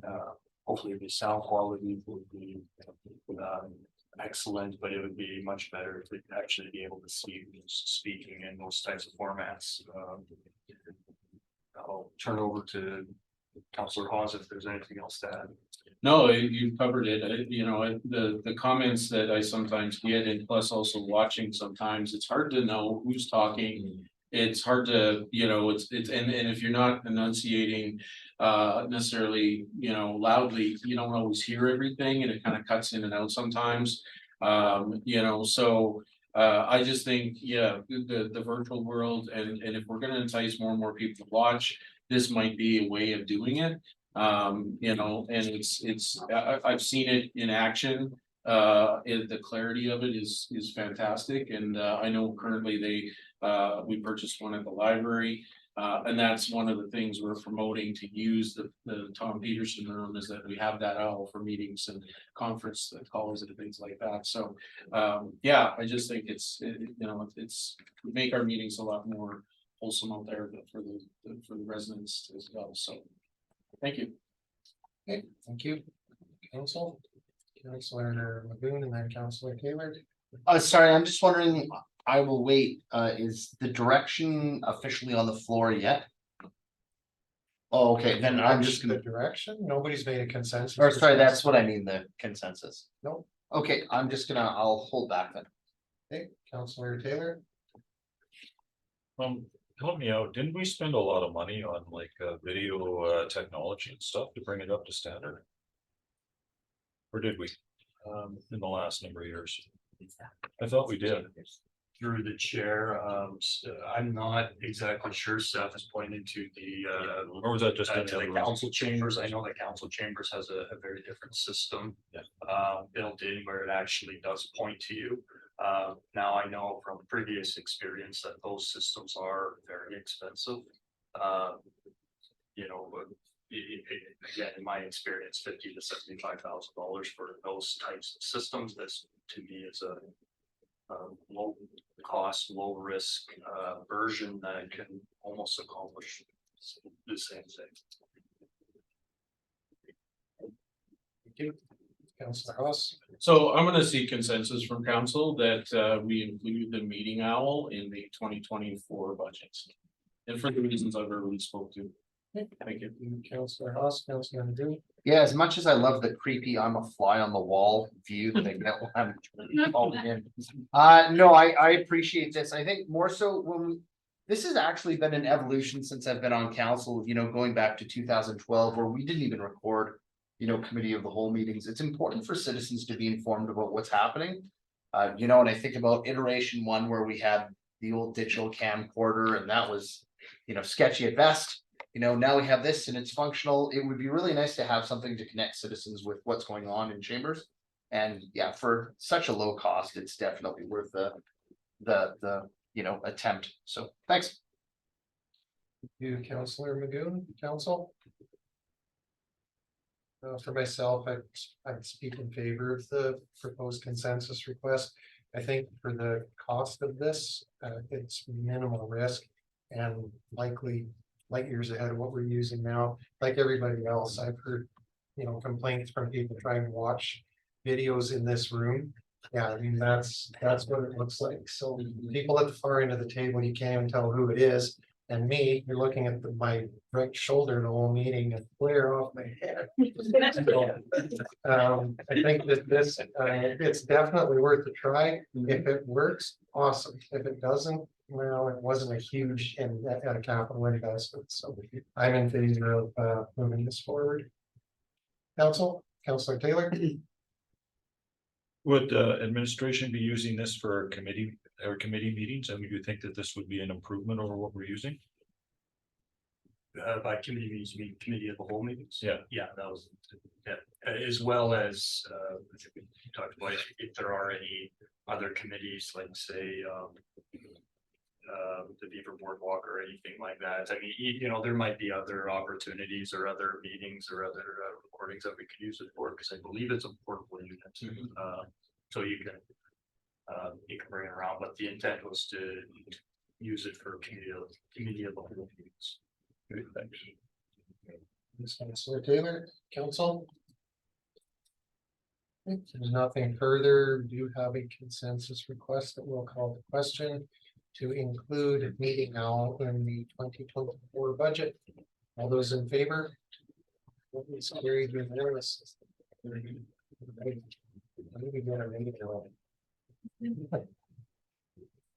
All right, that brings us to our next council capital project profile, pedestrian crosswalks improvement. I'll pass that on to Mr. McLaughlin.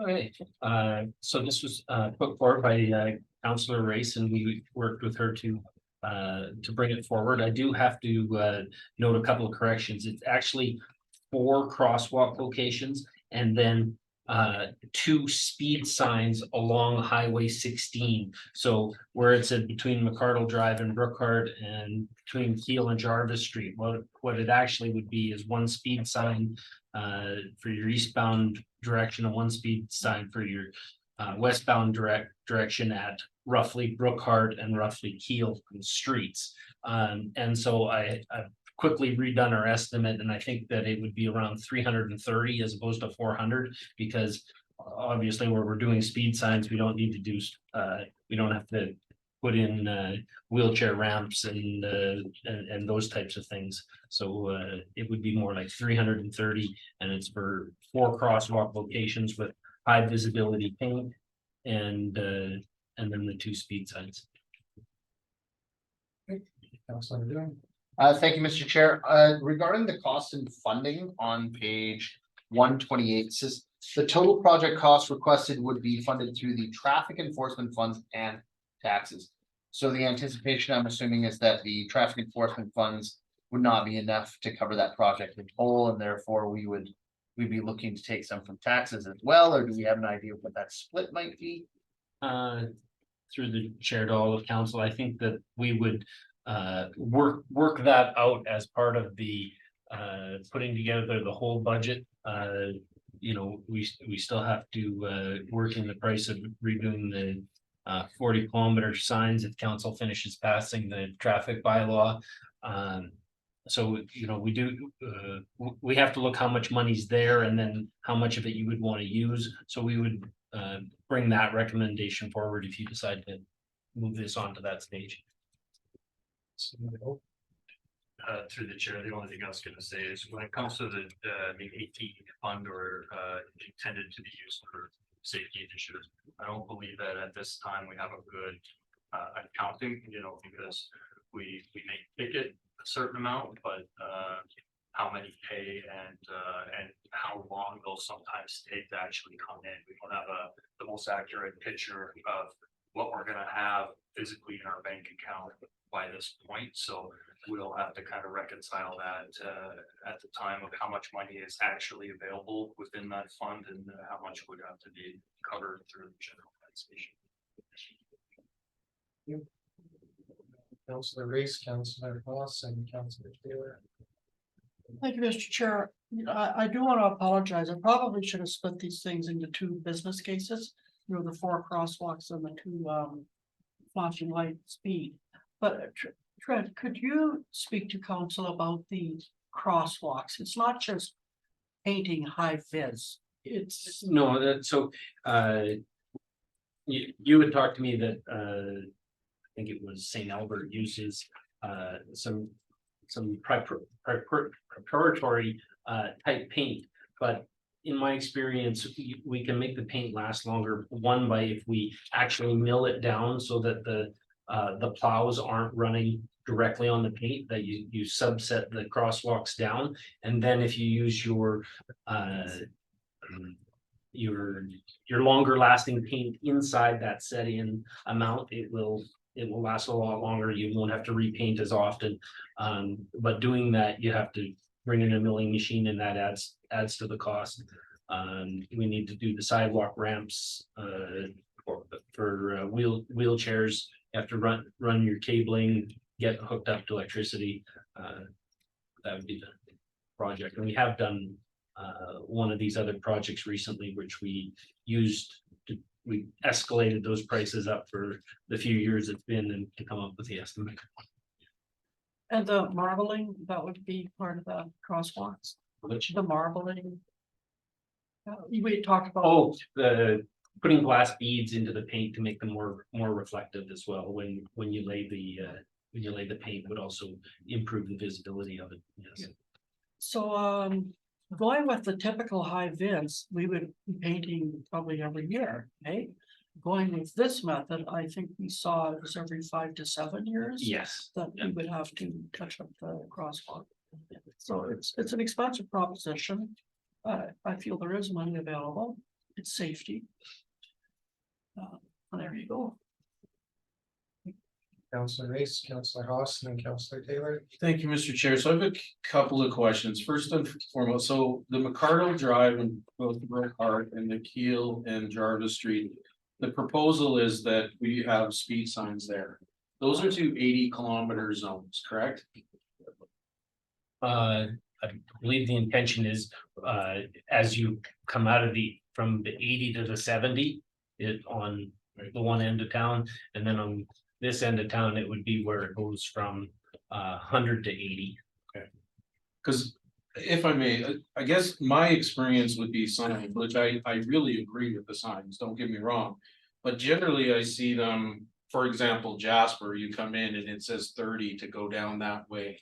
And, like in my head, I would see personally more, one area that does get a lot of is that intersection by the Royal Bank.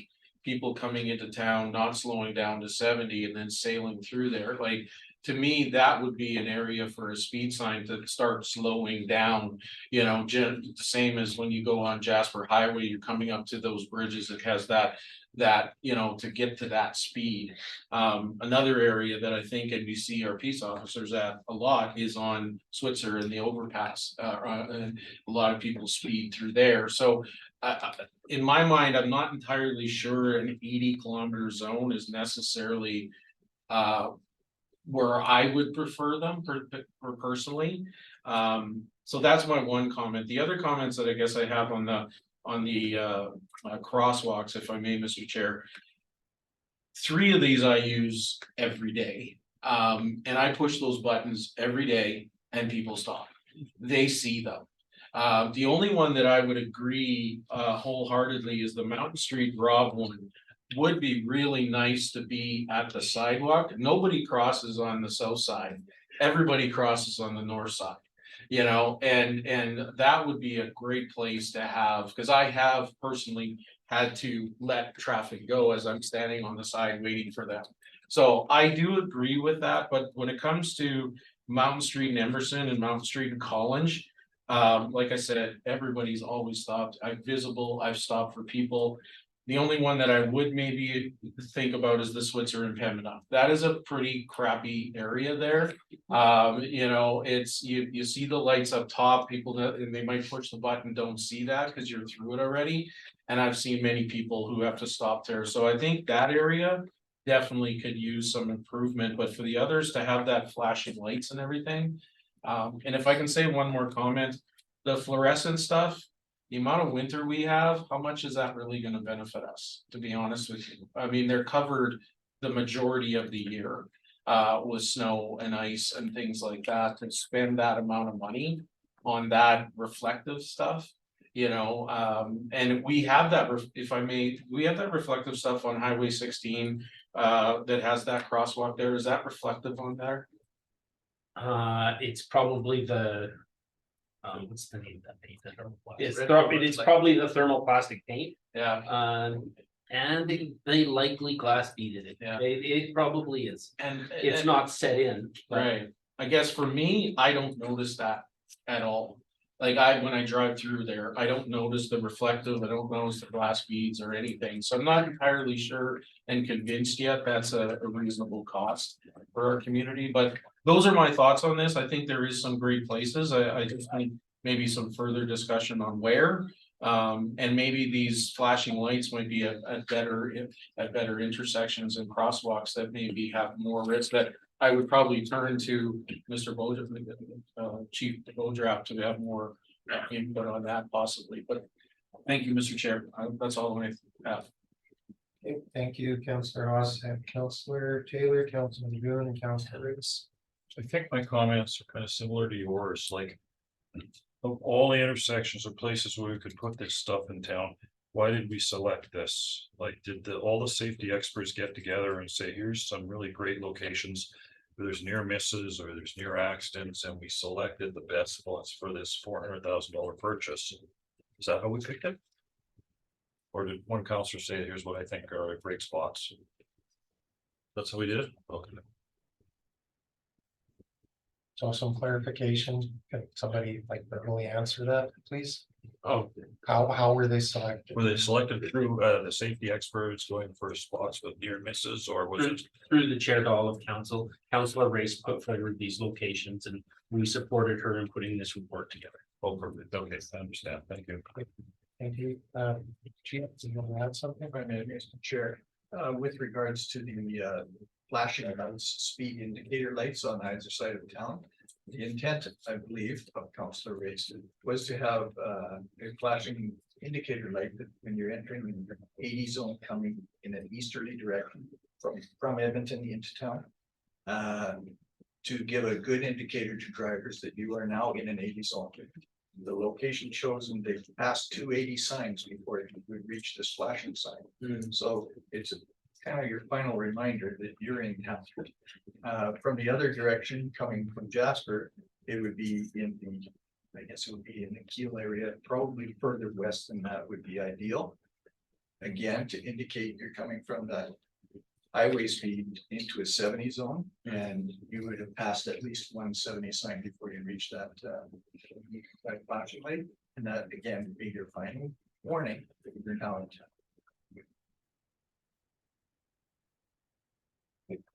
Councillor Taylor, Oh, yeah, I'm fine. okay, Yeah.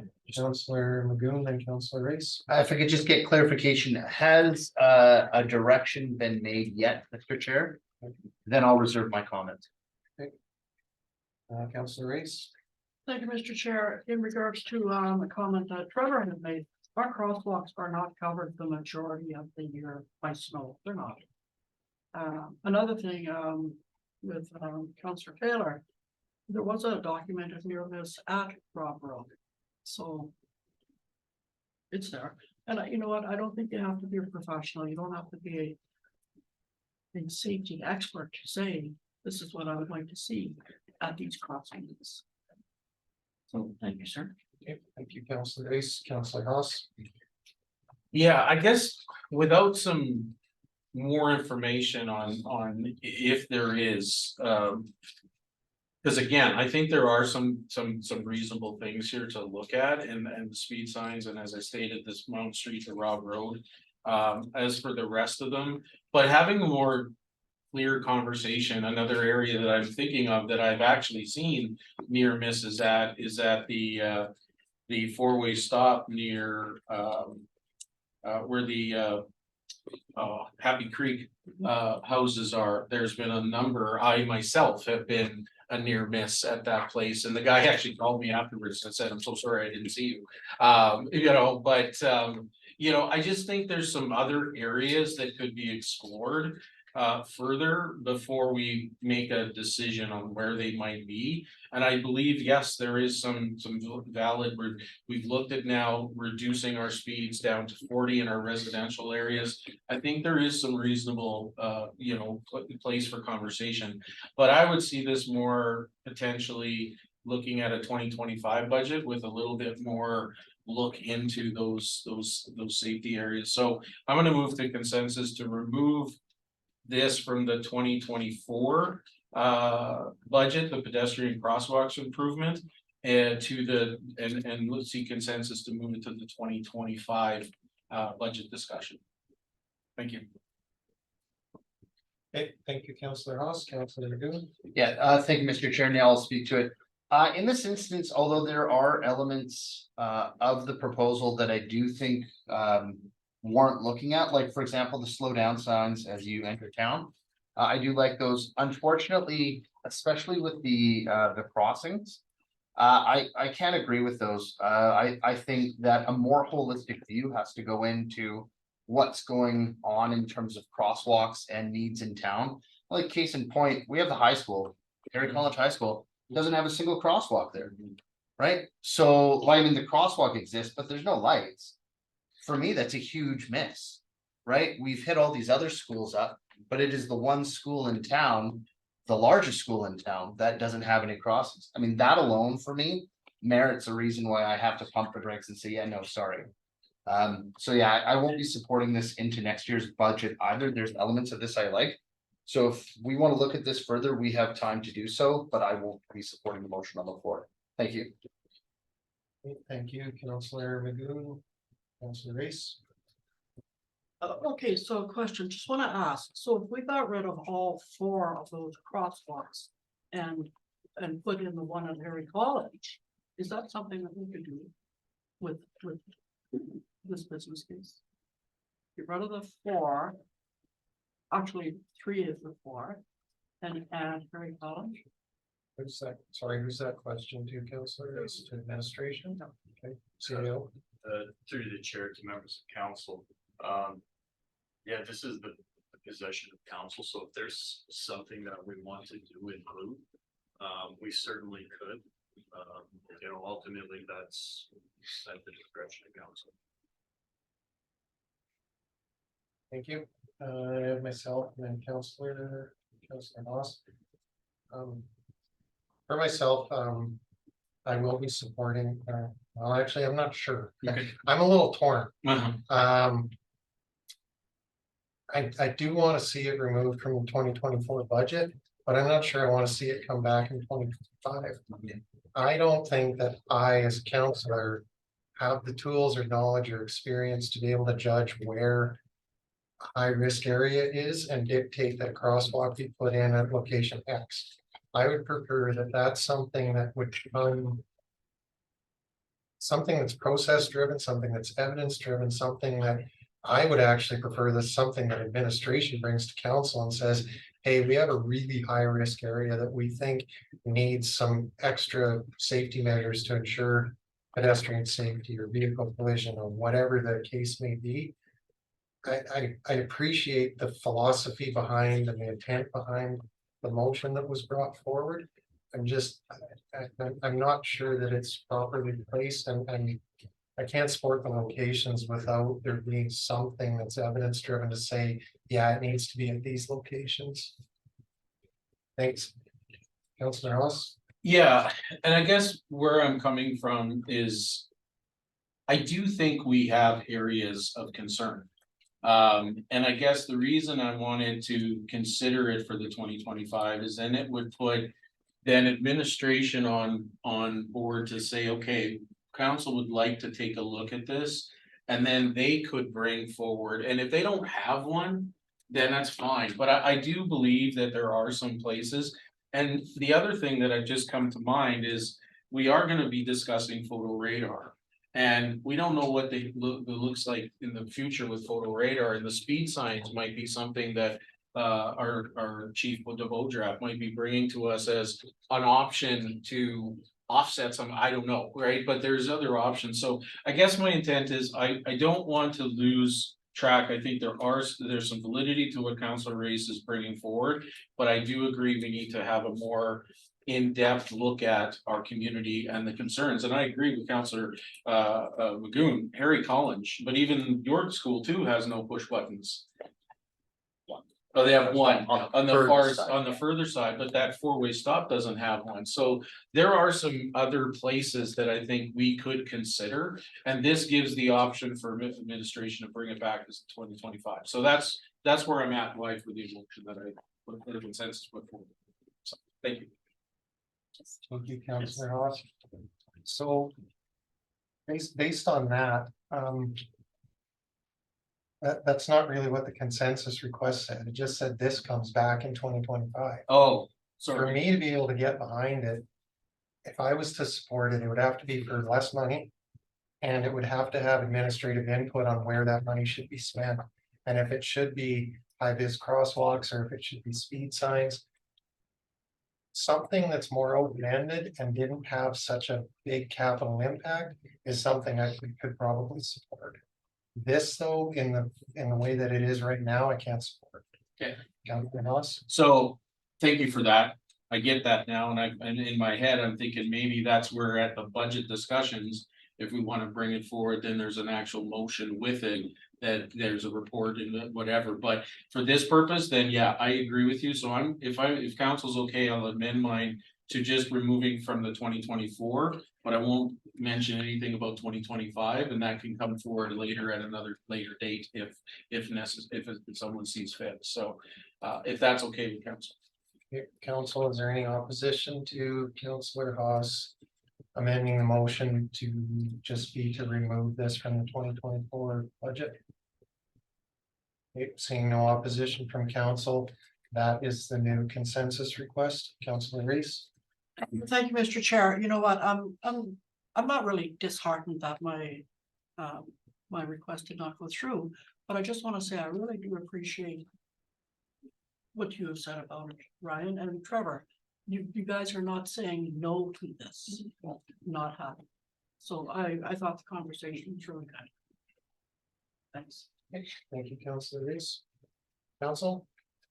Anything further? Okay, seeing nothing further from council, then we will call the question. The consensus request to remove pedestrian crosswalks improvement from the 2024 budget. Council, all those in favor of removing it? And that is carried unanimously, so that is removed from the 2024 budget discussions. That brings us to our next one. Our movie projector. Chair, if I could, we are perfectly on time with 10 minutes left and two of the CPPs to go through. So I just wanted to remind everybody of the time, and I know that there was hard stop at 9 o'clock. So George, whoever organized this, did a good job. Well done. Sorry, Councilor Haas. Well, I don't know what administration's plans are with this one. This was one of mine, so to cut some time out, I could probably just speak to it and then get some council's thoughts on it, but it's up to administration. Who's presenting, who did the Yeah. research work? There you go. Okay. Okay, go ahead. Thank you through the chair to the rest of council. I'll defer to Councilor Haas as well. Just a quick overview. The suggestion was that town of Hinton look into purchasing an outdoor movie screen for town programming and rental to other organizations to promote community engagement and gain a new revenue stream. There was use of outdoor movie screenings during COVID that was quite successful, and people really enjoyed it. And I think people would still be interested in having screenings outside. So their administration was able to source the appropriate level of equipment, which is a 40-inch air screen that you see there pictured. Inflatable, and which comes with the drive-in console. It would also require, this setup would also require the town's speakers from the in-house rental inventory to complete the package. So just high level pricing is approximately $60,000 for new, but we also came across a used offering of $20,000. Concerns are the cost of rental to recover the costs. You know, that would be high if we were trying to cost recover the whole amount. And the other concerns our capacity for storage and for support from the events coordinator. Because we only have one person doing that work, and this equipment is sensitive and needs constant attention while it's up, getting set up, getting taken down. So those are the high level points. Council has a wish to add. Nothing really to add, but the fact, I guess the one thing and the reason it was brought to my attention that, you know, it would be nice to have more family oriented things we can do in the community, bring a lot of people out. It also is an opportunity for possible groups to rent and fundraise for themselves. You know, you know, I looked at the one thing we have is the showmobile here, but that's limited to what it's capable of doing. This gives another option, but I mean, this is why I like this process, because I didn't know what the cost would be, and you know, when it comes to the films and getting the movies and the licensing and the liabilities, so I'm not sure, you know, this is actually feasible at this time, just with the logistics of it. You know, but I would encourage maybe we look at the town look at more often bringing a rental here that involves another group potentially, you know, maybe 2-3 times a year, but based on what I've seen in the numbers here, I'm not certain that's something that our organization would like to take on at this time, but I'm interested in what the rest of council feels, so. Thank you. Thank you, Councillor Haas. Councillor Taylor. No, I appreciate your sentiments about what you're trying to do here. I just, I wouldn't support this. I mean, I think there are ways to do this without the town getting involved, because I don't see the town as being in the movie business. I see us being in the water, the sewer, whatever business. But I mean, if a nonprofit was to, like say the Rotary Club, buy one of this and then come to us for a community grant for X number of thousands to buy this and then use that as a fundraiser, that would be an avenue that I would think would be appropriate to bring something like this forward. But to have something like this in town, by all means, I think is a good idea. I just don't think the town should be involved in doing it. Right. So I appreciate the sentiment. Thank you. Thank you. Thank you, Councillor Taylor. Councillor Lagoon. Yeah, I would just move to or seek consensus to exclude the outdoor movie projector and screen from the 2024 budget. But you know, I want to echo the same sentiments as Councillor Taylor. I think it's a great idea. I wish it wasn't so expensive, or I wish somebody else was doing it. Yeah. Thank you, Councillor Lagoon. So council, we do have a consensus request. Council, any comments or questions? Okay, seeing none, we will call to question the consensus request to remove outdoor movie projector and screen from the 2024 budget. All those in favor of removing, please indicate. And that's carried unanimously, so that is removed from the 2024 budget discussion. That brings us to our last one, Switzer Dog Park. Thank you, and through the chair to the council, this green space, this dog park has been suggested for the green space between the Hinton curling rink and the Hinton Community Gardens. It is an underutilized town property that can easily be converted to a dog park if the community so desires. Currently, we have an off-leash facility at Mary Rummer Park, but it is unfenced. And it is also at the easternmost end of the community, not convenient to, for example, people at the mobile home park. One of many of them, actually. The proposed design, which is laid out here, just basic design. Consists of chain link fencing around the perimeter for large dogs and an inner separate fenced area for small dogs only. Each of those areas would have to have a Sally Port type gate so that you could enter and unleash and then releash and exit safely. We'd also need equipment gates and probably a little screening from the highway. The current dog park is heavily used and it's valued amenity. These are actually very interesting amenities in most communities because they're becoming the social hub for the young 20 and 30 somethings that are all having their dogs in their meeting, and you're getting all kinds of social groups happening at dog parks. So by and large, it is an inexpensive social facility. It is also promoting outdoor activity. So there are some concerns. Currently, the mowing is quite easy there. This would obviously complicate that quite a bit. The area is used from time to time for things like show and shines and overflow parking during mill shutdowns. We have used it for camping during the event. And the operating costs are something that I think that should be noted. Currently, the capacity of the Parks Department is, I couldn't give you empirical evidence or data about it, but it seems over subscribed. And to bring something like this in would probably require additional staffing be added. Other than that, they're very simple. And the costing that we're looking at there is cut off from my 102.5. 105. Thank you very much. And I'm sorry, I don't remember which counselor is brought this forward. Counselor.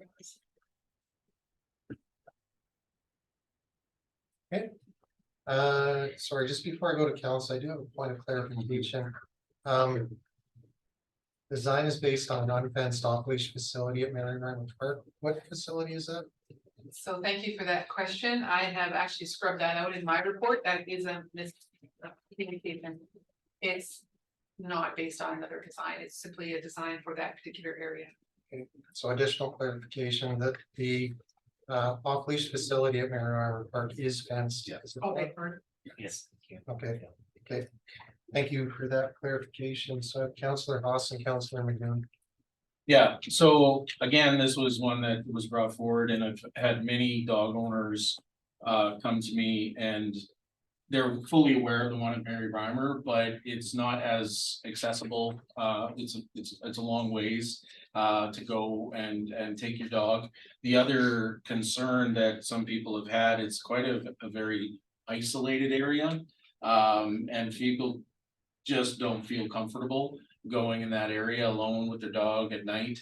They never know quite sure who's down there and everything. So it was brought forward to me by a number of dog owners that they would like to have another place to or opportunity to have an off-leash dog area.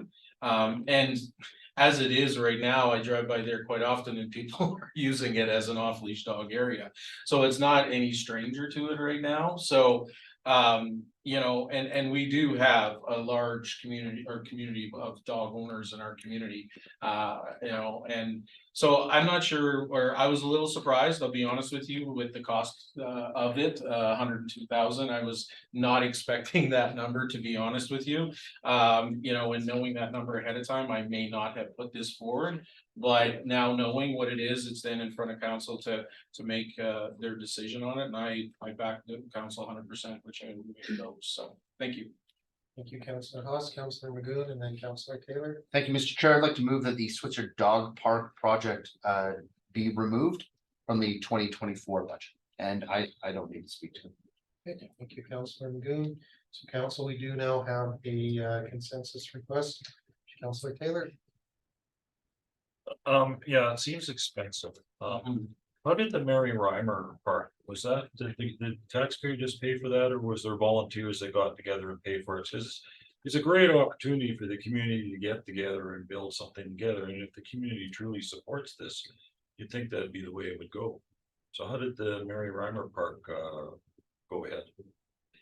Thank you through the chair of the rest of council. I couldn't speak to that directly tonight. I do understand that community groups are the people that develop the amenities at Mary Reimer Park, not the town. And I want to just clarify a little bit here. The primary cost here is the chain link fencing. The installation is one thing, but the actual purchase of chain link fencing, because of the height required, and just because it has to be chain link, nothing else really does it. And the gates, and that is the main part of this cost. I would also say the life cycle on it is quite long.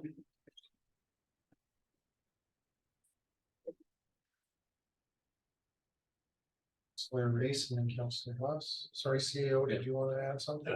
Sorry, Chair. The only thing I was going to add to that point is to a large degree, going to that dog park, it appears that it was corporate sponsored as the funding source for that. The Mary Reimer Park. Okay, thank you. Councillor Race. So I just want to say I will support this motion. However, I think Trevor, your idea of a second dog park is an excellent idea. I think it should be on the hill. And earlier today, we talked about what are we gonna do with Aerith? Might be a plan. Thank you. Okay, thank you, Councillor Race, Councillor Haas. Yeah, and thank you, CEO, for that. It was a volunteer, it was sponsorship, and it was volunteers that put up the other one. I was involved in it, putting up the fence and everything, and But I do know that, and now the town is responsible for the maintenance of it. It got forwarded over to us and we take care of the maintenance of it as well. But I do know the person that orchestrated all that, and in hindsight, they probably would have liked to more include the town in it, and the spot it was in. Because at the time it was very convenient for that person and other people around, but they're not necessarily for everyone, and it was a good spot for, it wasn't being used, but yeah, I do appreciate it, and I appreciate Councilor Reese's comments for the Aerith Park area potentially.